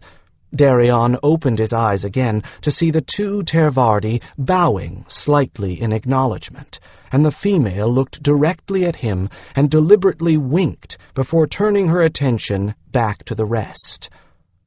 The musicians launched into a piece that was purely instrumental, and Darian gave Kuwari a boost back into the air so that he could rejoin the other bond birds in the canopy. Then he wandered off, intending to find something a little more substantial than the tiny savories being handed around by the Hertasi. He hadn't eaten since he woke up. Aishan had kicked him out of bed far too early, and he'd been running errands since. He'd really felt too keyed up to eat anyway, but now that everything was safely over and nothing disastrous had occurred, he was starving. And a couple of tiny bites of sausage-stuffed pastry weren't going to take the edge off his hunger either. The most logical place to look first was the guest lodge, and going there had the added advantage that he could take off his wedding finery and put on something he wouldn't have to worry about ruining. Once he made his way to the point where the crowd thinned out a little, he made decent progress to the far side of the Vale, although the temptations to stop were many. Besides the group of musicians from Ketreva Vale that included the two Tervardi, there were other musicians from Kevala scattered here and there, carefully positioned so that no group's music interfered with the music from another individual or group. Darian passed 3 individual musicians and 2 groups on his way to the guest lodges. The groups had set up in spaces big enough to allow for dancing. One group was playing a slow-paced couples dance, and the second a faster, heavily syncopated group dance. As he had suspected, the hot pools were in use, though as it was early in the day, they were not heavily crowded. It was a bit of a surprise to see the number of people swimming, though. That isn't my idea of what you do at a wedding. Well, maybe I'm just being provincial. Wonderful aromas met his nose before he even reached the door of the guest lodges, and the tempting array of food spread out there made him waver in his resolution to change before he ate. Only the fact that his favorite foods were always the messiest to eat made him stick to it, even though the scents seemed to follow him down the corridors and into his room to taunt him. He changed quickly, retaining only the new silver belt from his wedding costume, and sprinted back down the corridors, tracking the scents with his nose in the air like a hungry hound. A short time later, blissfully nibbling on a square of pastry wrapped around a filling of finely chopped nuts and honey, he felt ready to join the rest of the Vale. He strolled out into the open and started back toward the Daihili meadow. Darian stopped long enough to listen to one of the solo musicians, then obtained something to drink from a passing Hertasi and went on to his destination. Arriving just in time for the Tervardi to begin singing again, he sat himself down near the platform on the soft grass and proceeded to lose himself for some undefined length of time while the music created fantasies in his mind. When he emerged from the spell that the music cast on him, he found that he had company. Beside him, with her blue eyes still filled with the dreams that Tervardi's singing sent into her mind, was Summer Dance. He had not seen her for the last few days, but that was no great surprise, as they had both been working on the wedding preparations and their errands hadn't overlapped. In addition, she was apprenticed to Steelmind, the specialist in plants who was the caretaker, among other things, of most of the garden spots in the Vale, including the herb garden. As a consequence, she hadn't had any free time over the past 3 or 4 days. He was happy to see her at last, and glad that he had changed into what had been his best outfit until he got the one for the wedding. She certainly looked spectacular, gowned in something silken that flowed over her, a waterfall of luminous fabric in several shades of green. She wore as ornaments a collar of braided gold, silver, and copper wire, with strands of crystal beads and feathers braided into her black hair. She smiled at him and nodded her head at the platform. "What do you think?" she asked. "This is the 4th time I've heard this group.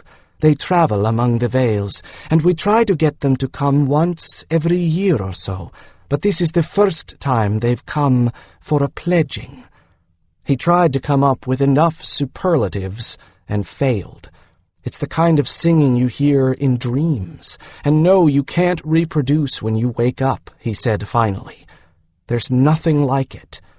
And nothing more beautiful, except when a Tervardi flock sings in chorus, and I've only heard that once, she agreed.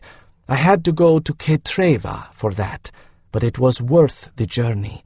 I got to see them dance besides singing. Do you dance at all in Valdemar? Every chance we get, he laughed. But if you're asking if I personally dance, I do. And I learned a couple of dances from the team while I was with them, too. Is this an invitation?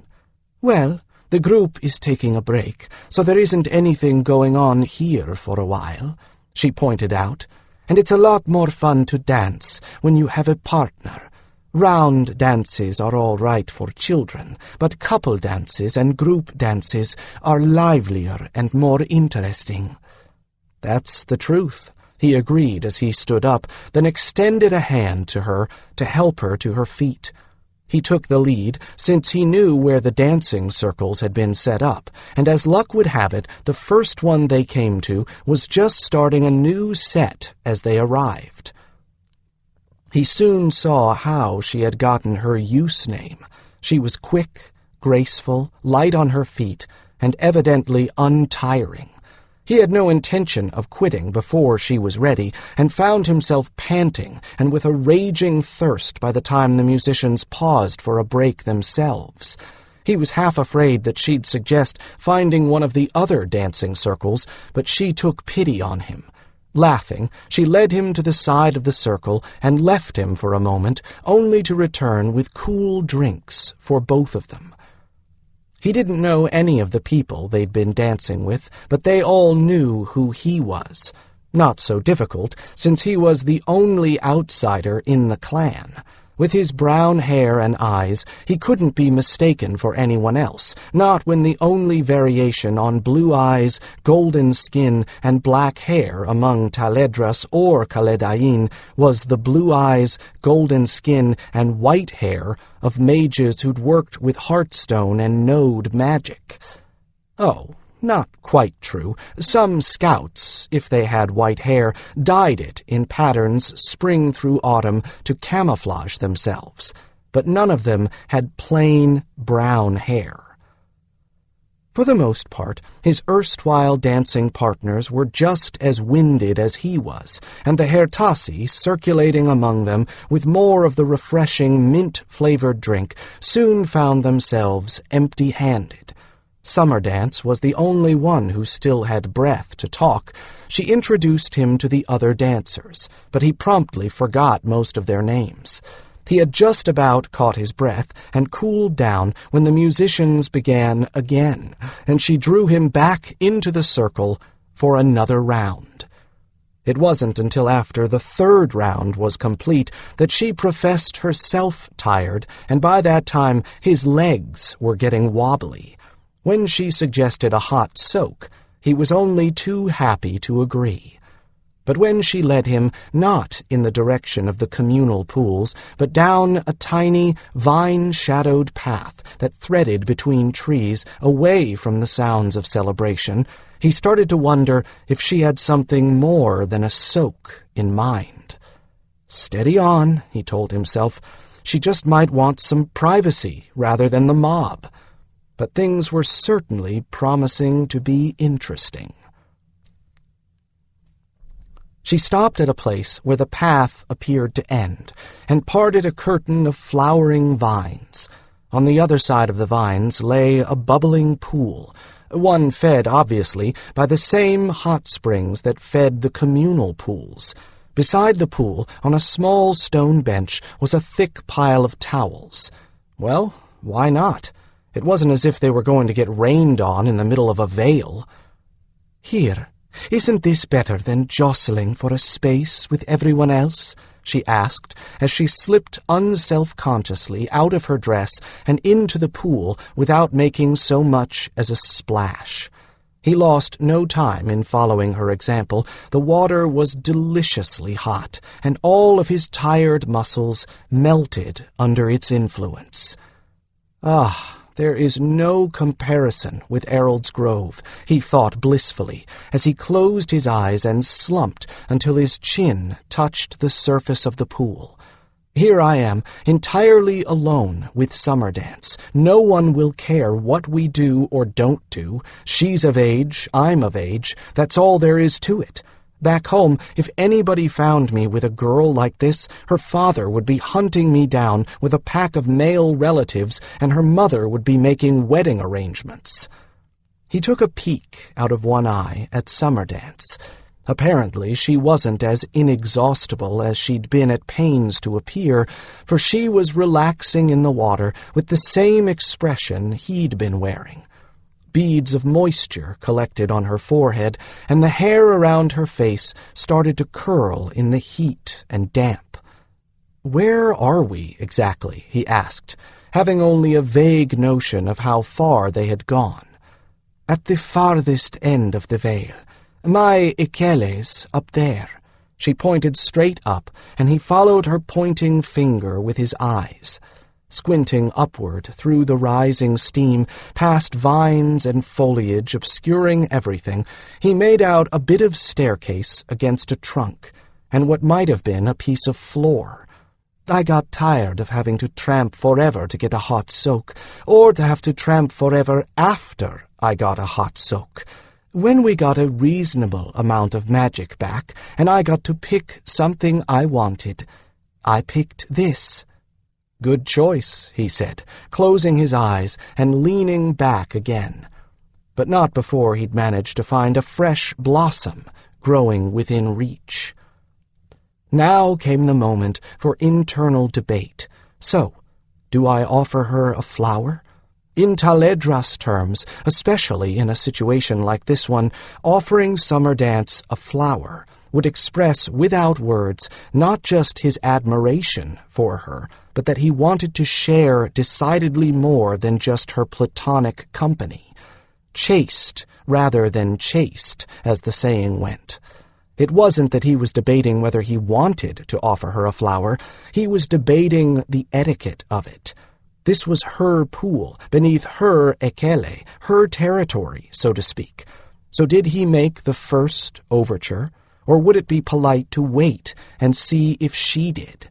But what if she was waiting for him to express an interest? What if she would be disappointed and hurt if he didn't make the offer? Of course, all this might be innocent, simply companionable, but among the Taledras, being offered a flower didn't imply acceptance, and she could always turn him down. I'm thinking too much. He reached out and picked the flower without opening his eyes, held it for a moment, then turned toward her. Summer dance? He opened his eyes as he spoke, only to stare at her, seeing that she had just turned and was offering him a flower at the same moment. They stared at each other for a long breath, then broke into helpless laughter, leaning into each other's arms for support. Then, when their laughter faded, they found other things to share. Sunset, normally all but imperceptible beneath the huge trees, was spectacular from Summer Dance's ekele, high in the boughs of a tree on the edge of the clearing, and they were both in a position to appreciate and pay attention to the sight by then. Still, neither Darian nor Summer Dance was prepared to end the celebration quite so early, so they collected themselves and their belongings and rejoined the dancing just as dusk fell. Special illuminations had been planned for after dark, effects that required magic, and Darian was happy to see that they appeared on schedule. Even though he wasn't in charge of the entertainment, he had something of a proprietary interest in it. The main event was a display of underwater lighting, with constantly changing colors beneath the cascades of one of the more elaborate waterfall arrangements. It had 3 levels of falling water, with each of the 3 levels subdivided into additional cascades, all plunging into a small but deep pool, frequently used for acrobatic play and roughhousing. No one swam there tonight. Mage lights glowed behind the falling water from within recesses in the rocks, and one in the bottom of the pool turned the foaming water into a froth of light. The clever mage who'd planned this was at hand to control the changing colors so that no sequence was ever repeated. "You know," Summer Dance remarked, as they spotted Nightwind and Snowfire among those admiring the cascades, "I think it's just as well that they already got their real pledging over with while all of you were out there." She waved her hand vaguely in the direction of Valdemar. "If this had been their real pledging, instead of an excuse for an enormous party, they'd have been missing all of this. Or else they'd feel as if they had to pretend to enjoy it when all the while they really just wanted to be alone together. As it is now, this is just a celebration that happened to involve them, but it's more like an anniversary party, so they can relax and enjoy it along with everyone else." He realized at once that she was probably right. Once Nightwind and Snowfire had given in to popular demand, they'd really managed to be quite relaxed about the entire occasion, far more relaxed than anyone else was, in fact. "Very perceptive," he exclaimed. "I wouldn't have thought of that, but I think you're right."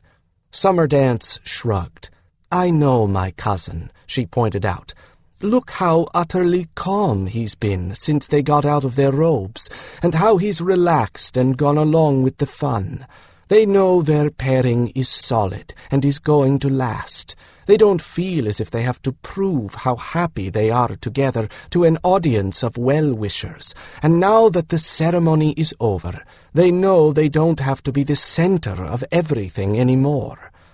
If I didn't know better, I'd say it was you who was the Trondiurn in training, and not Nightbird, he teased, as the lights beneath the waterfall cascades changed slowly from blue to purple en masse. How did you figure all that out? She elbowed him. Just because I'm apprenticed to Steelmind, that doesn't mean I think like a plant, she chided. How do you think he got the use name of Steelmind, He watches everything and everyone, and doesn't say much, but when he does, it's worth listening to. He's quite good at figuring people out after all that observation. I'd like to think I've been learning that from him too. I think you can bet on it, he told her seriously, and was rewarded with a sparkling smile. I also think you've got to be getting hungry by now. And you're observant as well, or else you heard my stomach growling. Let's see what new goodies have been put out. There's bound to be supper dishes by now. She dashed off, casting a glance behind to see if he was following, and he responded to the challenge. They raced each other down overgrown, little-used paths to the guest lodges. Summerdance had a distinct advantage because she knew the Vale so well, but he had longer legs, so they burst out of the undergrowth, neck and neck, and found themselves part of a goodly crowd of equally hungry folk crowding into the entrance to the main hall. By now, Darian's appetite had returned with a vengeance, and the wonderful aromas nearly drove him to distraction. A real meal had been spread out this time, with hot and cold dishes to choose from instead of just snacks. Darian motioned Summerdance to go in ahead of him, feeling as if he would make a poor showing if he let hunger overcome manners. They took plates made of flat bread from a stack waiting at the side of the table and heaped them with their choices. At Summerdance's urging, Darian took portions of things he didn't recognize. They stood together for a moment, looking around to see if there was anyone here that they knew, then spotted Nightbird. She sat in the middle of a congenial group of young men and women, most of whom were strangers to him. A few of Nightbird's companions were younger than Darian was, but most were about the same age. As soon as they'd spotted her, she noticed them and waved them over. They found a couple of unused cushions and sat down with the rest of the group. "Everyone, this is Darian," Nightbird said, giving his name the Taledras pronunciation. "Darian, pay attention," she continued with a giggle. "I'm only going to introduce people once." He paid quite careful attention to their names as Nightbird introduced her friends and fixed names properly with the faces in his memory. Meanwhile, he ate, enjoying all the new flavors. It was all quite different, except the thick slices of meat, and even that was spiced in a way he'd never tasted before. Round puffs of pastry proved to be breaded and fried slices of vegetable. A green paste that Summerdance had greeted with enthusiasm was probably from another vegetable of some kind and made a fantastic garnish on just about everything. Little red squares were not sweet, as he'd expected, but crisp and peppery. He wished he'd taken more of the flat, round bread. It was wonderful when wrapped around the meat. He spent more time listening than talking. For one thing, it was the first time he'd seen so many of his age in one place. For another, he was interested in what they did, since no one was ever idle in a Vale to his knowledge. This was where he got some surprises. He had somehow gotten the vague idea that most Hawkbrothers were mages, that Snowfire and the other scouts were the exception. In a few moments, he learned that his perception was backward. "So, what's your next assignment?" Nightbird asked a group of 3 sitting close together in a way that suggested close friendship rather than an amatory grouping. "You'll laugh," said one of the 2 girls. "Mushroom hunting. The Morels are coming up now, and the cooks want plenty. Nightbird didn't laugh. She shrugged. "You can't always be the ones patrolling the border," she pointed out with inescapable logic, "especially not with 7 scout groups in training at the same time. You were just lucky on your first assignment and got the exciting one. Besides, the cooks aren't the only ones who want morels." "Exactly so," agreed an older boy. "As I can tell you from my training last year, we spend more time hunting game and finding fungi than we do in patrols, and much, much more time in boring, uneventful patrols than in actually fighting anything dangerous." He laughed. As Whitehawk says, 6 weeks of boredom, punctuated by half a candle mark of sheer terror. I think I'll volunteer for the next Valdemar expedition. At least they saw some action. "Wouldn't mushroom hunting be more in the line of Hertasi?" Darian asked. "Not really," the boy replied.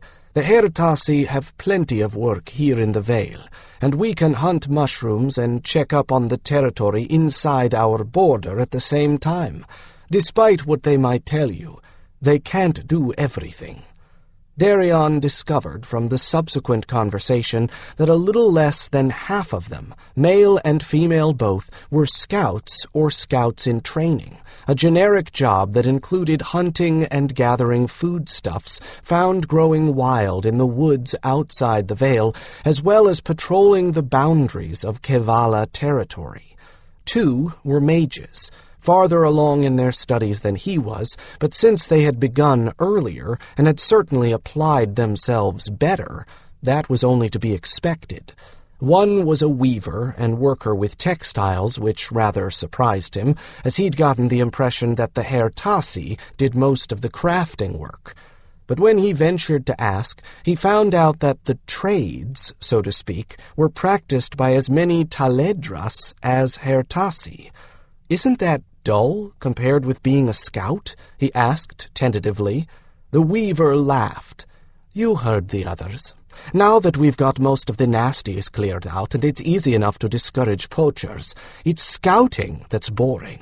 I love what I do, and my teacher is Silverbird, the weaver who made the wedding robes. How could anybody be bored learning to weave works of art like that? I even get to spend as much time in the woods outside the Vale as any scout, because I'm also working with Azure Heart, the dyer, and we're always looking for new colors." "It's just as good doing metal work," added another.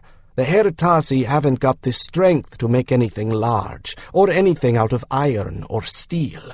If you want a sword with a proper blade of 12-folded steel, it has to be one of us who makes it. And who could get tired of that sort of work?" "The Hertasi can't blow glass either. It's too dangerous for them to get that close to the furnaces," said a girl with a profusion of scarlet and gold glass beads strung on the hair of one side of her head. "The glasswork has to be done by humans." The others chimed in with similar praise for their professions, and he now learned that most of the Hawkbrothers of Kevala were actually craftspeople, with only minor abilities at magic. In this little group alone, there were the weaver and smith, both in training, as well as Nightbird, who trained to care for the griffins, Summerdance, who was going to be a plant worker, and the girl glassblower, and a young man who was already a practicing Fletcher. A Vale was truly a largely self-sufficient organism, certainly as self-sufficient as Errold's Grove had ever been. After they'd all finished eating, the group somehow stayed together and went off to virtually take over one of the dancing circles. At that point, Summerdance found a partner with as much energy as she and relinquished Darian's company to Nightbird. Since Nightbird had not yet heard the Tervardi sing, and Darian's lessons had not included the complicated couple dances the others were performing, he went with her back to the platform and happily sat through 2 more sessions of their music. Finally, though, the long day began to catch up with him, and he caught himself yawning. "I'm ready for more dancing," Nightbird declared when the music group took another break. She glanced over at him, caught him in mid-yawn, and giggled. "You look more like you'd rather be asleep." Since she'd carefully said asleep and not in bed, he took the comment at face value and not as another invitation. He rubbed his eyes with the back of his hand and grinned sheepishly. "Well," he temporized, "I was up at the break of day and running from the time my feet hit the ground." She laughed. "I'll tell you what. Partner me for one dance set, and then we'll see how you feel." He nodded agreement and helped her to her feet. They wound their way across the vale until, quite by accident, they came across a third dance circle and joined it. This one, populated by people of Snowfire's generation, wasn't quite as rowdy as the one that Summer Dance had gravitated to, but it was lively enough for Darian. Once again, these were dances that Darian had not learned, but they were easy enough to follow. This was a cross between a couple dance and a round dance, with each couple performing the moves of the set in turn while the others kept time clapping. The dancers put Nightbird and Darian at the end of the line, which gave him 7 chances to learn the next move before he had to do it. The dances moved briskly, with some pretty acrobatic moves as the dances grew more complicated with each new tune. There was quite a lot of twirling, turning, and lifting one's partner, and Darian found himself running out of energy after a while. So did Nightbird, too, evidently. After that one set of dances, she retired from the field, declaring herself defeated by her own lagging energy. "I'm for a swim," she decided after a moment. "What about you?" A swim seemed like a good idea, a fine way to cool off after all that dancing. Conveniently enough, the large swimming pond turned out to be just on the other side of the trees and bushes screening the dance circle. Nightbird just led him around the corner, and there it was. There were other people at the swimming area who'd had the same idea, but the place was quiet and only dimly lit with flickering lanterns with colored paper shades, and no one seemed bothered by 2 more joining them. Single swimmers drifted across the still surface with leisurely, slow strokes, barely making a splash, or floated on their backs, feathering the water with gentle movements of only their hands. Nightbird slipped out of her gown while he was still letting his eyes adjust to the relative darkness, and she plunged into the water without a backward look. He peeled off his clothing and followed, taking sensuous enjoyment in the silken feeling of the cool water on his hot skin. He concentrated only on making as little sound and turbulence as possible to preserve the tranquil atmosphere. Darian crossed the pond a few times, then the last of his energy ran out completely. Spotting a pile of towels and robes at the side of the pond, he climbed out, dried off, and helped himself to a loose, comfortable robe from the piles beside the pool. Most of the other swimmers were gone, leaving the quiet pond, the soft light, and the sound of music drifting over from the dancing circle. Darian yawned. "I don't want to go to bed yet, but I'd like to find a place to lie down and rest for a little bit without getting in anyone's way." It occurred to him that there should be several lounging places here, tents made of insect netting draped over frames with flat cushions inside, just large enough for 1 or 2 to rest in after swimming, or for child watchers to sit in while keeping an eye on little ones playing in the pond. After a moment, he found several, tucked into a curve of foliage. They were all empty, and he parted the netting and settled himself down inside one, feeling luxuriously indolent, but no longer sleepy. Or so he thought.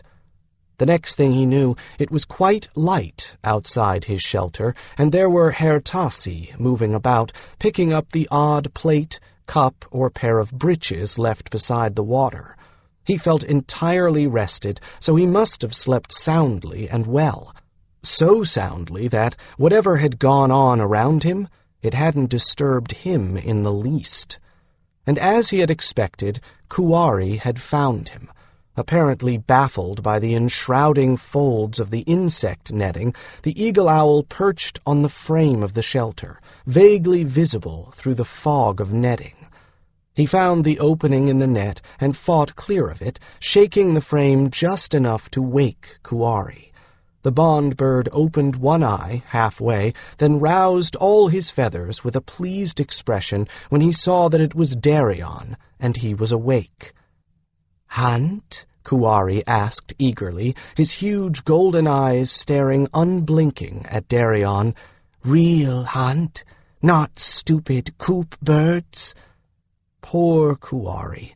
"It has been a while since we went hunting, hasn't it?" he said with sympathy that was in no small part induced by the fact that he himself felt very good. "Come on, I'll get changed. You go see if you can get Kel to go along, and we'll go for a real hunt." Kuwari hooted with enthusiasm and shoved off from the frame, which threatened to topple over as he left it. Darian saved it from imminent collapse, then gathered his robe around him, picked up his clothing from where he'd left it, and trotted for his quarters. When he emerged from the door of the guest lodges, clean and dressed in one of his old sets of scout clothing, with a bow and quiver in his hand and a light pack on his back, Kelvrin and Kuwari were waiting for him. Kuwari was fluffed up and standing on a branch with one foot tucked under his feathers, and Kelvrin posed in a beam of sunlight. The young griffin had actually grown a bit since Darian had first met him 4 years ago, adding muscle to his chest and legs. His head had matured as well, definitely aquiline. It no longer had that faintly unfinished look that young eagles and adolescent griffins shared. Every gleaming, golden-brown feather was neatly in place from his ear tufts to the tip of his tail. His talons were freshly honed, and his bright eyes gleamed with sheer delight in living. Obviously, though others might be suffering from a little too much self-indulgence last night, Kel wasn't one of their number. "Wind to thy wings," Kelvrin saluted him genially, his eyes flashing with good humor and eagerness. "And I hope your courting was as successful as mine." Darian laughed. Kelvrin was as much a hedonist at heart as any other griffin, and as frankly uninhibited. "And if it was," he asked, "then neither of us will have complaints about our homecoming." Kel replied with a wink. "Kuwari said we hunt. That is a good thought. Nothing much gets done the day after a celebration. Even the Hertasi do not do much but pick up a bit. No one cooks. Meals will be what wasn't consumed yesterday. Since I will make my own kill, I will make my own choice, and it would be good to get some fresh, wild meat." That's essentially what Kuwari said, and I'm all for it. Darian hefted his bow and quiver of arrows by way of confirmation. "Where should we head for?" "North of the Vale entrance," Kel replied promptly. "I heard good reports of the hunting in that direction."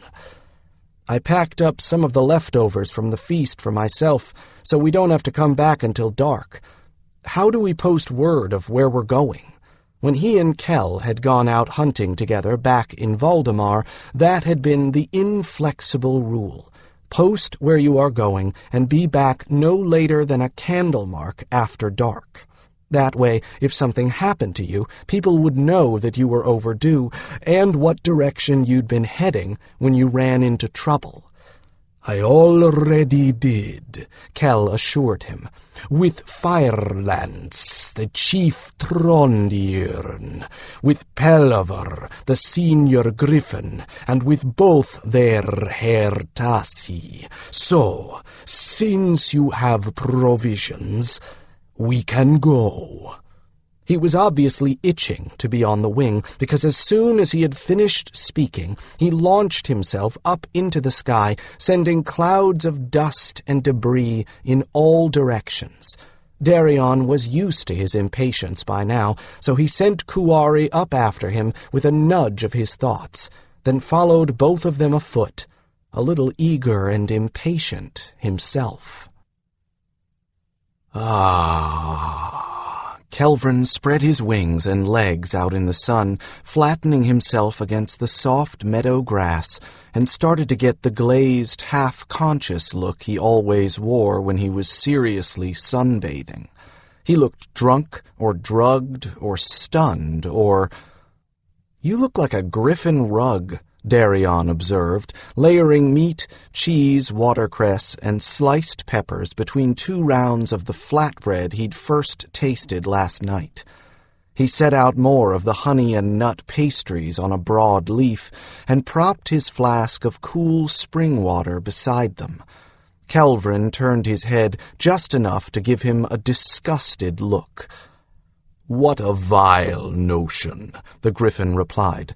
"Where do you get those perverted ideas?" Darian took a hearty mouthful of his meal and made a point of chewing it thoughtfully before he swallowed it and responded, "Mostly from the fact that you've flattened yourself out until that is exactly what you look like. The only other comparisons I could make would be a lot less flattering than that one. The only thing round about you right now is your crop." Since an entire young wild pig now resided in that crop, it might well bulge. Kelvin had not only been successful, he'd had just enough of a chase to give him some excitement, followed by a fine, clean kill. Kuwari had been just as successful, snaring an unwary tree hare, and he drowsed on top of a stump in the shade of a small tree on the edge of this clearing. The meadow itself, formed when one of the enormous Pelagirus trees toppled over and took several of its brethren with it, made a fine place for everyone to rest. Darian was going to come home just as much of a mighty hunter as the others, though he had no wish to eat his catch raw. He had 4 fine young brush grouse, a delicacy that everyone enjoyed. He intended to present Starfall with 1, Snowfire with 2, and keep the 4th for himself. There was no reason at all why he couldn't roast it on a spit for dinner tonight. He knew how to cook, and maybe Summerdance might be interested in sharing his meal. She'd probably want some of the handsome feathers, too, so he'd remember to save them. He'd hung them to bleed them out. He'd field-dressed them before he put them in his now empty pack. Kell and Kuwari would probably clean up after him when he did. That would be later in the afternoon. For now, they would sunbathe and enjoy their holiday, because tomorrow, Darian's education in magic would begin in earnest, and he expected to have few holidays for some time to come. He finished his meal and washed it down with spring water. Off in the distance, birds sang and a couple of crows yelled at each other. In the meadow, crickets and spring frogs vied to see who could chirp the better mating calls. Darian lay back in the soft grass and shaded his face with a fallen, leaf-covered branch he'd stuck in the earth at his head. "So, you had a lady friend last night, did you?" he asked lazily. "Do I know her?" Kell revived from his trance, pulled in wings and legs, and brought his head up. "Do I know yours?" he replied. "Probably. Summerdance?" Kell chuckled. "And your courting was successful?" It wasn't a question.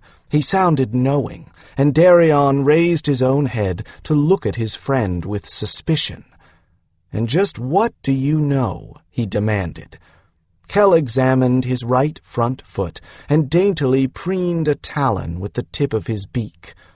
"Oh, just that Nightbird and Summer Dance are best friends and often near my lair.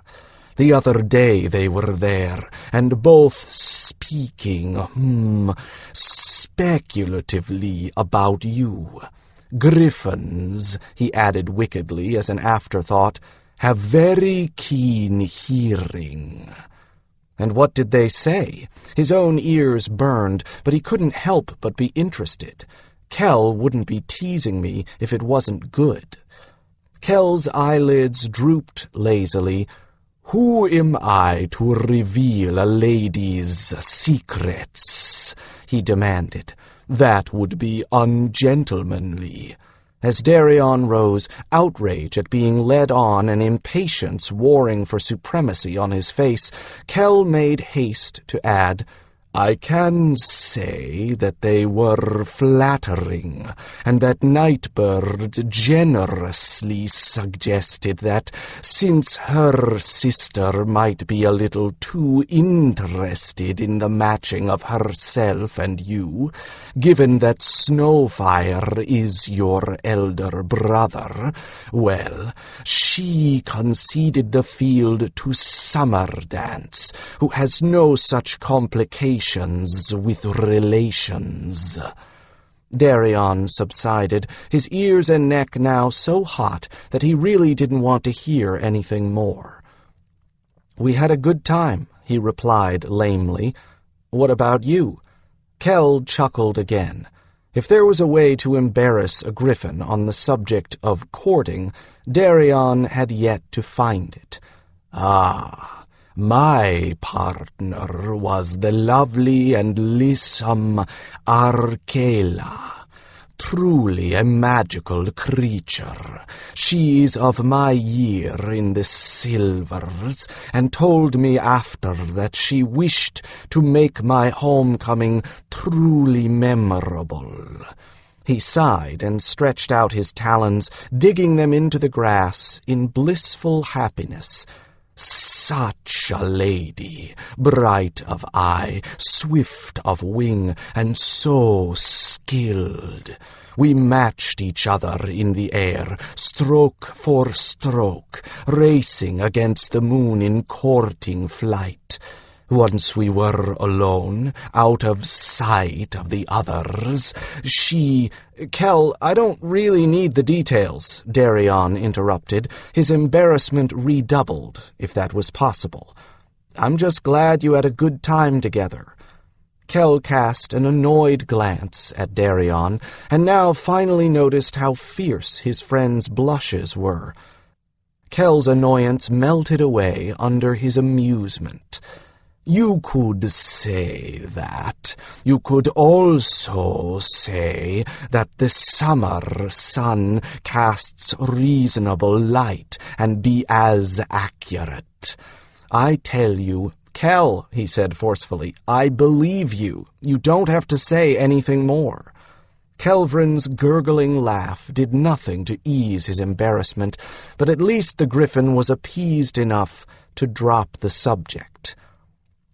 "I heard that you are expected to take your veil sometime after midsummer," he offered, after Darian's blushes finally cooled a bit.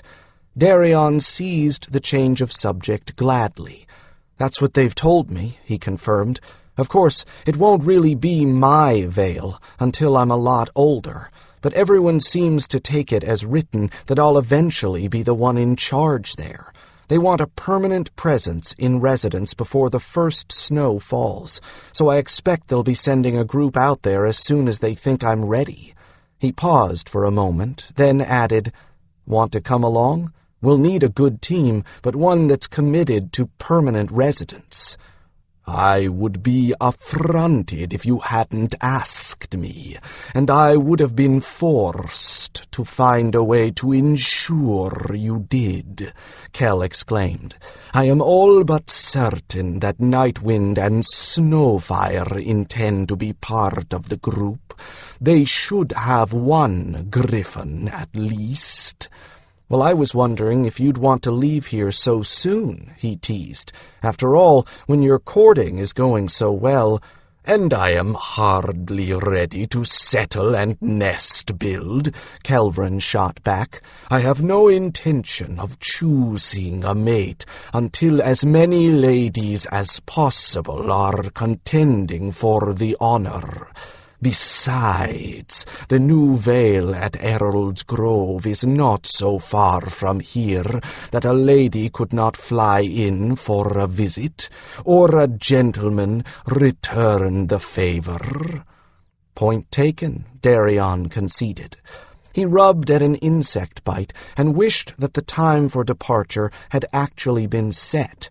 Then he'd know how much time he had here and could make some plans of his own. "I wonder if this new teacher that Starfall wants for me is expected to come with us? For that matter, I wonder if Starfall's been able to get him to agree to be my teacher. I haven't heard a word so far." I have." There was no mistaking that tone in Kelvrin's voice. He was quite ready to tease Darian all over again. He would have to be coaxed for every revelation. "So, what have you heard?" Darian decided to play along. Kell loved to tease and be teased in return. "I have heard that the teacher in question was reluctant at first, but agreed." Kell considered a Talon with a thoughtful expression that was entirely feigned. Why was he reluctant? Darian did want to know that much. Was it because he was essentially an outsider to the Taledras? "Because he wished a holiday from students. So I heard. Still, Starfall convinced him." Kell stretched his neck out and laid his head down in the grass. "I gather that Starfall has some connection with him. Relatives, perhaps.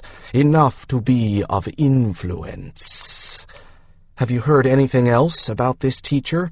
Like his name?" Darian added silently. "It would be nice to know his name and clan." "That he is held in high regard. I think his clan is Ketreva." Kell rumbled something indecipherable in pure contentment. "How about his name, O Griffin, whose hearing is so keen?" Darian countered. "Surely you managed to overhear that." Kell lifted his head and looked at Darian sheepishly. "I did, but must confess I cannot remember it." "You forgot his name? Oh, come on, Featherhead, you can do better than that," Darian cried. "You can't be that forgetful." "Well, it was in the middle of the celebration, and I had other interests," Kell protested weakly, flattening his ear tufts in chagrin. "Oh, so you let a pair of bright eyes and a flirty tail drive everything important to your best friend right out of your memory?" Darian countered in mock disgust. "What kind of friend are you, anyway?" "Absolutely, and without apology. I do have my priorities, but I did not forget everything important," Kell protested, flattening his ear tufts down so far they became invisible. "Only the most important part." Darian threw up his hands. "Remind me never to ask you to tell a joke. You'll probably forget the point of it." "You would not understand sophisticated humor," Kell grumbled back. Darian sighed. That was certainly just his luck. And it wasn't Kell's fault, after all. It wouldn't be all that long before Starfall would tell him the all-important name of his new teacher, and Kell did remember that the reason the teacher had been reluctant had nothing to do with Darian. "Hey, it's all right," he said, his tone softening. "You can't remember everything, not when there are 100 people talking in your ear and a full-blown party going on. At least now I know that this teacher is going to be here, and that Starfall isn't going to have to find a second choice. That's the really important part." Kel's head rose, and so did his ear tufts. "Well, now that this teacher comes, what do you plan to do? It is clear that the elders of Kevala intend you to be their spokesman to Valdemar hereabouts, or they would not be training you to be elder to a Vale. So it really will be your Vale, and you would be wise to make long-term plans for it, and yourself." "I know. Starfall has made that pretty clear." He laughed. "And I've been thinking about it off and on for a while, not to mention every night before I go to sleep. If you don't mind listening, I can tell you what I've figured out so far." Kel's ear tufts were jauntily high again, and he nodded. Darian took a deep breath and began. "First of all, we should have enough people that we can defend the place until help comes if we have to, but not so many that it's anywhere near the size of Kevala."